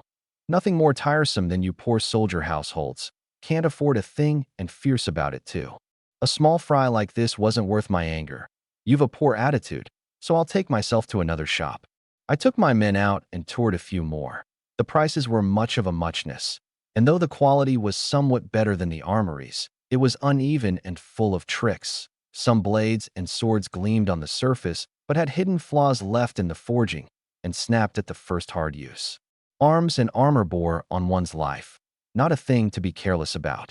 Coming out of another shop, I stood at the street corner hesitating over which to go to. Just then a crisp, clear woman's voice sounded by my ear. "Sir, are you looking to buy arms and armor for protection? If you've the time, come have a look at my place." I turned. It was a woman in coarse hemp clothes, her complexion dark, her features rather good. Buying anyway, what did it matter which shop? I said, "All right, lead the way." The shop hand from the first place happened to come out to empty water and called out teasingly, "Sioux family's little dark wench. Out cheating folk again, are you? Who dare buy the arms at your place? Don't waste your breath." The woman flared in soft anger. "Zhang number 2, don't wag your tongue and slander people's names. My family's goods are far better than yours. Don't believe him. Sir, please come with me." It was all the same to me. I'd look and then decide, and followed her into a backstreet alley. For some reason, the shop hand picked up his water bucket and tagged along to watch the fun too. A dozen odd steps into the backstreet, I saw a shop, its signboard reading Sioux Family Ironworks. It was shop in front and workshop behind, with the faint sound of hammering coming from the rear. Unlike the big shops on the main street that dealt only in weapons, the Sioux family had a good many iron farm tools set out by the door too, plainly selling both farm tools and weapons. I had my doubts. Forging weapons and forging farm tools differed greatly in principle, and farm tool work wasn't much of a craft. A village's old blacksmith could do it, like that old artisan neighbor of mine who'd once made his living forging farm tools. But having come, I might as well go in and look. The hemp-clad woman bustled to wait on me, even excessively. I picked up a standard long blade at random and drew it for a close look, and to my surprise, the workmanship was exceedingly fine. The spine thick, the edge smooth and flashing a cold gleam, a touch of the thumb hinting at its sharpness. I picked up a spearhead too, the point dead straight, the cutting edge bright and keen. I was puzzled. On quality alone, this family's goods were a good few notches above even the big shops on the main street. Yet business was wretched, and they had to lean on farm tool work to get by. Could it be these arms weren't their own, but bought in to dress up the front? With this doubt, I picked up a short lamellar cuirass too, the workmanship just as fine, each iron plate about 2.5 millimeters thick, the lamellae laced tight. Then a 4-petal iron helmet, sturdy and gleaming. I asked, "What are the prices for your arms and armor?" The woman reeled them off like counting her family treasures. Standard long blade, 1 string 3. Spear with birchwood shaft, 1 string. This iron helmet, 1 string 5. Short cuirass, 5 strings. I started, quality this good, and the prices instead so much lower than the shops before? A strange thing. I asked again. "Tell me true, were these forged by your own workshop? Not someone else's goods, surely?" The hemp-clad woman flared as if insulted, and said in a huff, "Of course our own workshop forged them. Every piece in the shop. If we cheated folk with someone else's goods, may I be struck dead by a horse the moment I step out the door." I quickly waved a hand. "Don't take offense, miss. Arms and armor bear on us soldier households' lives and livelihoods, so I can't but ask carefully. I've a request. I wonder if it's possible." The woman who'd led me hurriedly asked, "What request, sir?" I pointed toward the workshop at the back. "Might I go have a look at your forging workshop?" By my experience, one glance at the other party's forging process and materials was enough to judge the quality of the arms. But the hemp-clad woman hesitated. The shop had long been unable to make ends meet, and she very much wanted to close this sale. But letting a customer see the workshop might displease the master smith. Still, she couldn't fret over so much. "Wait a moment, sir. I'll go ask the master smith at the back. If the master smith allows it, I'll come fetch you myself." And she ran off toward the rear. I clasped my hands behind my back and pondered in the shop. This family's arms and armor were truly the finest I'd seen among the fort's shops, and the cheapest besides. I didn't merely want to buy a few pieces. I wanted a long-term partnership. To build my own team hereafter, I needed a reliable weapons supplier. If this family could supply steadily at this price and quality, I had to forge good relations with them. At the least, meet their master ironsmith first. Rather than wait idly, better to go in myself. If that girl gave them warning first, and they put on a false show, what then? I'd not see their true craft. I turned and instructed, "You four wait here. I'll go in first and look." And I walked into the back courtyard. The back courtyard had at least 3 sections. No sooner had I entered the first than I started. For women were at work in the yard. One whetting a long blade to snowy brightness on a sharpening stone, one fitting a birchwood shaft to a spear, and 2 more with a basket of iron plates before them, lacing armor. I picked up a finished shoulder guard for a close look. Fine indeed, just as in the front shop. I nodded and walked on inward. The women, seeing me, all started, as if unable to make out how there came to be a man here, and a handsome young one at that. When they saw me heading inward, the few of them gave a sudden start and made to stop me, but it was already too late. I entered the second courtyard, raised my head, and my eyes went wide in disbelief. I froze on the spot. The second section was the forging room, a smelting furnace burning hot in the yard, the crucible's molten iron glowing a fierce orange, the temperature absurdly high. 5 smiths were forging iron with all their might, and to my surprise, every one was a woman. What astonished me most was the tall, robust, and shapely woman before the anvil at the center of the yard, swinging her hammer at the iron, her expression intent and severe, fixed on the half-red iron stock on the anvil, hammering it carefully. Each fall of the iron hammer sent sparks flying in all directions. The furnace fire lit her face a glowing red. Her skin, from years of smithing, was darker than an ordinary woman's, but her features were proper and lovely. I was struck dumb, not for any other reason, but because the rhythm of her smithing was exquisitely beautiful, the motion of 1,000 temperings and 100 forgings like a graceful dance, carrying my heart away. What delighted me more was the faint glow shrouding her, the discerning I had triggered. This person was of great use to me. I was still in a daze when a reproach sounded by my ear. You there. Why have you come in?" I came to myself. It was the hemp-clad woman who'd led me, her face full of anger, trying hard to shove me out.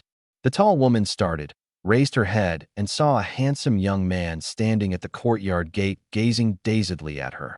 Her heart leapt in alarm, her face flushing in an instant, and she hastily snatched a coat from a wooden rack to drape over herself, looking at me with soft anger on her face. She was none other than the master smith and proprietor of the Su family ironworks, Yuan. I knew I'd been discourteous too.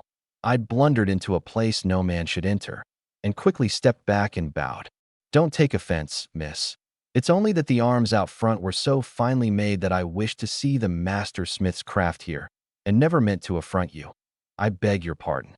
The temperature around the forging furnace was extremely high, and standing there long left one drenched in sweat, the clothes clinging miserably to the body. Smiths mostly liked to work stripped to the waist, and Sue, as master smith, had no choice but to do the same. She'd been ever so careful, only to be caught by me blundering in. Embarrassed and vexed both, she'd begun, "Where's this masher come from?" daring to barge, but raised her head and started too. The man bowing in apology before her was fair as jade, his bearing tall and straight, graceful as a jade tree in the wind. Her heart quivered. This young sir was so handsome that the embarrassment and vexation of being seen eased by 3 parts. She straightened her clothes and came to the courtyard gate, saying coldly, "Sir, you rashly barged into my shop. What exactly is your purpose?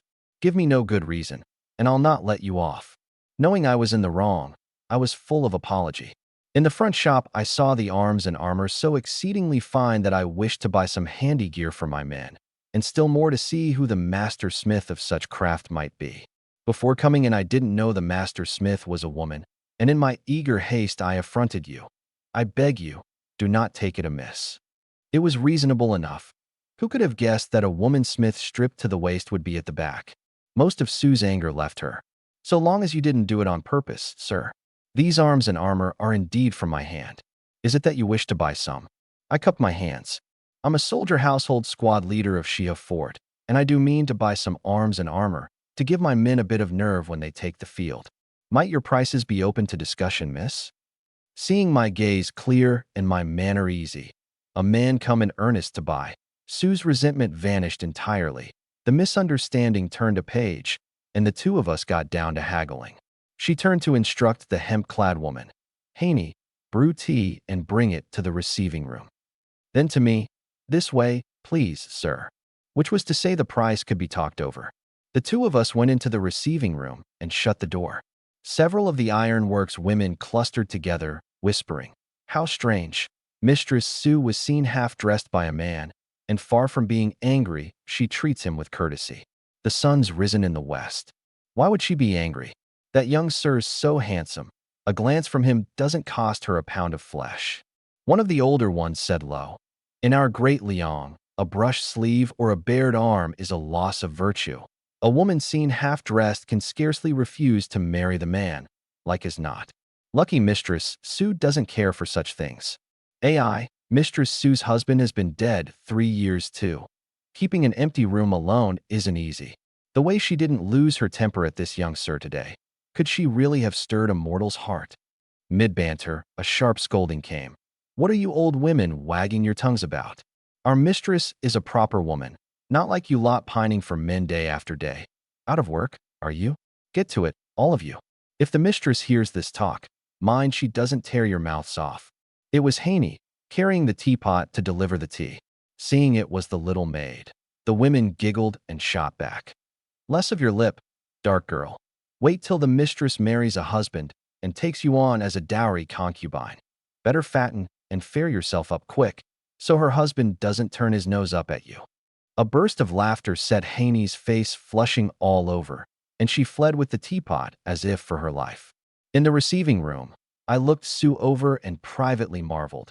She stood over 7 chi, about 1.78 meters, taller than many great Liang men. Her skin, from years of labor at the furnace, was a honeyed pale bronze. Her features were proper, lovely, and a pleasure to look at. Her figure full and shapely. Something stirred in me despite myself. A woman this outstanding was a rare thing indeed. A few casual exchanges, and I found her character bright and bold, with no little of a man's bearing. Sue's face was still faintly red, and she kept recalling the way I'd looked at her, yet somehow could summon no anger over it, feeling instead a touch of warmth toward me. She shook her head to cast the stray thoughts off. This was a business talk, no wandering thoughts allowed. I sipped my tea and asked, why does the front shop sell arms and farm tools both? Sue sighed. We've no choice in it either. Arms forged by women, many don't trust. Customers buying arms see the shops all women and won't so much as set foot inside. So we forge some farm tools to get by. I nodded in understanding. In Great Liang, forging weapons was a trade monopolized by men. Smithing was heavy on strength and demanding in skill. Few women were equal to it, let alone rose to be a master smith forging arms and armor, a thing unheard of elsewhere. Buying a life-saving weapon and seeing it was forged by women, many would indeed have their doubts. But I came from a later world and didn't care who forged the arms. Whoever's were fine and cheap, theirs I'd buy. Sue read my expression, and seeing I hadn't drawn back just because the arms were women forged, ventured, what arms and armor do you need, sir, and how many of each? I thought it over. 5 4-petal iron helmets, 2 short lamellar cuirasses to guard chest and belly, 5 standard long blades, 5 fine spears, plus 1 7-strength footbow, and 2 quivers of feathered arrows. Sue brightened, worked the abacus to a total, 36 strings 420 coppers. Drop the odd bit, 36 strings will do. A rare big sale for her. I reckoned. Bought from another shop on the front street. These wouldn't come in under 40 strings. This mistress Sue dealt fairly. I nodded. Good, that price it is. Sue was secretly delighted. The shop had finally opened business for the month, and a 36-string order at that. The sisters wouldn't go hungry this month. Sue came of an artisan household. Her family had forged arms and armor for the fort for generations, and the craft was meant to pass to sons, not daughters. But in her generation only she, a girl, had been born. Fortunately, she'd loved smithing from the heart since childhood, was tall besides, her arm strength no less than a man's, and so the craft hadn't been lost.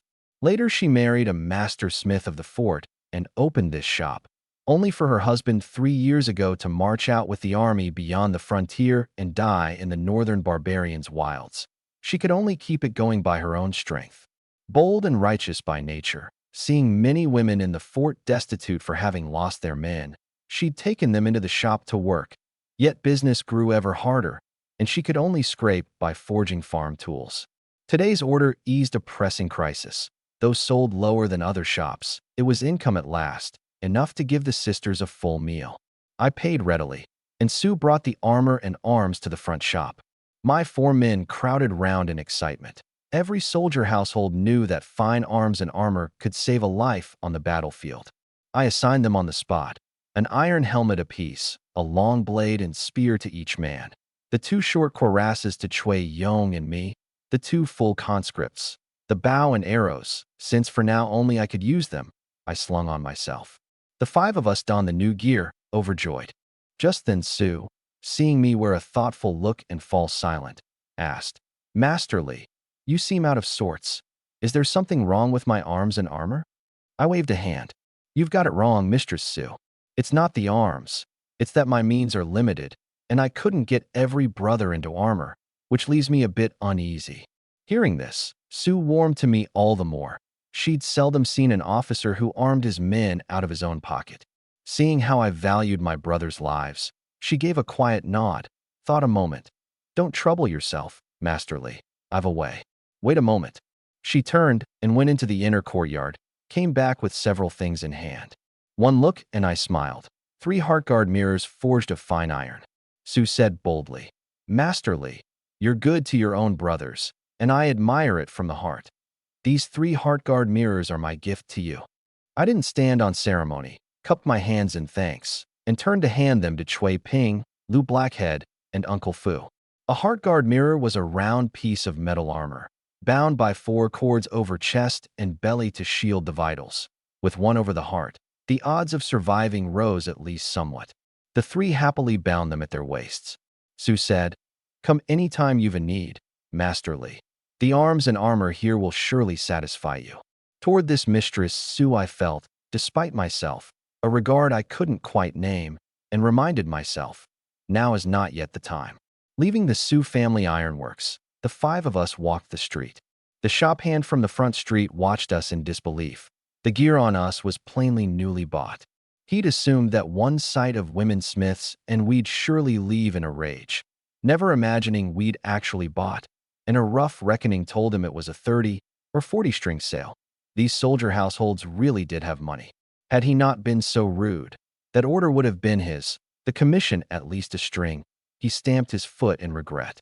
We drove the cart out of the fort toward the county seat.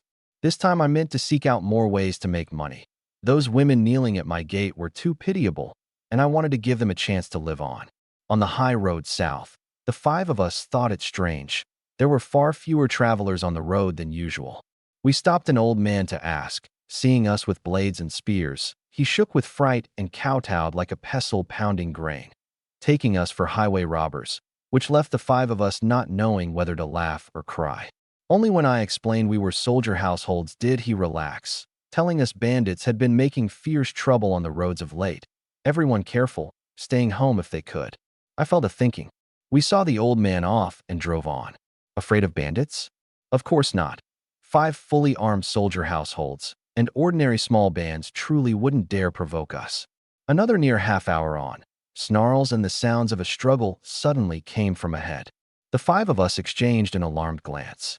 I waved a hand, and Chui Ping, skilled at scouting, ran ahead to look first, while the other 4 checked their gear. Before long, Chui Ping came back and said low, "A small band of bandits ahead, 5 or 6, robbing a carriage. Bossly, shall we step in?" I asked in a low voice, "What arms do the bandits have? Did you get a clear look?" "All in hemp, iron blades in hand. No bows or arrows that I saw, and no horses." I nodded. "As soldier households, we've a duty to guard our homeland. Let's go look. Where do these bandits hail from?" Leading my men to kill bandits, I'd thought it through deeply too. Soldier households would take the field sooner or later, and the sooner one grew used to fighting the better. Better to temper them in advance than panic on the battlefield. Hearing bandit troubles were grave on the roads, I'd conceived the notion of using bandits to practice on, and changing gear today was preparation for just this. My men understood too, and one and all complied. Chui Yong and I, the two armored full conscripts, opened the way in front. Chui Ping, Lu Blackhead, and Uncle Fu followed close 5 paces behind in support, blades drawn and spears leveled in a formation that let us cover one another as we closed in. Parting the brush, we saw 5 or 6 blade-toting bandits snarling and howling, dragging someone down off a carriage. The one on the carriage struggled and wailed, and a corpse lay on the ground besides, by the clothes, the driver. I didn't rashly send the men charging. I first took up the footbow myself and stood 30 paces off, drawing and loosing. With a whistle of cleaving air, the first arrow struck a bandit square in the chest, and he screamed and toppled. Seeing a comrade hit, the rest of the bandits started in alarm, casting about in confusion. I drew another arrow and struck a running bandit in the thigh. He rolled to the ground howling. Just as I made to loose a third, the terrified bandits began dodging every which way. Well, enough. I had to leave my men a few to practice on. I drew my blade and swept it down, and the 5 of us charged with a low roar. The bandits, struck without warning, were beside themselves with fright, and before they could react, Chui Yong and I plunged into them behind our armor, hacking with our blades. Chui Ping and the other 2 were not to be outdone, plying spear and blade. The fight was short and fierce. Of the 6 bandits, I'd shot 1 dead first. In one passed Chui Yong, and I cut down 2 more. The arrow wounded 1, and the remaining 2 turned to flee and were run through from behind by Chui Ping and Lu Blackhead's leveled spears. Uncle Fu was a slow runner, and by the time he arrived the last had already been skewered by Lu Blackhead. Having taken no head, he was sick with regret. 6 bandits cut down with ease, and my 4 men were all a little exhilarated. Handy weapons truly made all the difference. I signaled Chui Ping to check their origins. He tore open the clothing of a bushy-bearded bandit who'd led them and found a snake-shaped tattoo on his body. The men's eyes brightened. On our several trips to the city, we'd seen the bandit bounty notices before the gate, and this snake-tattooed fellow was one of them. Chui Ping parted his top knot for a close look. That's it, Bosley. This fellow's bandit name is Grass-Lurking Snake. If I recall right, the government's bounty is 20 strings. We've struck it rich.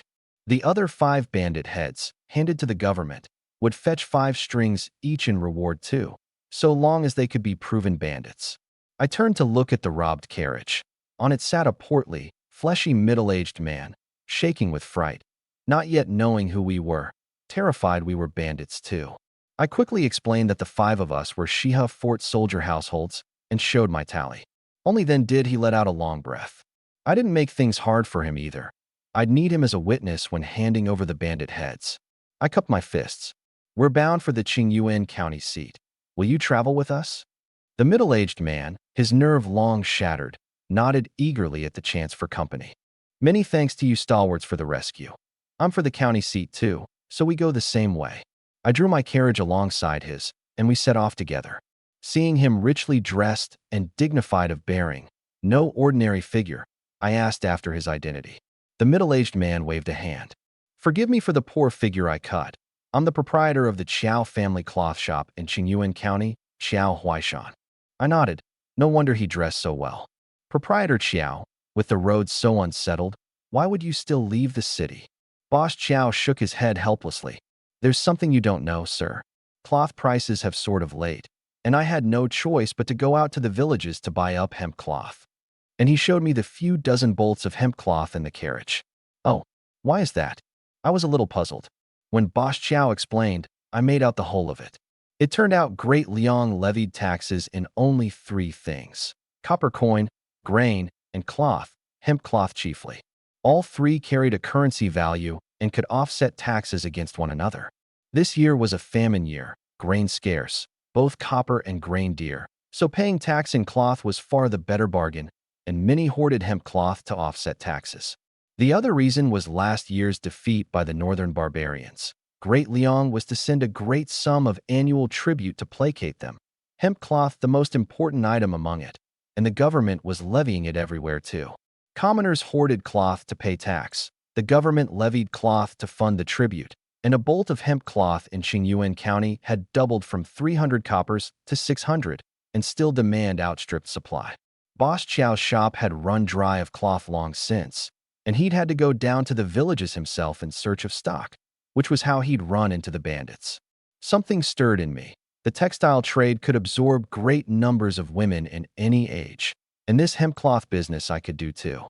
The raw material was rami, grown in many parts of Yuan County. First, wet the rami in water to draw out the fiber, spin it into hemp thread on a spinning wheel, then weave it into cloth on a loom.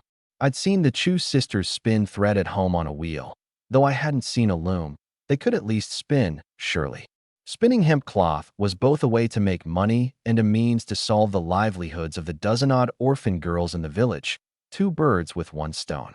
Talking along, we reached the county seat. Boss Chow pressed hard for us to come to his home as guests. The 5 of us had saved his life, and he meant to repay us well.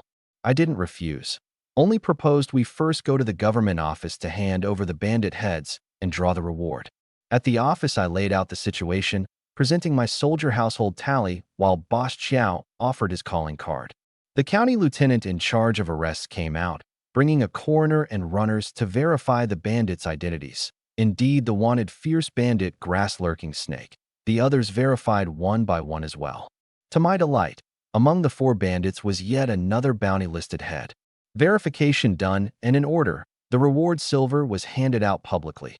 20 strings for slaying grass-lurking snake, 15 for the other bounty head, 5 each for the remaining 4 followers, 55 strings in all for the 5 of us. The onlookers before the gate were all green with envy. Getting the reward, I'd meant to split it evenly with my men, but the 4 wouldn't have it. They understood. The highest bounty grass-lurking snake I'd shot dead with a single arrow, the fine weapons in their hands I'd bought, and I was the squad leader besides, so I rightly took the larger share. In the end, the 4 took only 5 strings each in head bounty, giving me the remaining 35. Seeing they meant it sincerely, I could only accept for the time being. Business at the office done, Boss Chow invited us to his home. We first paid respects to the Chow elders and womenfolk, who, hearing we'd saved their master, came forward one and all to thank us. Boss Chow further pressed 50 strings on us in thanks, which I waved off in refusal. A trifling matter, done on a whim. Boss Chow needn't take it to heart. Chow Huaishan was the more moved and wished to forge a friendship. Whatever you ask, masterly. So long as I can do it, I'll surely help. I did in fact have a request to tour the Chow family cloth shop's textile workshop. Boss Chow was a little surprised. That was easily done. The workshop wasn't far, 100-odd steps out the door. Inside the workshop, not large, 7 or 8 women were at work, with 5 spinning wheels and 2 simple looms. I asked in detail about the hemp spinning process, and Boss Chow, holding nothing back, explained patiently. I asked further where one could buy spinning wheels and looms. Boss Chow started. Does masterly mean to set up a textile workshop too? I nodded. Just so. There are many women in my village short of clothing and food. Seeing them so pitiable, rather than watch them starve, I'd rather find them some work, so I mean to open a hemp spinning workshop to relieve these orphan girls. Boss Chow was much moved. Masterly, you're a man of honor, and I'm willing to help you. I've still 2 spinning wheels and 1 loom in my storeroom going unused. I'll give them all to you, and I'll throw in 50 loads of hemp thread and hemp fiber besides, to be hauled off whenever you like. And if your workshop weaves hemp cloth, my Chow family cloth shop is willing to buy it all at full price. How's that? This Boss Chow was a sincere sort too. These goods and tools came to about 50 strings, which was, in another guise, his way of repaying us. I thought it good and accepted. The matter settled, Boss Chow played host at the Drunken Fragrance Pavilion to feast the 5 stalwarts. The party went up to a private room on the 2nd floor, and he laid down 2 taels of silver. Bring on your finest wine and dishes. Before long, the cups and plates were laid out. A waiter came up bearing 2 porcelain bottles. Sirs, this is our shop's finest wine. A bottle of 100 Blossoms brew, a bottle of Yuan essence, pungent in taste, the like of which you'll never have drunk. One look and my face darkened. Wasn't this the very wine I'd sold them last time? I picked up a bottle and asked the price. The waiter said, "This wine is exceedingly rare, the materials choice and the brewing fine. The taste unheard of, so it's a bit dear. 100 blossoms brew, 800 coppers a bottle. Yuan essence, 1 string a bottle." I grumbled inwardly. No merchant but is a cheat indeed. Ninth lady, you lot are black-hearted enough. I sell at 300 or 400, and you double it the moment it leaves my hands. 3 rounds of wine in, everyone was eating merrily. I glanced over the spread and offhandedly told the waiter, "Bring another plate of boiled tofu. I haven't had it in ages, and rather miss it." Turning back, I saw the waiter hadn't gone to order the dish, but stood there blankly. I asked what was the matter. The waiter rubbed the back of his head sheepishly. "Sir, what's tofu? I've never heard of it." "Ah," I cried out, then hastily clapped a hand over my mouth, my eyes shifting as I realized something. In all this time since transmigrating, I truly hadn't seen tofu in Yuan County, much less a tofu shop. Could it be no one had invented tofu in this age? At the thought, I was secretly pleased. Then the tofu of this great Liang shall be invented by me. Host and guests enjoyed themselves to the full. Taking leave of Boss Xiao, I went to the grain shop besides and bought soybeans, resolved to go back and try making tofu. Soybeans counted as a mixed grain, a little below the price of rice. I bought 5 sure and loaded them up. With both the hemp cloth and tofu paths found, the aim of this trip accomplished, I set off back to the village with my men and Boss Xiao's gift of fiber and thread, spinning wheels and loom, and the soybeans. The return was a good deal more peaceful, and we made it back to Dongxiang village without trouble. My men each went home happy with 5 strings of head bounty. I went first to look in on the distillery. With a great store of grain kept there, even at night at least 2 orphan girls stood watch. Tonight it was Xunyang and another woman. One look told me it was managed in good order, and I was well pleased. These past days Wanjun had set Xunyang to manage the distillery in her stead. Xunyang could write and do abacus reckoning, and Wanjun meant to groom her as a stewardess. Xunyang handed me a few sheets of rough paper, the consumption of grain and coal, and the wage outlays of these days, every line carefully recorded. I nodded in satisfaction. "Well done. Go to Wanjun tomorrow and draw 50 coppers." Xuanyang bowed her head. "Masterly, you've given us orphan girls a way to live. A trifling thing like this isn't worth a reward." I waved a hand.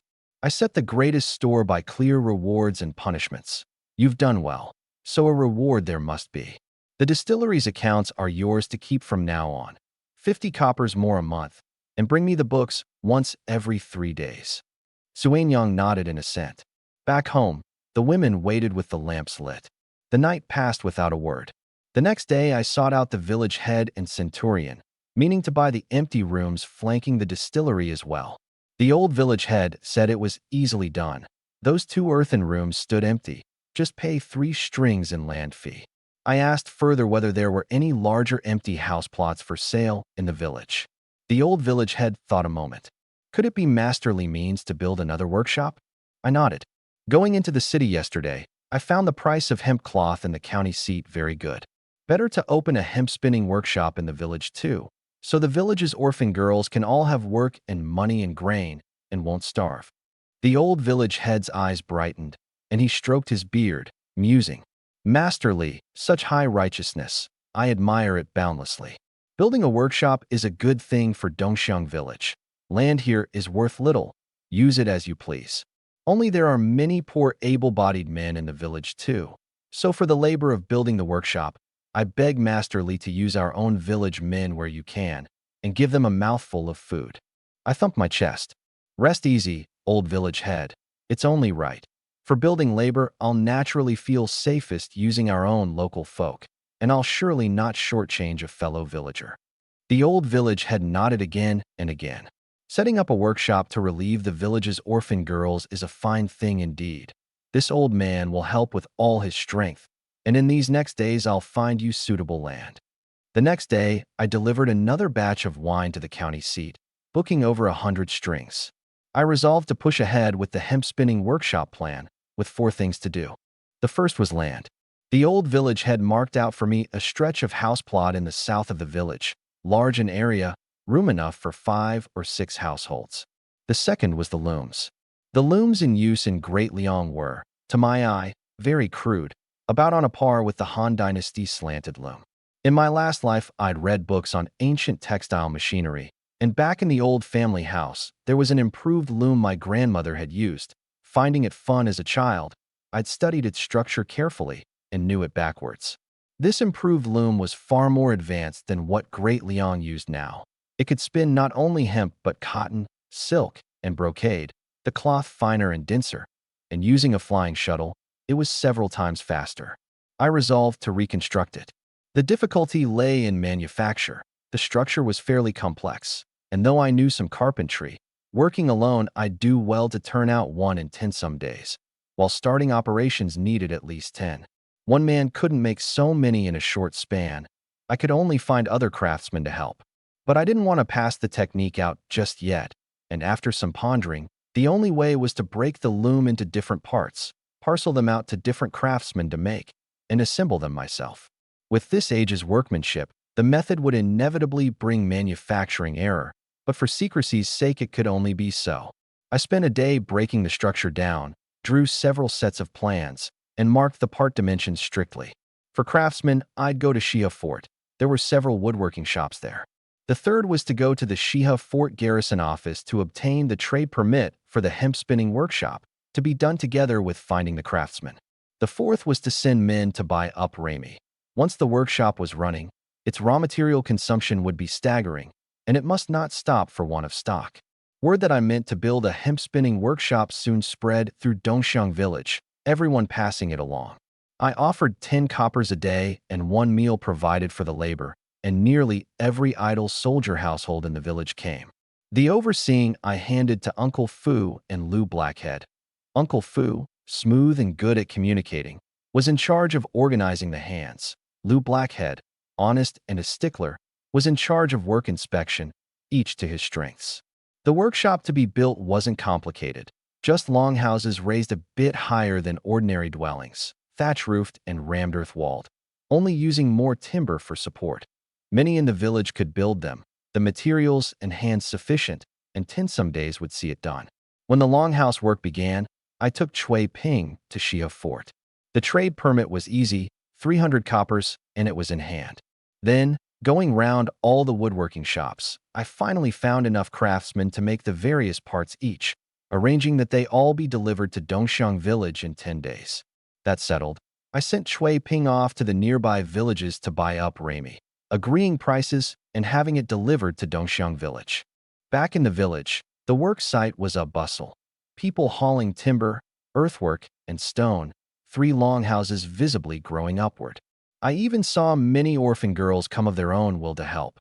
Knowing this workshop was built for them, grateful at heart, hauling and doing odd jobs and boiling water, more eager than anyone for it to be finished. Uncle Fu and Lou Blackhead didn't shortchange them either. Every helper got 1 meal of millet rice plus 5 coppers wages. Later, when the village's old folk and children heard and came to help too, I likewise gave them meals and 5 coppers wages. And so, with nearly the whole village pitching in, the workshop was finished in under 10 days. The workshop was 3 longhouses. The smallest was the retting room, where the delivered Remy was first ret and processed into fiber. The largest was the production room, for which I deliberately designed larger windows for light, able to hold at least 20 improved looms at once. The third was the storeroom, for Remy, hemp thread, and hemp cloth. These days the Remy bought up from the various villages streamed in, filling the storeroom. On the 10th day, the wooden parts of the spinning wheels and looms commissioned at Xia Fort arrived in succession too, filling the longhouse.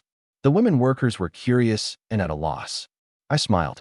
These are loom parts. Let's all put them together. Under my guidance, the workers took a full 2 hours to assemble the first improved loom. With experience, they assembled faster and faster, and over 2 days put together 15 spinning wheels and 10 improved looms in all. With ample Remy, hemp fiber, and hemp thread in the storeroom, we could begin operations anytime. On the first day of formal operation, a couple dozen orphan girls arrived early, waiting respectfully before the gate. Their looks more anxious and excited than when they'd knelt at the gate days before. The gate opened, and they filed in one by one, orderly, and no sooner inside than dropped to their knees and kowtowed.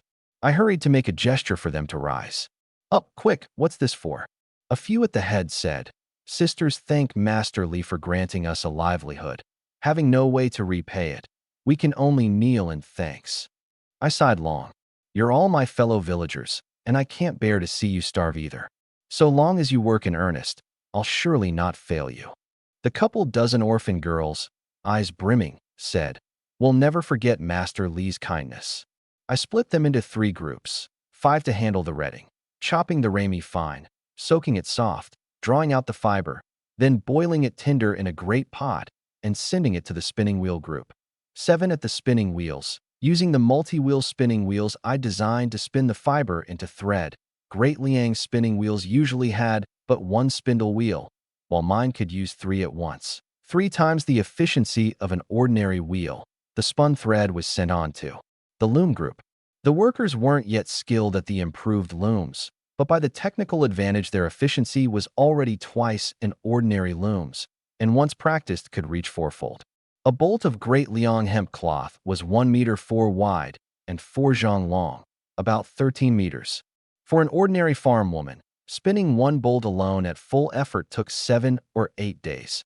In my workshop, 12 hours of work in 3 shifts, and the improved loom's high efficiency cut a bolt to a startling day and a half. And to each worker, I paid only 10 coppers a day, plus 2 full meals. I reckoned. Hemp cloth went for 600 coppers on the market, bought up by cloth shops at about 500. In my workshop, counting rami and labor, the cost per bolt was just 80 to 120 coppers, and with the orphan girls board under 150, at least 350 coppers profit per bolt. Watching the women toiling away in the workshop, I even felt a touch of compunction and guilt, and wanted to raise everyone's wages, but the workers refused. The workshops only just opened. Money's needed everywhere. Master Li mustn't be extravagant. We can eat our fill here, and we're already boundlessly grateful. I understood these orphan girls' minds too. More than anyone, they feared the workshop folding, for if it folded, they'd be back to days with neither food nor clothing. So they'd rather take less themselves to keep the workshop secure. It moved me deeply. If wages couldn't rise, then the board would. That day at midday, the off-shift workers came to the canteen in the yard, really a temporary big thatched shed, with some rough wooden tables and chairs set out. Once the workers were seated, the cooking women set out wooden buckets brimming with millet rice and brought 2 basins of dishes. One of pickles, the salt laid on heavy, to replenish the salt of women at heavy labor. One of boiled soybeans tossed with wild greens, a thing they couldn't get at home. The workers were delighted. Just then another basin was set out, of food they'd never seen. White, glistening squares filling a big basin. The workers looked at one another in puzzlement. Xiaosia, bringing the food, smiled. "This is a new dish my husband's made, called tofu. Have a taste, sisters." A few of the bolder ones reached for their chopsticks. This was brine tofu, scattered with chopped scallion, white and glistening, soft and tender, at first seeming flavorless on the tongue, yet with a faint fragrance, melting the moment it entered the mouth. Good, really good. The orphan girls were severely short of protein in their daily diet, and tofu was just the rare supplement. A bowl of hot millet rice, a spoonful of pickles, and a few pieces of tofu. The workers were so happy their tears nearly fell. Knowing time was short, they ate at a flying pace to weave a little more cloth, then went to the water jar to drink their fill of salted cooled water and hurried straight back to their posts to resume work. The sound of looms never ceased in the workshop. The workers were diligent and put their backs into it. The hemp cloth in the storeroom mounted swiftly, over 100 bolts stockpiled in under 10 days. I judged it was time to deliver a batch. As luck would have it, just then the new sorghum-brewed wine was bottled too. Its quality and taste far surpassed 100 Blossoms brew and Yuan essence. A single sip left body and mind intoxicated, crisp and clean past words, already very close to my old world's white spirits. I named it Sorrow Drowning Brew.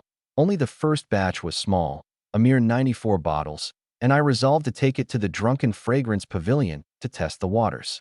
As for tofu, my inventing it was really more to improve the board, However good tofu tasted, it had the failings of a short shelf life and low profit, and hauling it from Dongxiang village to the county seat was less worthwhile still. Better to set up a tofu shop right in the county seat. But for now, I was in no hurry to open a workshop in the city. One step at a time, look before you leap. Shoring up the foundation was what mattered. I had Shui Ping ready the carriage, load up 100 bolts of hemp cloth and the sorrow drowning brew, and set out for the county seat with my 4 men. All along the way, I had everyone stay on high alert. Bandit troubles in Yuan County had grown fiercer of late. Luckily, the 5 of us were fully armed, Chui Yong and I in short cuirasses besides, and a few suspicious bands on the road wisely declined to trouble us. The 5 of us reached the county seat without mishap.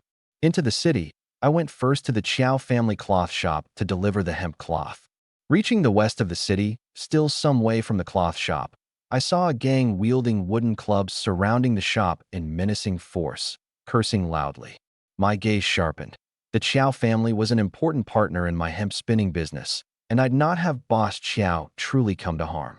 I had my men pull the carriage into a side alley and went round to the side door to ask after the situation.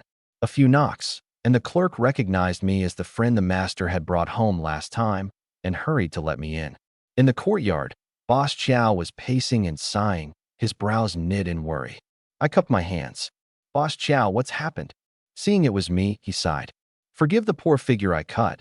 Masterly, business has hit a snag these past days. I asked what was the matter. Boss Chow shook his head. Nothing worth hiding. These days hemp cloth in the city has shot up. Many old customers, fearing further rises, paid deposits in advance to reserve goods, with delivery today. But yesterday the government office, anxious to fund the annual tribute, levied hemp cloth from cloth shop after cloth shop and hauled away all the cloth in my store. Those customers, seeing I'd no cloth, came to make trouble at the shop front. I was puzzled. Then why not refund their deposits? He shook his head in bitter distress. It's not so simple.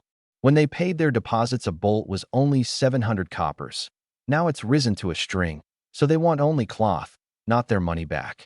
These people's aim is plain. Seeing the hemp cloth business doing well, they mean to monopolize it, and deliberately found men to wreck my shop. This I understood. The market is a battlefield. Boss Chow likely had hidden circumstances he hadn't told. My guess was someone had set their sights on the Chow family cloth shop and laid a trap to lure him into it, so as to ruin his name utterly and drive him out of the cloth trade. My impression of him was good. A man who knew gratitude and repaid it. Worth a hand up. Boss Chow, how many bolts of hemp cloth would it take to get you through this present crisis? Boss Chow started, then suddenly brightened with delight. Could it be your workshop has already produced hemp cloth, Masterly? Wonderful. This would ease the pressing crisis. But just as quickly he grew despondent. I've let my joy run ahead of me.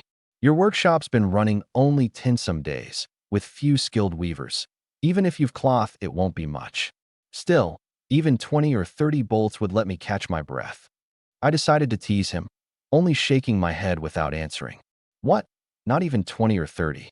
Then 10 or 7 or 8. That's fine too. Give me however many you have. I'll pay a string a bolt. How's that? I smiled. A string a bolt. Wouldn't that leave you no profit, Boss Chow? He shook his head. I can't worry about profit now. Getting through this calamity and keeping the Chow family's reputation and good name is what matters. I nodded. A man who valued his reputation was worth helping. No need to fret, Boss Chow. This time I've brought 100 bolts of fine hemp cloth, more than enough to set your worries to rest. How many? 100 bolts. Chow Huaishan was incredulous. I smiled faintly. Come with me to inspect the goods. The carriage came in through the back door, and over 100 bolts of brand new hemp cloth were unloaded, heaping the steps. Chow Huaishan trembled with delighted surprise, ran over to take up a bolt for a close look, fingering it inch by inch and studying the weave, his eyes brightening more and more, the cloth fine and dense, smooth to the touch, far better than the ordinary hemp cloth on the market. Having run a cloth shop for years, he could scarcely believe a newly opened workshop had such craft, and pulled out a few more bolts at random, every one just as fine. Only then did he set his heart fully at ease. Masterly, this hemp cloth. I'll take it all at a string a bolt. I'd meant to deal at the 500 coppers we'd agreed before, but Xiao Huaishan insisted on a string. This time it's Master Li who saved my cloth shop. Count the string of bolt as my thanks, and don't refuse. Seeing he meant it, I could only agree. 100 bolts traded back for 100 strings. With cloth in hand, Xiao Huaishan smoothly sent the ruffians besieging the shop packing and saved his business. Seeing the matter done, I made to take my leave, but Xiao Huaishan recalled something and drew me to a quiet spot, saying low, "Master Li, these past days I've heard a piece of news besides, concerning you." My gaze sharpened. "What is it?" He wiped his sweat. "Last time, set upon by bandits on the road, I owed my rescue to you, Master Li, and you slew the bandit chief grass-lurking snake besides. The government, having got several bandit corpses, hung grass-lurking snake's body outside the east gate the next day to cow the bandits. But that night, the runner guarding the corpse was killed, the body carried off, and the ones who took it put out word. They mean to find whoever killed grass-lurking snake and take revenge.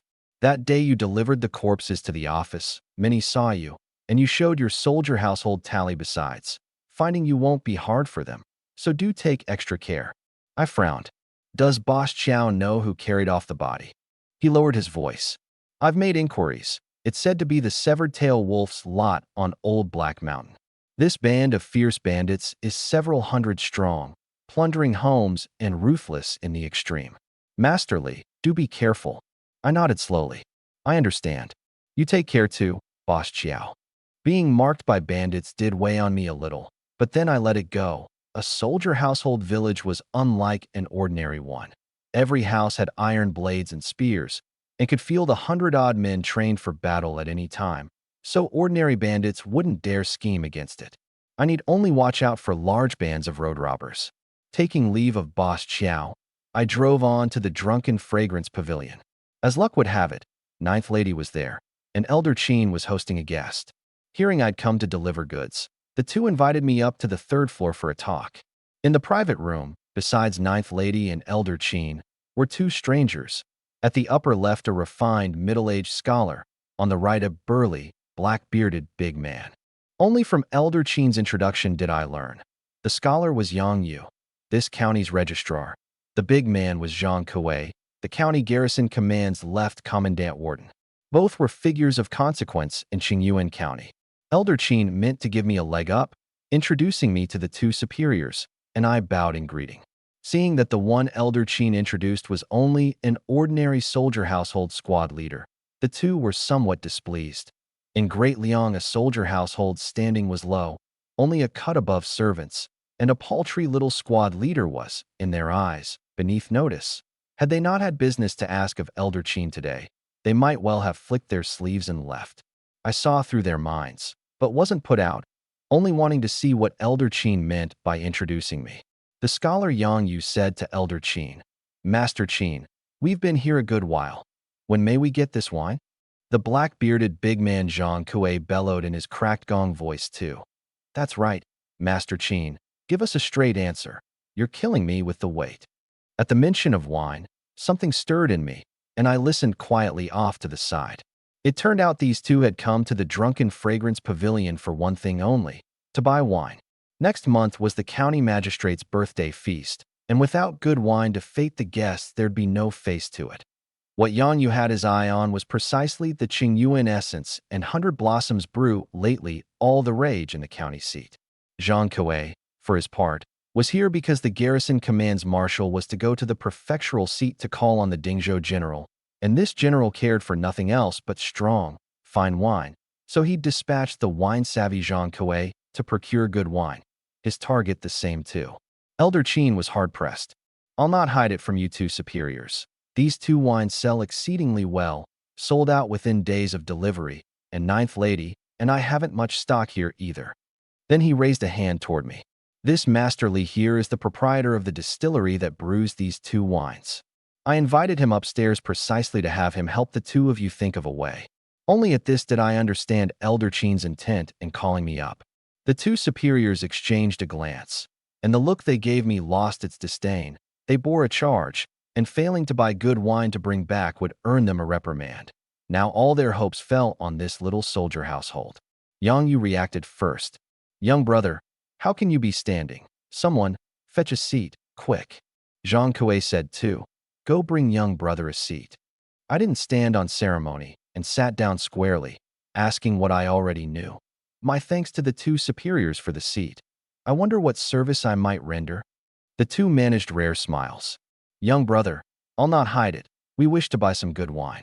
Have you any stock left? Men of their standing needn't have been so courteous to a little soldier household.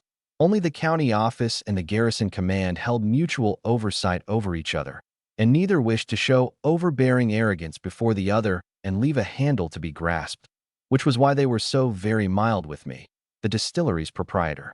I cupped my hands. This time I've brought Elder Qin and Ninth Lady 100 bottles each of Qingyuan essence and 100 blossoms brew.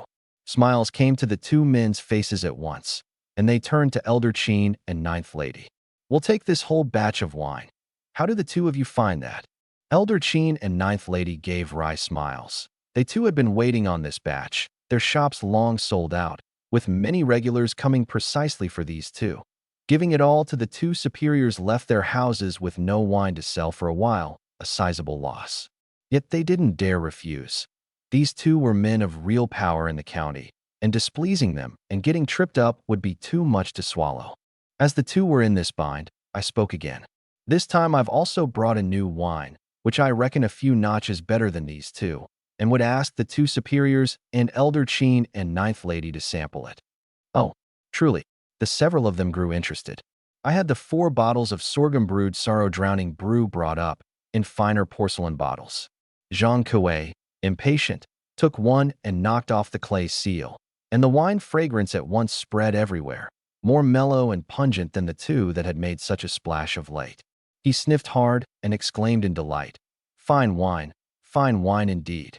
Yang Yu too carefully poured a bowl and took a light sip, and even this normally austere, unsmiling scholar broke into a delighted smile.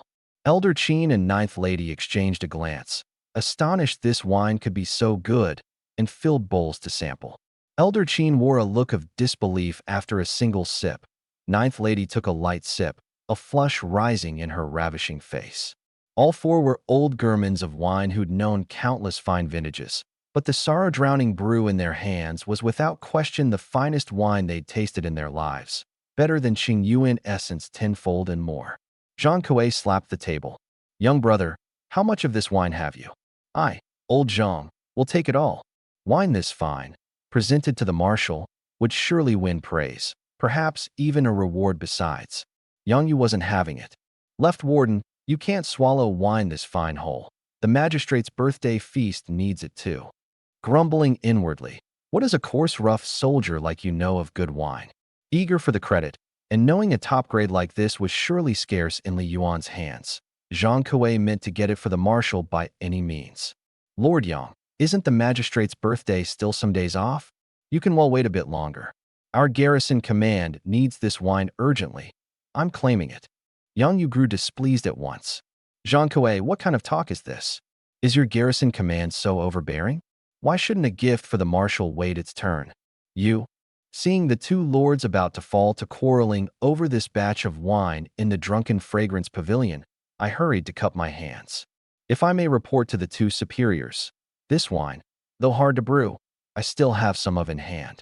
If the two of you need it, I'll send it to your residences shortly and guarantee your satisfaction. I didn't say how much sorrow-drowning brew there was, only that I'd deliver to each residence separately. The two superiors exchanged a glance, each with their own thoughts, but both could accept this proposal. Truly coming to blows over wine in the drunken fragrance pavilion would become the county's laughingstock, and neither the county office nor the garrison command behind them would look good for it. The matter settled, the two took their leave of Elder Qin and Ninth Lady and returned home to await my wine. Only once the two had gone did I sit down before Elder Qin and Ninth Lady. Elder Qin smiled. We're much obliged to Master Li for getting us out of a fix today. Ninth Lady too made a solemn courtesy of thanks. Had I not produced the sorrow-drowning brew, the wine they'd ordered would likely not have stayed, a sizable blow to their business. Don't be in such a hurry to thank me. You two. First tell me about these two lords' tempers and dispositions, so I don't commit a discourtesy when I call on them shortly. Elder Qin and Ninth Lady exchanged a glance, both nodding, finding me meticulous of mind. Elder Qin smiled. No wonder Master Li could brew wine this fine in so short a time. Your disposition is rare, watertight in your dealings. Good, I'll tell you what I know. This delivery of wine, I had more in mind than just delivering wine. Elder Qin had called me up to shift the conflict, but it gave me an opening to build relations with two of Qingyuan County's superiors besides. I was now only a lowly soldier household squad leader, with too little I could do. I had to raise my standing as soon as possible, whether to survive in a chaotic age or to build up a stronger household and lift my fortune. A higher position was needed. Having gotten the intelligence on the two superiors from Elder Qin, I was about to rise when he caught hold of me and asked anxiously, "Don't be in such a hurry to go, Master Li. How much of this sorrow-drowning brew have you left? Could you set aside some for this old man too?" Ninth Lady's face was full of expectation too, the meaning being, I want some as well. I sighed. You've sampled the sorrow-drowning brew too. Its quality is several times those too, and its output pitifully small. Here's what we'll do. We're all old acquaintances, so I'll set aside 5 bottles each for you to start. How's that? The two were delighted. I added, but let's be clear. This sorrow-drowning brew of mine is very dear. 5 strings a bottle, no haggling. Elder Qin gave a chuckle and clapped my shoulder. No problem, 5 strings it is. However much of this wine you have hereafter, I, old Qin, will take. He'd drunk it but once and could never forget it. Next to it, other wines were horse piss. Ninth Lady gave a soft, lingering sigh and said teasingly, "Having drunk this wine of yours, this lady can't get any other down. Master Li, you'll have to make it up to me." I handed over the ordered 100 Blossoms brew and Qingyuan essence to the two, and left 10 bottles of sorrow-drowning brew besides, 150 strings in all on this trip. Taking leave of the two, I didn't go straight to deliver the wine, but first took my men to the cross-street thick with shops. From Elder Qin, I'd learned. The registrar Yang Yu was rigid and upright by nature. Money and silk wouldn't move him, but he dearly loved reading, especially old books and histories. So I went to the largest bookshop in the city and bought a set of what was said to be the newest block-printed annotated compendium of histories, just hauled in from the capital, the only set in Qingyuan County. Registrar Yang would surely like it. As for the other, the Garrison Command's left warden Zhang Kuei, he mattered more to me, still a soldier household. In Great Liang's soldier household system, each county set up a garrison command to oversee all the county's forts and soldier household villages. Under the marshal were 2 deputies, the left and right wardens. The left warden specifically in charge of the soldier household's oversight, rewards and punishments, and promotion. The post wasn't large in Great Liang, but in the county-level grassroots soldier household system, its real power was great. Of the utmost importance to me, a soldier household squad leader, deep ties could yield enormous gain. Elder Qin said Zhang Kuei was bold and righteous by nature, but greedy for money, fond of women, and addicted to wine like his life, which was also why the marshal had specially sent him to procure wine, for he did indeed know wine. I was secretly pleased. Good wine was the one thing I had no lack of. Climbing in with the left warden shouldn't be hard. I reckoned it over, and went first to the nearer Yang residence. At the Yang residence, Yang Yu had been waiting some time, and welcomed me in with a mild manner. The magistrate had set him to procure the wine for the birthday feast precisely because he knew wine. He'd drunk Qingyuan essence at the Drunken Fragrance Pavilion some days back and taken to it greatly, recommending it strenuously to the magistrate. Arriving at the pavilion, he'd learned the wine sold extremely well, and neither house had much stock, and a garrison command left warden had come to vie with him for it besides. Luckily, I'd appeared in time, and brought the even finer sorrow-drowning brew too. A top grade like this he dared not hope for much of. Zhang Kuei was eyeing it covetously over there, so long as a dozen-odd bottles would let him answer to the magistrate, which was why he was so very mild with me. But a little conversation in, Yang Yu was greatly astonished. This paltry little soldier household was not only well-read and well-mannered, but profoundly learned, knowing the heavens above and the earth below, near enough, no coarse rough fighter at all. He thought the better of me by several degrees. I gave him the annotated compendium of histories as a gift, which did indeed delight him greatly. Upright as he was, he never took gifts, But how did a book count as a gift? It was no more than an exchange between men of letters. After talking a while more, Yang Yu asked, Masterly, how many bottles of sorrow-drowning brew can you let me have this time? In his heart, he knew he couldn't outvie the left warden. Zhang Kuei was the direct superior over me, the soldier household. I cupped my hands. I've long heard of the registrar's profound learning, and meeting you today fills me with admiration. Don't trouble yourself over the sorrow-drowning brew, my lord. I've prepared 30 bottles for you. Only do keep it quiet. And above all, don't let the left warden know. Yang Yu was overjoyed. 30 bottles was ample to answer to the magistrate, and he was the more satisfied with me, the little soldier household. Seeing the moment ripe, I cupped my hands. I've one further matter to beg of you. Let's hear it. Yang Yu was in fine spirits, ready to oblige a small thing offhand. Some days ago, I led men to slay the highway bandit chief grass-lurking snake on the road, and handed him to this county's office. Yang Yu knew of the affair. Never imagining the slayer of grass-lurking snake was me, he thought the higher of me again. I went on. The government hung grass-lurking snake's corpse at the east gate, but it was carried off by bandits, who put out word that they'd avenge him. Registrar Yang frowned. This fell precisely within his purview. The registrar managed household registration and bore responsibility for security and arrests besides. The county seat had lost a bandit chief's corpse and 2 guarding runners dead, a great to-do, and he'd been dressed down by the magistrate. These past days he'd sent the 3 shifts of runners searching far and wide, with little gained, and was fretting over just this. I continued, I've a mind to seek out the bandits and kill them, to set the registrar's and the magistrate's worries to rest. Only as a soldier household I can't quit my post without leave, much less mobilize my men on my own authority, so I'd ask my lord for a warrant to give me the chance to kill the bandits. Yang Yu understood. I wanted a county office bandit suppression warrant. This was no hard thing for him, all the more since it was the county office that was vexed by the bandit troubles. Once it blew up and was reported to Dingzhou Prefecture, the magistrate's performance review would be in jeopardy. Since I could slay grass-lurking snake, I surely had ability. Better to do a favor on the current. He stroked his beard. A mere bandit suppression warrant. No hard thing. Wait while I draft one. Before long, I had the warrant in hand. Its gist. Bandit troubles in Yuan County had been grave of late, and the Shiha Fort Dongxiang village soldier household Li Yuan, brave and resolute, fit for heavy charge, was permitted to organize militia within the county bounds to seek out bandit traces and strike them on sight. Registrar Yang did the good deed to the end, having the warrant sent to the county office to be stamped with the magistrate's great seal. The magistrate, of course, wouldn't refuse a matter of helping the office catch bandits. The stamped warrant was soon sent back. With the county office's backing, mobilizing my men to kill bandits was now fully above board. Yang Yu and I settled up the wine. 30 bottles, 150 strings in all, a price that made him click his tongue, though luckily it was the county office footing the bill. Taking leave of Yang Yu, I led my men on to the residence of the left warden Zhang Kuei. Before I'd even reached the gate, I saw this superior pacing in anxious circles before his own door, rubbing his hands. I was inwardly amused, getting this worked up over wine.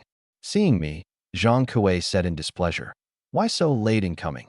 You didn't go to Registrar Yang's first, surely?" With a hint of reproach, I wasn't flustered and cupped my hands.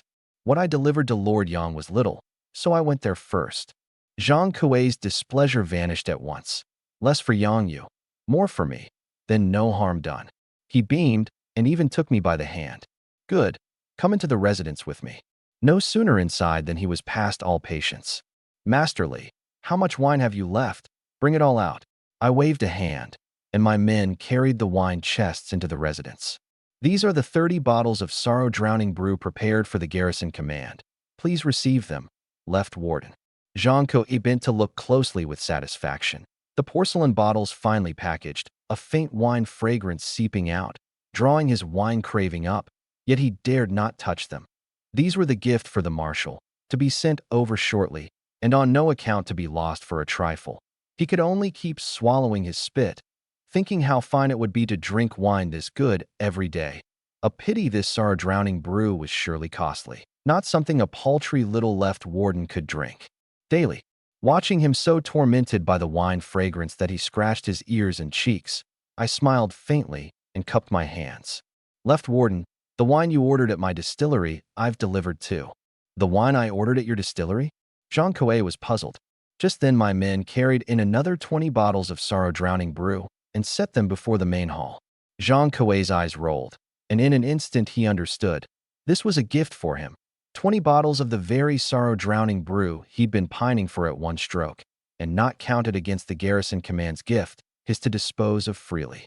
This superior roared with laughter. Good. Li Yuan, you're a fine fellow. Being a paltry little squad leader is a true waste of your talents. I cupped my hands. Your subordinate wouldn't dare presume. I only wish to share my lord's cares. Good.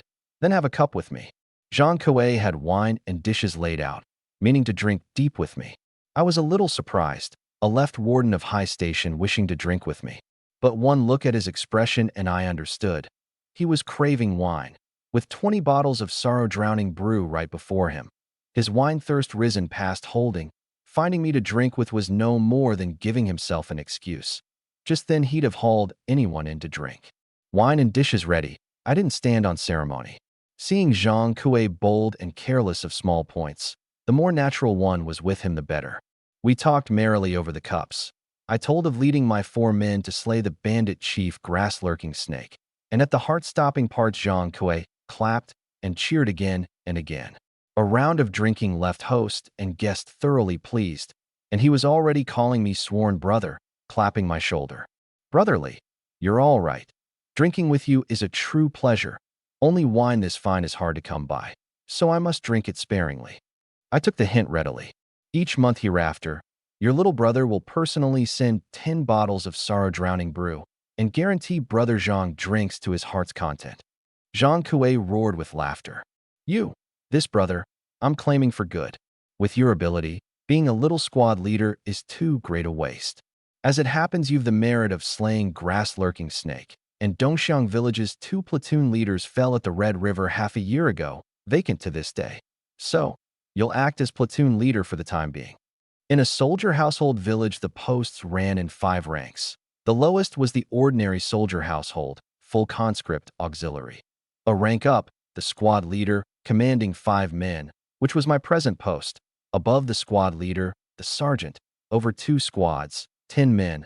Above the sergeant, the platoon leader, over 5 sergeants commands, 50 men.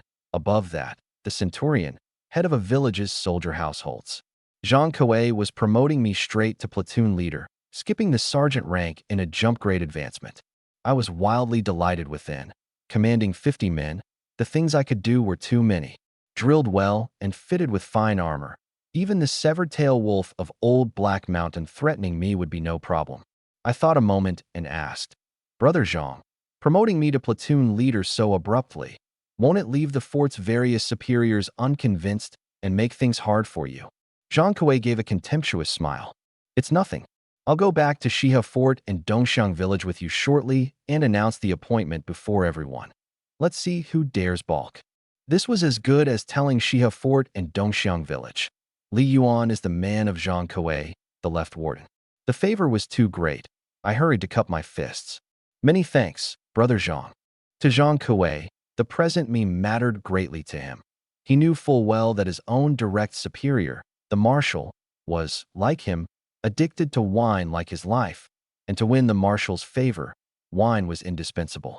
I was good at brewing, and he liked my temper besides. Drawing me close, he'd never want for wine hereafter, and with good wine he had a stepping stone to advancement before the marshal. Now in his eyes I was no little soldier household, but a benefactor who could bring him real profit, and he grew the warmer toward me. The feast over, Zhang Kuei took me to deliver the wine at the marshal's residence. Reaching the residence gate, I'd no standing to enter, and only waited at the gate. After at least half an hour, Zhang Kuei came sauntering out at last, glowing and beaming with delight.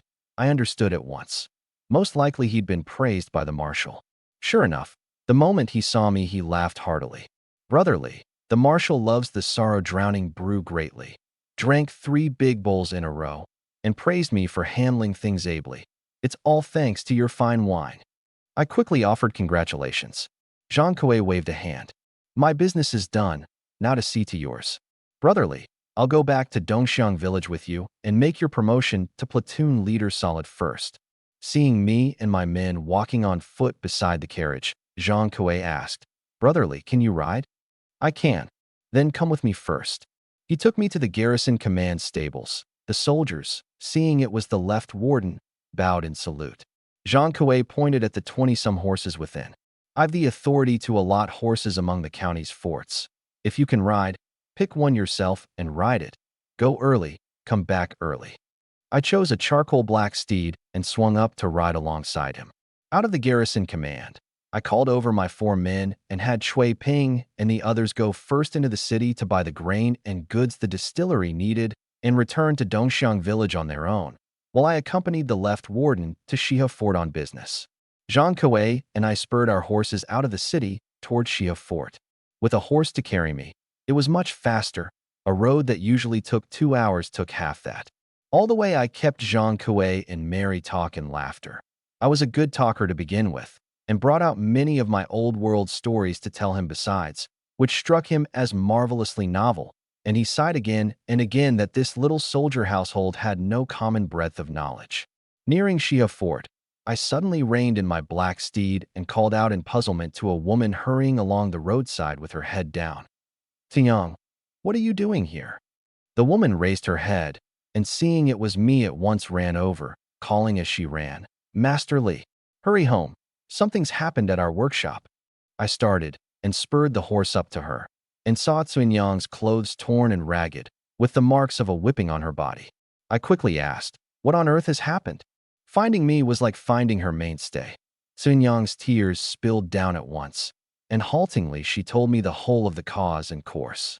It turned out the root of the trouble was that money-loving clerk Go in the village.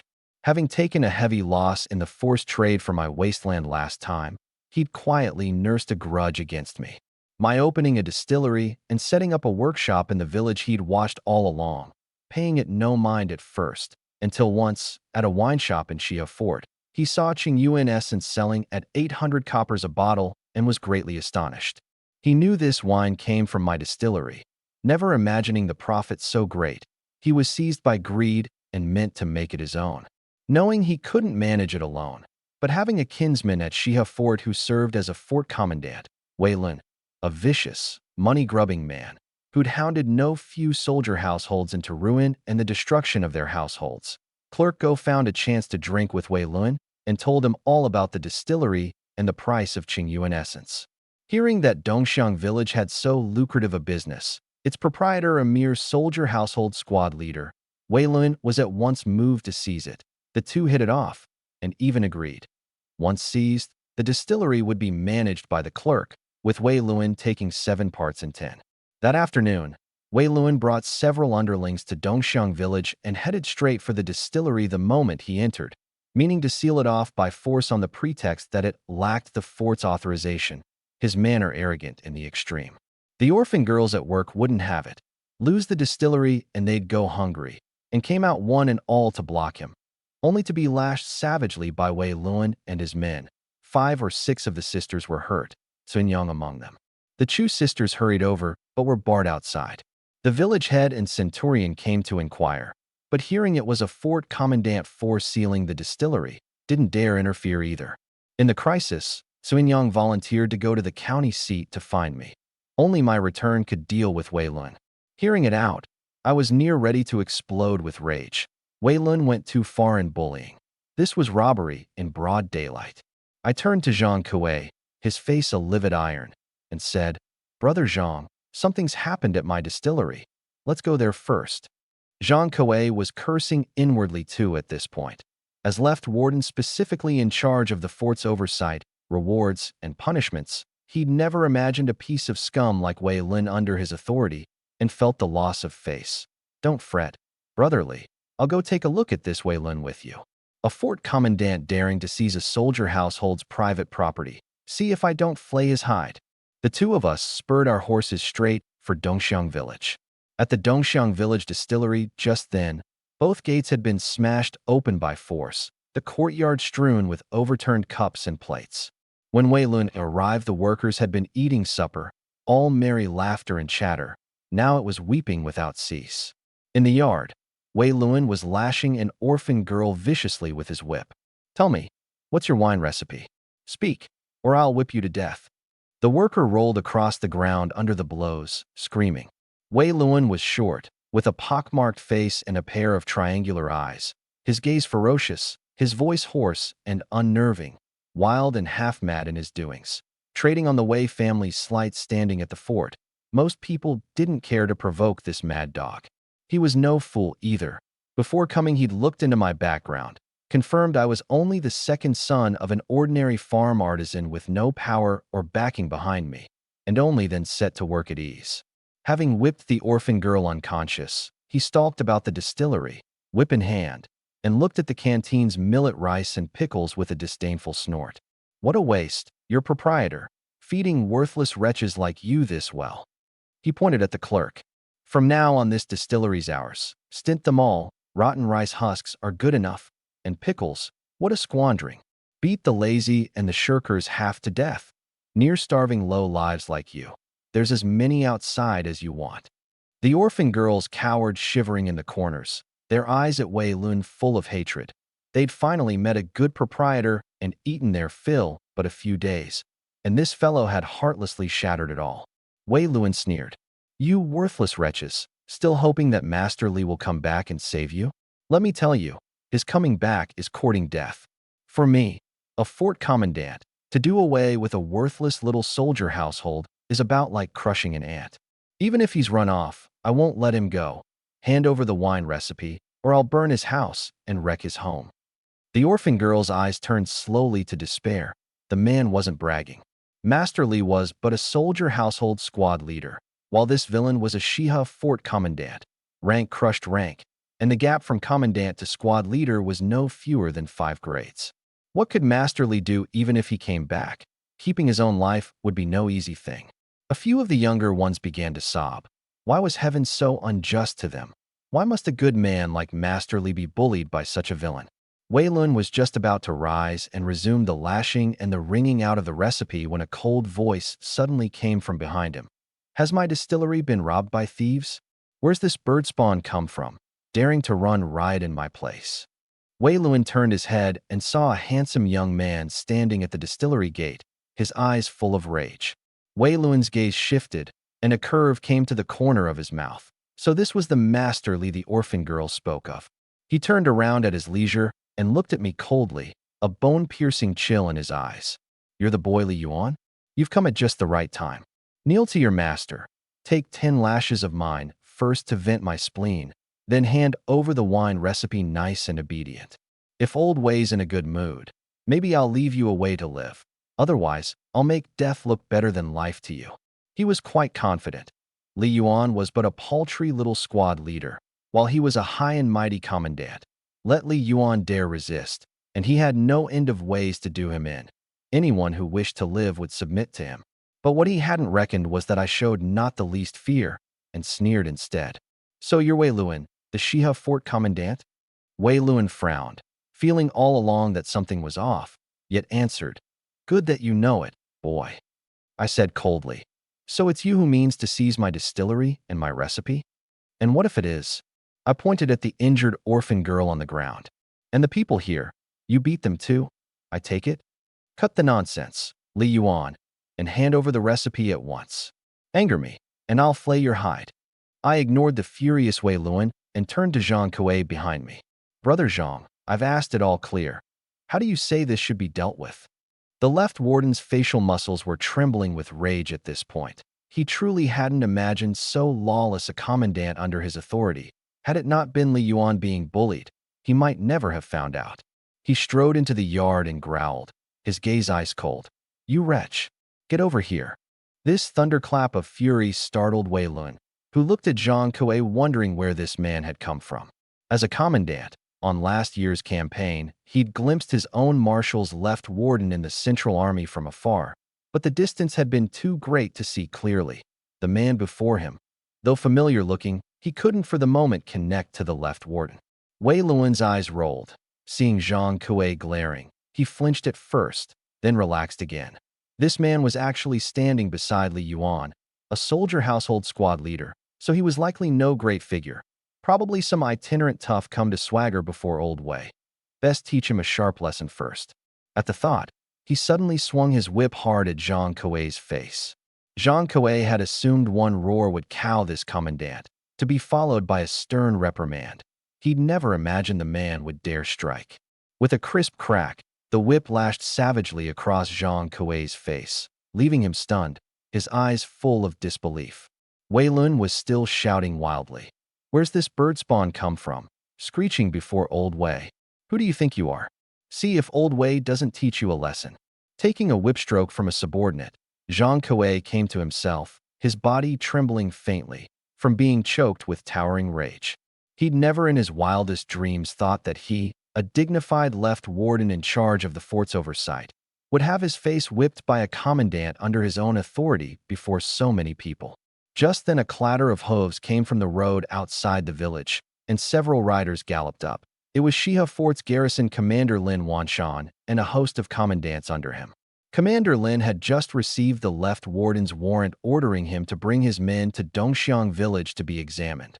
Though he didn't know what for, a superior's order brooked no delay, and in his haste, when Commandant Wei Lun was nowhere to be found, he couldn't spare him a thought and galloped up with the remaining commandants. Entering the village, he saw the village head and centurion standing by the road, leapt down from his horse, and asked urgently, "Where is the left warden?" The two looked blank. "What left warden? We didn't see one." Lin Wanshan changed tack. "Did you see anyone ride into the village?" "Oh, just now Li Yuan and another man rode straight for the village distillery." Lin Wanshan didn't know who Li Yuan was, but reckoned the other rider was the left warden, and hurried the commandants on to the distillery. The moment he entered, he was frightened out of his wits, watching with his own eyes as his subordinate, Commandant Wei Lun, lashed the left warden's face savagely with his whip, still standing there cursing wildly. Lin Wanshan, alarmed and furious, could have throttled Wei Lun. "Courting death? You boy, don't drag others into it. Do you know who you're whipping? That's the garrison command's left warden." He rushed over and, without a word, kicked Wei Lun sprawling to the ground.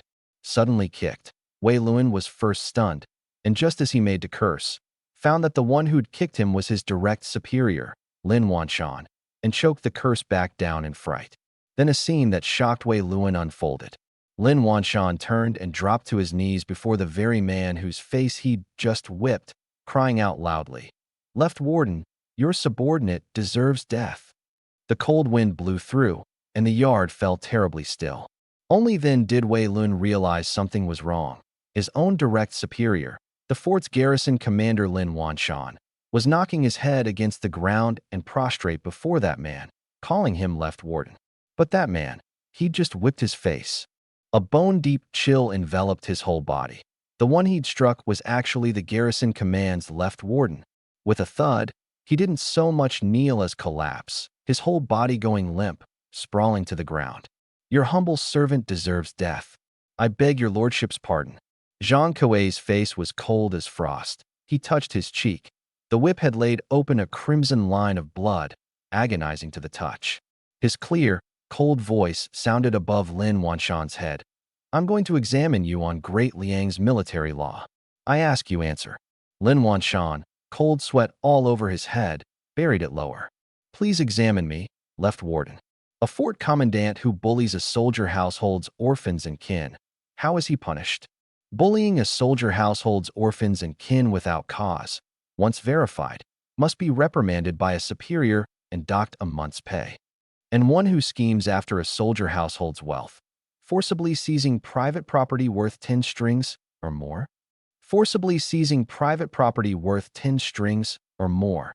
Demotion 3 grades, 80 strokes of the military rod." Wei Lun was already trembling all over despite himself. But Zhang Kuei wasn't done. And one who scorns a superior and lashes a superior with a whip. How then? Lin Wanshan tensed. There was in fact no such article in the military law. What fool with no eyes in his head would do such a thing? But the left warden asked it with a purpose, namely to punish Wei Lun severely. He raised his head and said loudly, "Affronting a superior, a crime of the utmost gravity, to be severely punished. He should at once be stripped of all military office, demoted to a criminal household, given 200 strokes of the military rod, and driven out of the fort. Left warden, how do you find it? After a long while came Zhang Kuei's sigh. So be it then. Lin Wanshan, do as you've said. Your subordinate receives the order. 2 of his personal guards rushed over and hauled the limp Wei Luan to a corner of the yard, while 2 others holding military rods stripped down his trousers. No, my lord. Lord Lin, save me. I even sent you. Silence. Lin Wanshan shot a glance, and the guards at once stuffed Wei Luan's mouth with hemp cloth. The military rods fell with a crackle, mingled with Wei Luan's stifled groans. Before Lin Wanshan could catch his breath, Zhang Kuei spoke again. The Dongxiang village clerk Go Yukai colluded with Wei Luan to embezzle a soldier household's private property. Now that Wei Luan has met justice, this clerk Go, how does Commander Lin mean to deal with him? Go Yukai was precisely the clerk Go cowering and trembling in the crowd. The whole affair had begun with his greed over the distillery and his collusion with Wei Luan. He was the chief culprit. A small fry like this the left warden couldn't be bothered to handle himself, and turned over to Lin Wanshan directly. Lin Wanshan looked at him full of hatred. If not for your tale-bearing, how would I have come to take a superior's scolding? He swept a big hand. This man sowed discord and incited others to evil, a crime beyond pardon. Strip him of the clerk's office, 100 strokes of the military rod, and drive him out of the fort. The wolfish, tigerish guards dragged out the shrieking clerk Go for punishment, and seeing the hatred all over Lin Wanshan's face, knew they were to vent their superior's spleen and beat without the least restraint. The 2 men's screams went on without cease in the yard. Watching the 2 villains beaten within an inch of their lives, Zhang Kuei's mood improved somewhat. He glanced at the head-bowed, attendant Lin Wanshan. Old Lin, these subordinates of yours need keeping in tight rein day to day. This time it was I who saw it. Had the marshal seen it, no one could have saved you. Lin Wanshan hurriedly bowed. Yes, the left warden's reprimand is just. After another moment, Zhang Kuei said, with Wei Luan stripped of office, doesn't this leave a commandant's vacancy in your Xia fort? Lin Wanshan caught on at once. All as the left warden arranges. Zhang Kuei nodded and raised a hand toward me. The Dongxiang village soldier household squad leader Li Yuan has the merit of wiping out the bandit chief grass-lurking snake, and is fit for heavy use. You may recommend him for fort commandant. Lin Wanshan was stunned, and my own face was full of astonishment. Wasn't the left warden going to make me platoon leader? How had it become fort commandant in the blink of an eye? From squad leader to commandant was a full 7 grades leap. A promotion this fast I'd not have dared even dream of. Lin Wanshan's expression was somewhat conflicted and troubled. By fort regulations, promoting a squad leader straight to platoon leader or even centurion was no hard thing.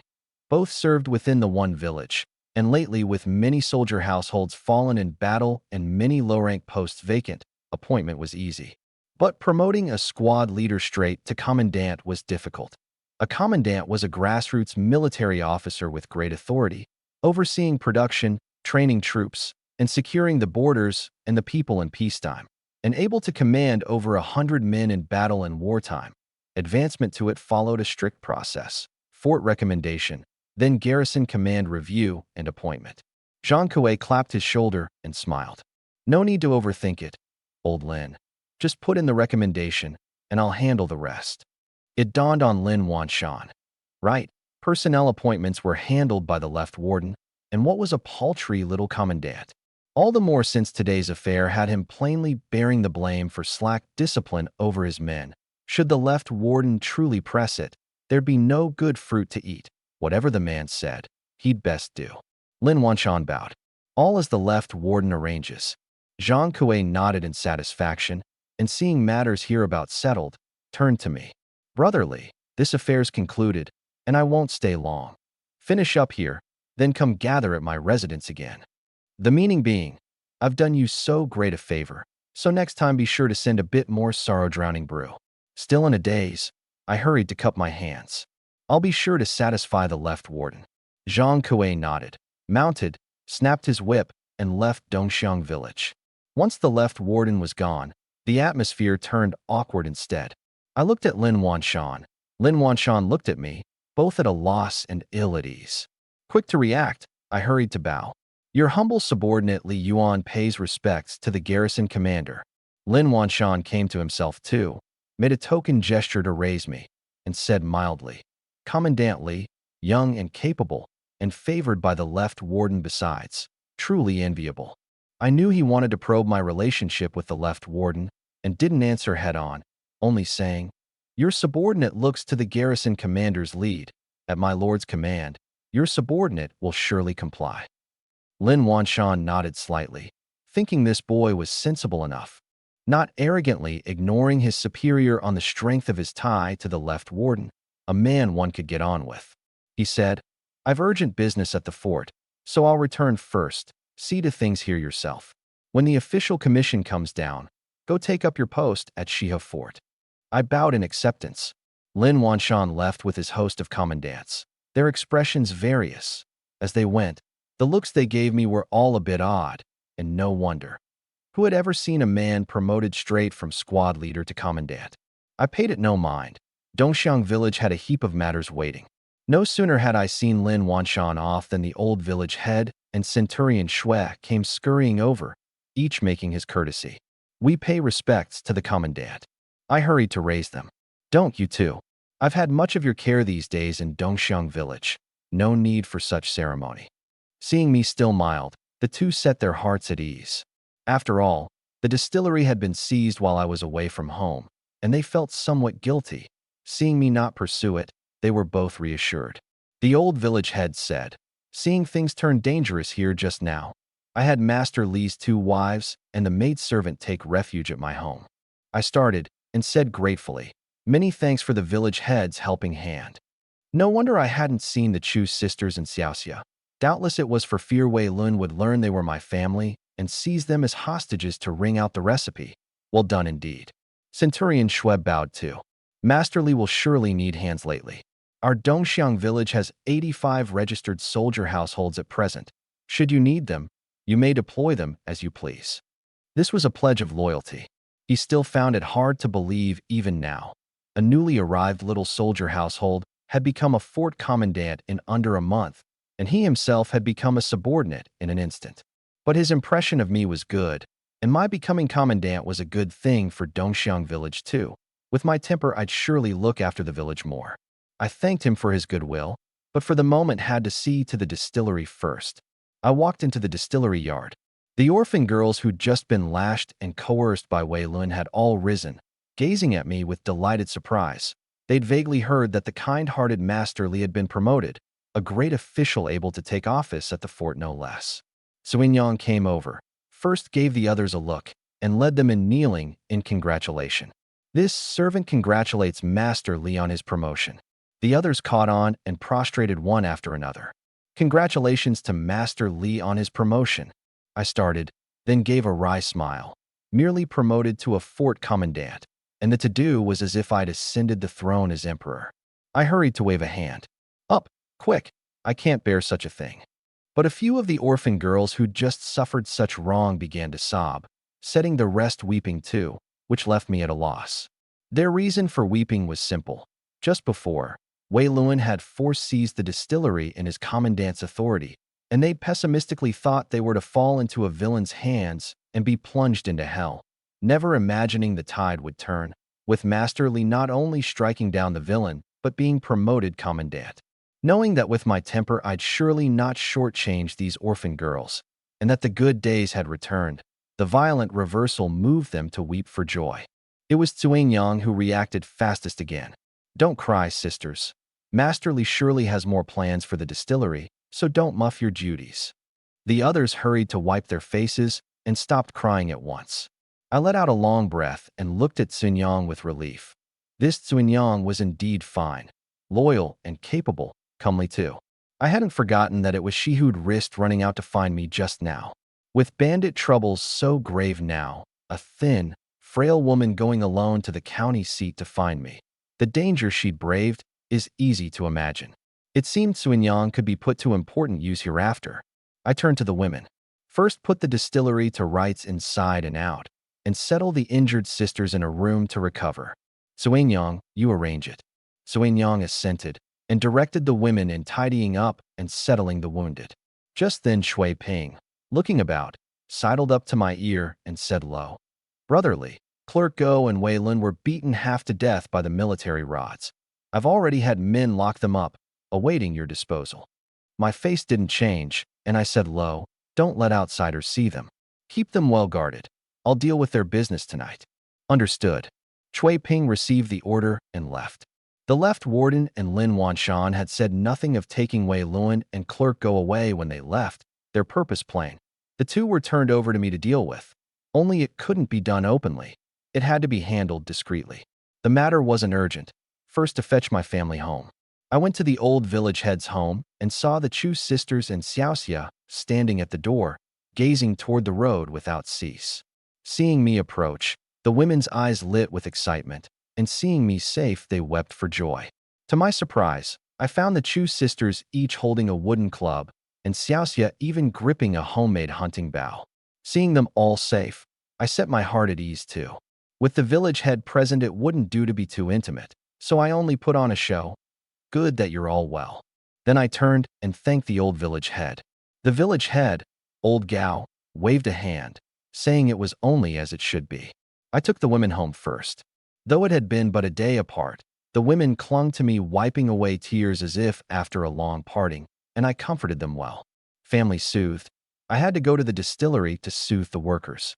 Today the orphan girls had suffered no little wrong, yet not one had let slip the brewing method to Wei Lun, which gladdened me greatly, and I resolved to reward them well. Re-entering the distillery, the place was already cleaned up, tables and chairs and implements back in place, soft giggling coming from within. Seeing me return, Xinyang hurried to call everyone together. She knew I had something to announce. Sure enough, once the women had gathered, I said straight to Xinyang, "Send someone to bring the sisters from the hemp spinning workshop over too." A quick-footed woman went out to call them. I went on, "Everyone at the distillery today was frightened. Each draws 50 coppers reward. Those whipped and injured. Each draws 200 coppers for medicine and is granted 5 days to recover." The orphan girls were overjoyed beyond themselves. After the distillery's expansion, the workers numbered over a dozen, mostly that earliest batch of orphan girls who'd followed me. Without me, many of them would long since have starved, so they were intensely loyal to me.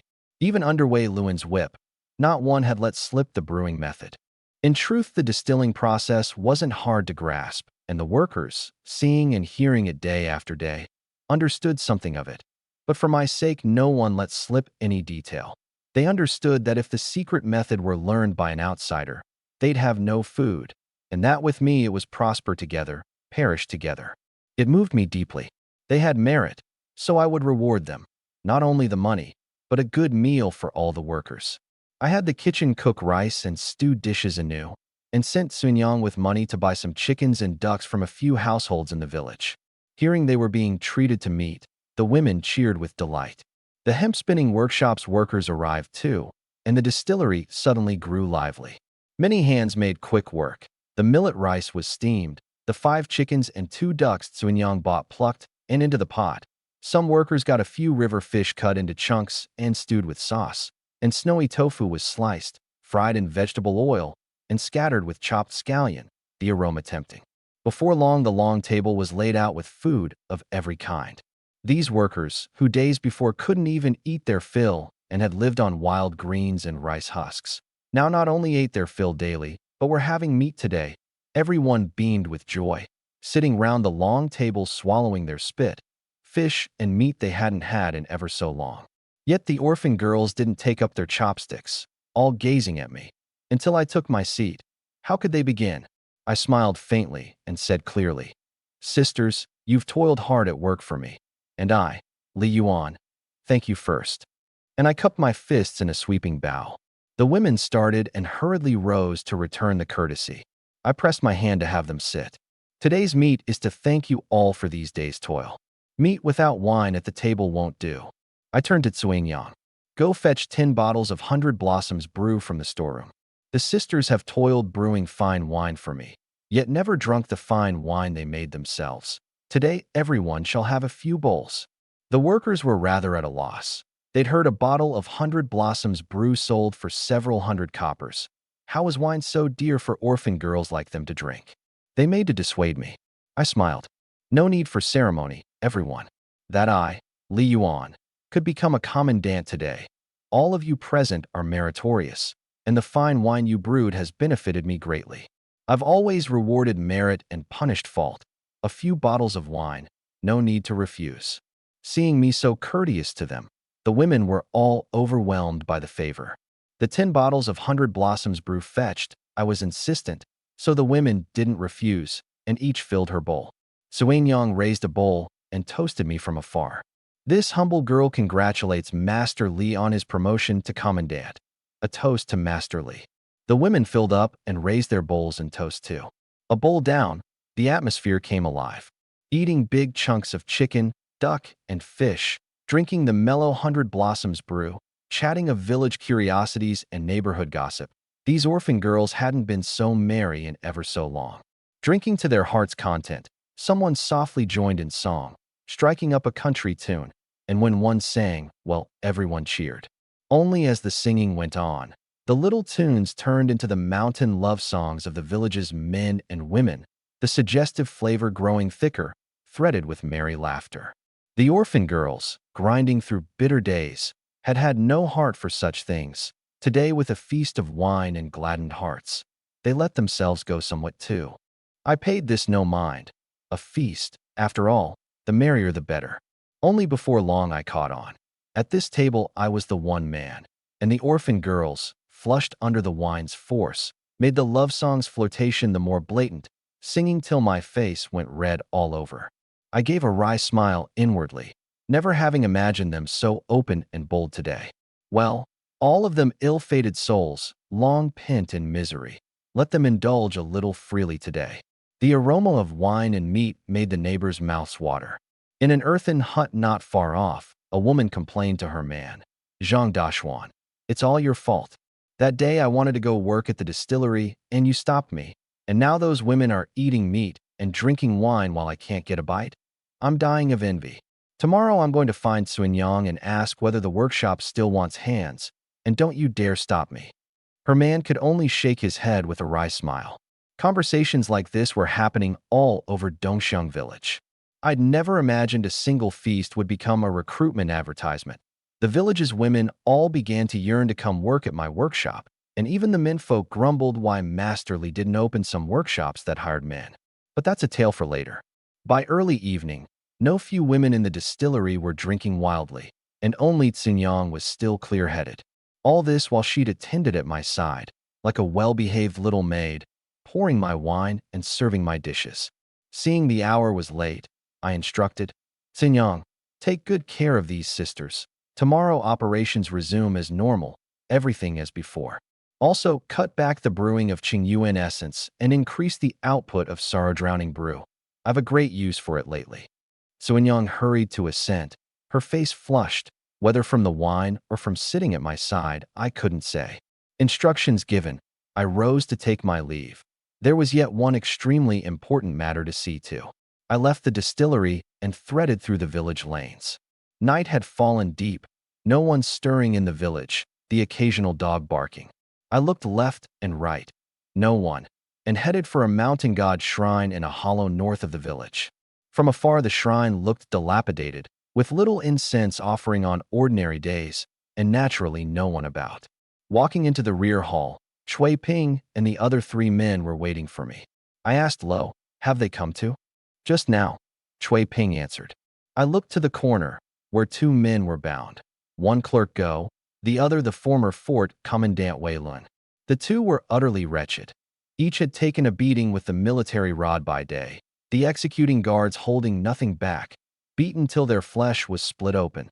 Now their hair was disheveled, their clothes in tatters, their mouths stuffed with rag, able only to make muffled sounds. I crouched before the 2 and stared at them coldly. Clerk Go didn't dare meet my eyes and looked away. Wei Lun, however, glared at me, hatred in his eyes bloodshot, his expression as if he longed to take a bite out of me. Looking at Wei Lun, like a drowned cur, I sneered. "Wei Lun, didn't you mean to seize my distillery?" Didn't you mean to wreck my home? Did you ever think of today's end?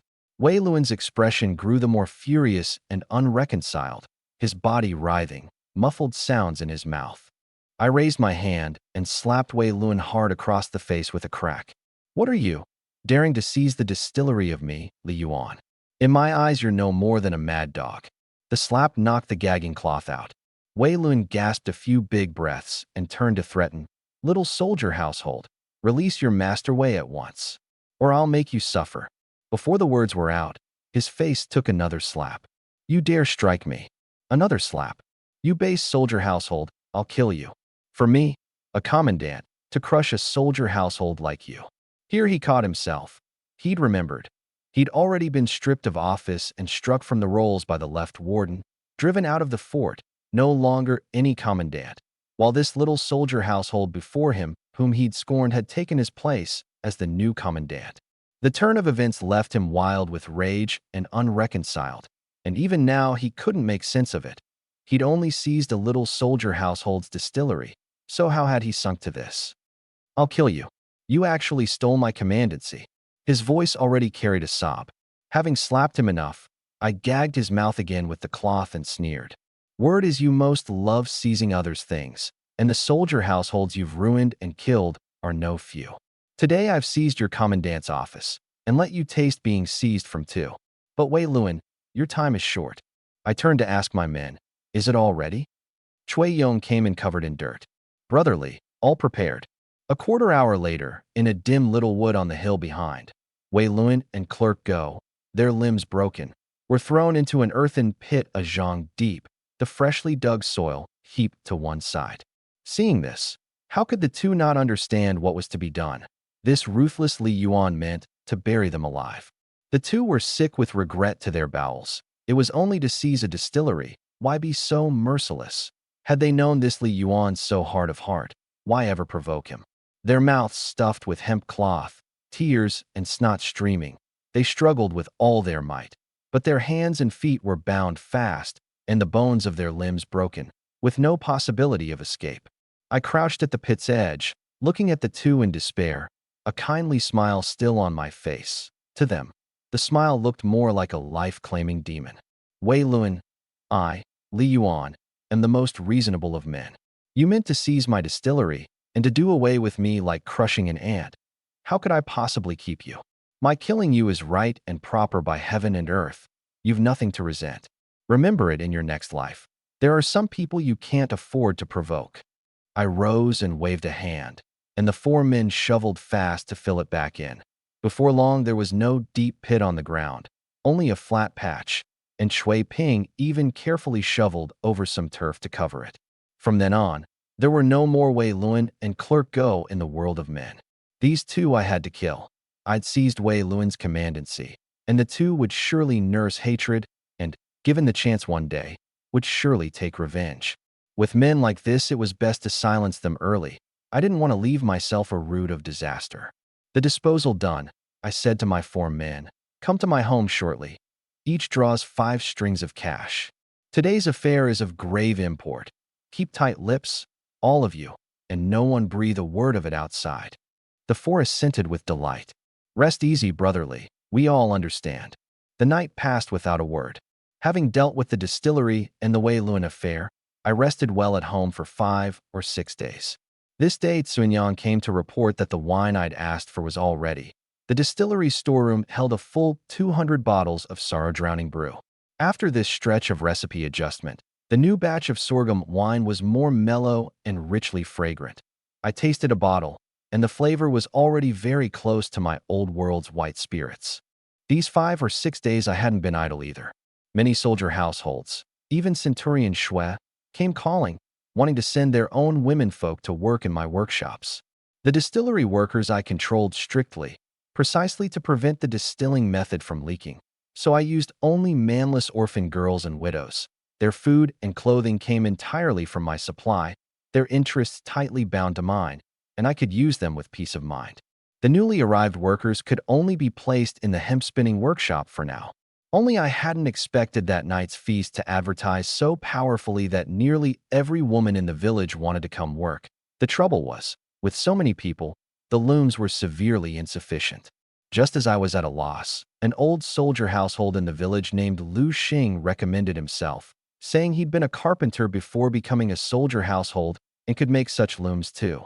I was overjoyed and at once set about establishing a woodworking workshop in Dongxiang village. The surrounding mountains had ample timber, and had Lu Xing recruit a few more of the village's old and weak soldier households to help, and it opened for work.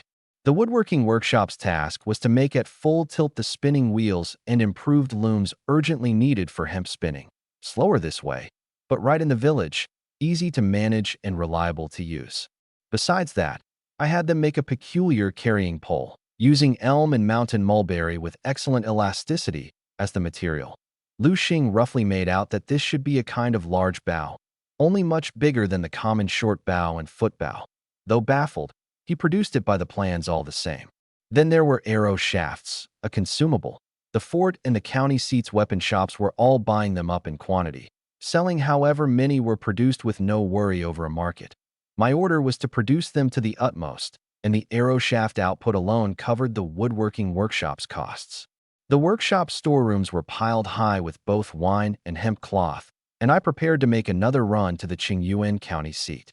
This time the convoy became 3 carriages, plus a dozen-odd new soldier households as escorts. The roads were more dangerous outside, with small bands of robbers ceaseless, and for safety's sake I could only expand the team. Luckily, the village's soldier households all knew that going to the county seat with Master Li meant both eating one's fill and earning money. The idle ones at home, hearing I was going again, came calling on their own, all wanting to follow and earn coppers. I picked a dozen-odd strong, able ones as escorts and drivers. With too much cargo, I bought 2 new carriages from the Shiha Fort carriage and horse dealer besides a set of cart and horse near 30 strings.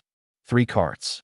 One with a reinforced body specially for the wine, loaded with 300 bottles of 100 Blossoms brew, 350 of Qingyuan essence, and most crucial of all, 200 of sorrow drowning brew. This 1 cart of wine alone was worth over 1,000 strings, to be guarded with the utmost care. The other 2 held the hemp cloth the workshop had rushed out day and night these past days. With bandits running riot and the roads cut off, hemp cloth in the county seat had risen quite a bit again, a bolt already over 1 string 200 coppers. The 2 carts held a full 300 bolts, and delivered, they'd earn a tidy sum. I mounted the charcoal black steed I'd gotten from the Garrison command and waved a hand. Move out. The convoy went south out of the village onto the dirt road to the county seat. The escort soldier households, though in plain hemp clothes, all slung blades and carried spears. A dozen-odd of them made a fairly imposing sight from afar. Besides Chui Ping and my 4 old subordinates, the price I'd set for same village soldier households was 100 coppers a day as escort, a very high wage by Great Liang's reckoning, and the new soldier households were each in high spirits. Earning 100 coppers a day, they could at last hold their heads high before their wives, and many reckoned to buy something in the county seat to bring back and please their families, so morale was strong all the way. We hadn't gone far when I found the convoy had actually grown. Glancing back, at some point a good many travelers had fallen in behind. Peddlers with shoulder poles of goods, farmers pushing wheelbarrows of vegetables to sell in the county seat, even a couple returning to the wife's parents' home. All sorts.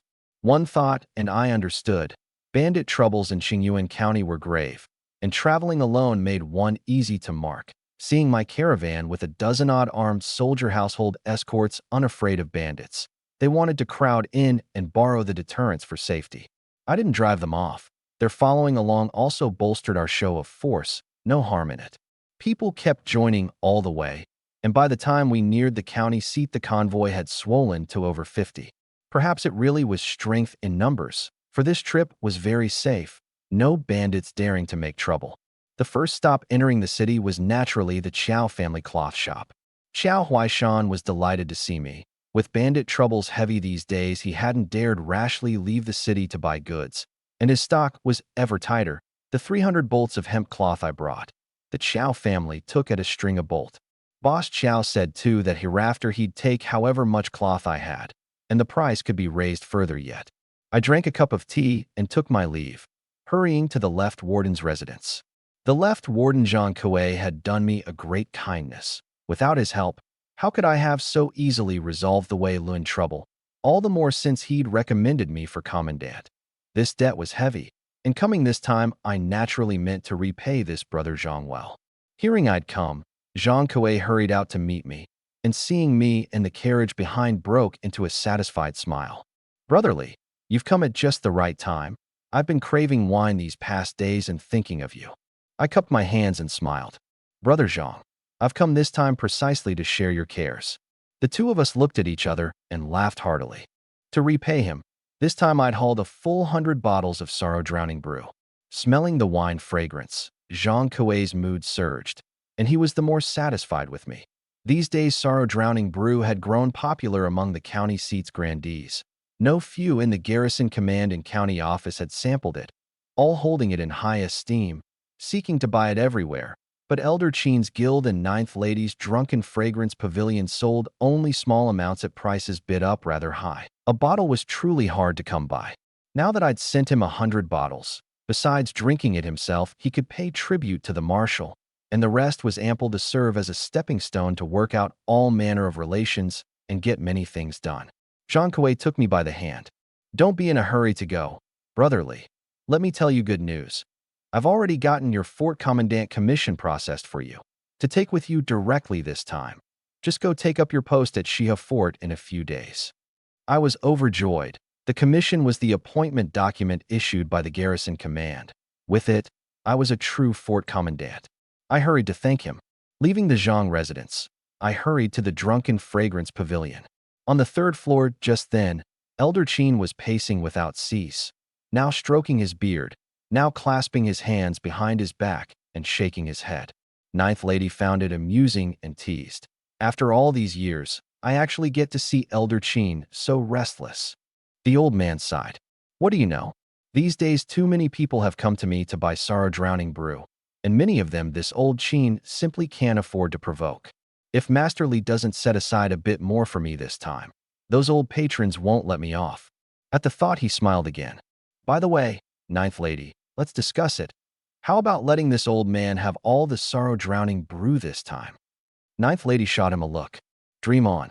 This sorrow-drowning brew is the nectar of the Jade Pool now. Buying from Master Li at 5 strings a bottle, I can resell it for 7 or 8, and then some. Who'd hand over a free money business to you? Elder Qin, finding her impervious to every approach, could only resign himself. Just then a serving boy ran up. Proprietor, Master Li has arrived. The two rose at once. Show him up, quick.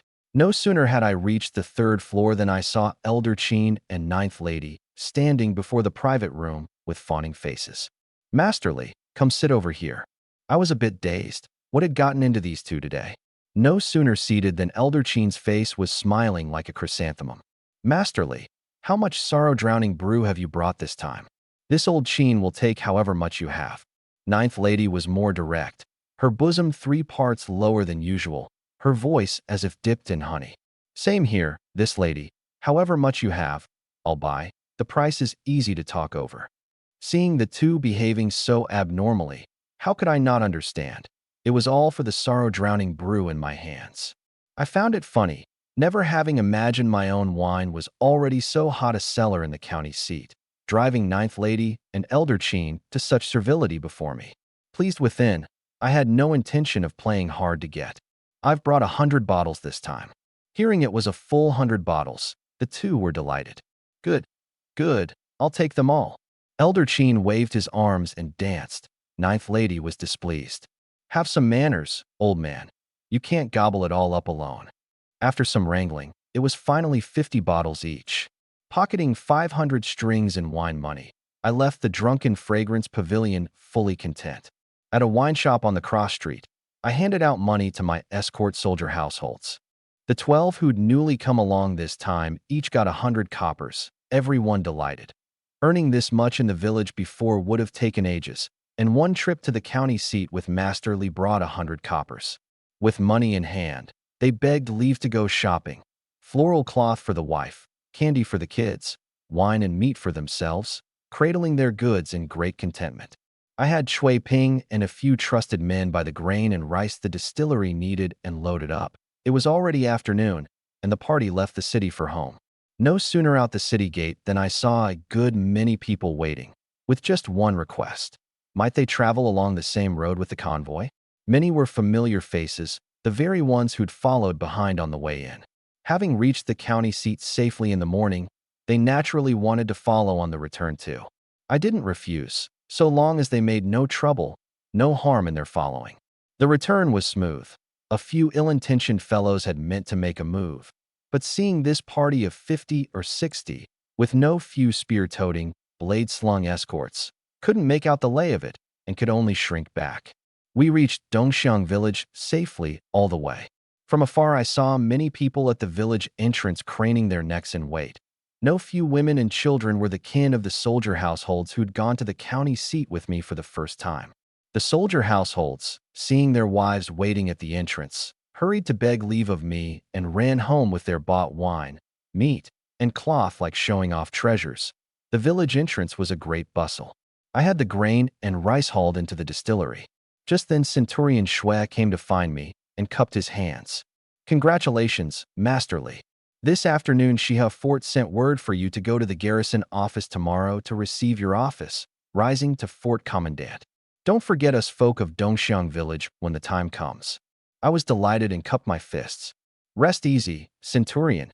As a commandant at Xia Fort, I'll surely win enough benefit for Dongxiang village." Centurion Xue was overjoyed. Early the next morning, after breakfast, I took my 4 men and hurried to Xia Fort to receive the commandant's post.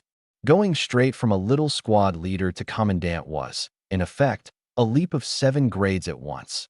Though not exactly soaring to the heavens in a single step within the soldier household system, it was a swift rise indeed, by no means to be taken lightly. I had Shui Ping drive a carriage loaded with a good deal of cloth and wine as gifts. Taking up office took no little smoothing over, so I'd laid in plenty in advance. Entering Xia Fort and reaching the garrison office, I had my 4 men wait while I went in alone. In the rear hall, Garrison Commander Lin Wanshan was there with a host of commandants. I was the left warden's recommended man, and they didn't dare put on airs either. A guard came in to report. "Soldier household Li Yuan begs an audience." Lin Wanshan nodded. "Show him in." Led by a commandant, I entered the rear hall and bowed to Lin Wanshan at the head and the several commandants. Soldier household Li Yuan pays respects to the garrison commander and the commandants. Lin Wanshan nodded. "Dispense with ceremony, give him a seat." Once I'd sat, Lin Wanshan said gravely, "Before conferring office, I've something to ask you. Li Yuan, in your coming to my Xia Fort, did the left warden give you any instructions?" He was probing the depths. What exactly did the left warden mean by promoting me to commandant so abruptly?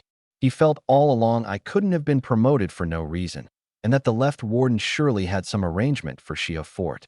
I mused a moment, and an idea flashed through my mind. I knew Zhang Kuei's making me commandant carried no arrangement at all. This commander had plainly misunderstood.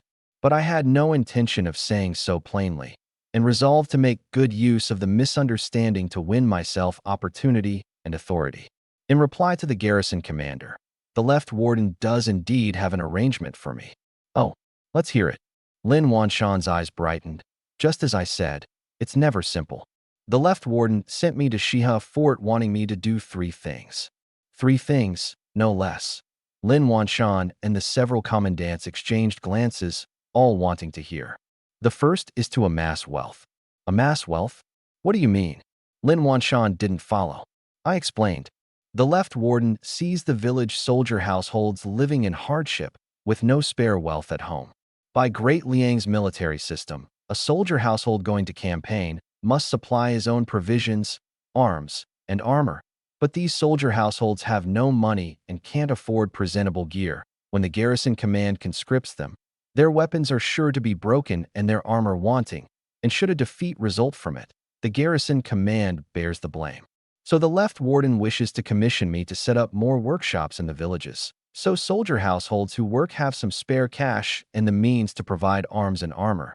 That is amassing wealth." Lin Wanshan and the commandants in the hall nodded again and again. Well put. Great Liang soldier households had to provide their own rations and weapons for campaign, and many of the village's soldier households were freshly recruited and dirt poor. Never mind providing gear. Even feeding themselves and their kin was hard. This first thing not only made sense, they wholeheartedly approved. Lin Wanshan stroked his beard. The left warden is far-sighted indeed. This is truly a priority for the fort. Go boldly about amassing wealth for the soldier households.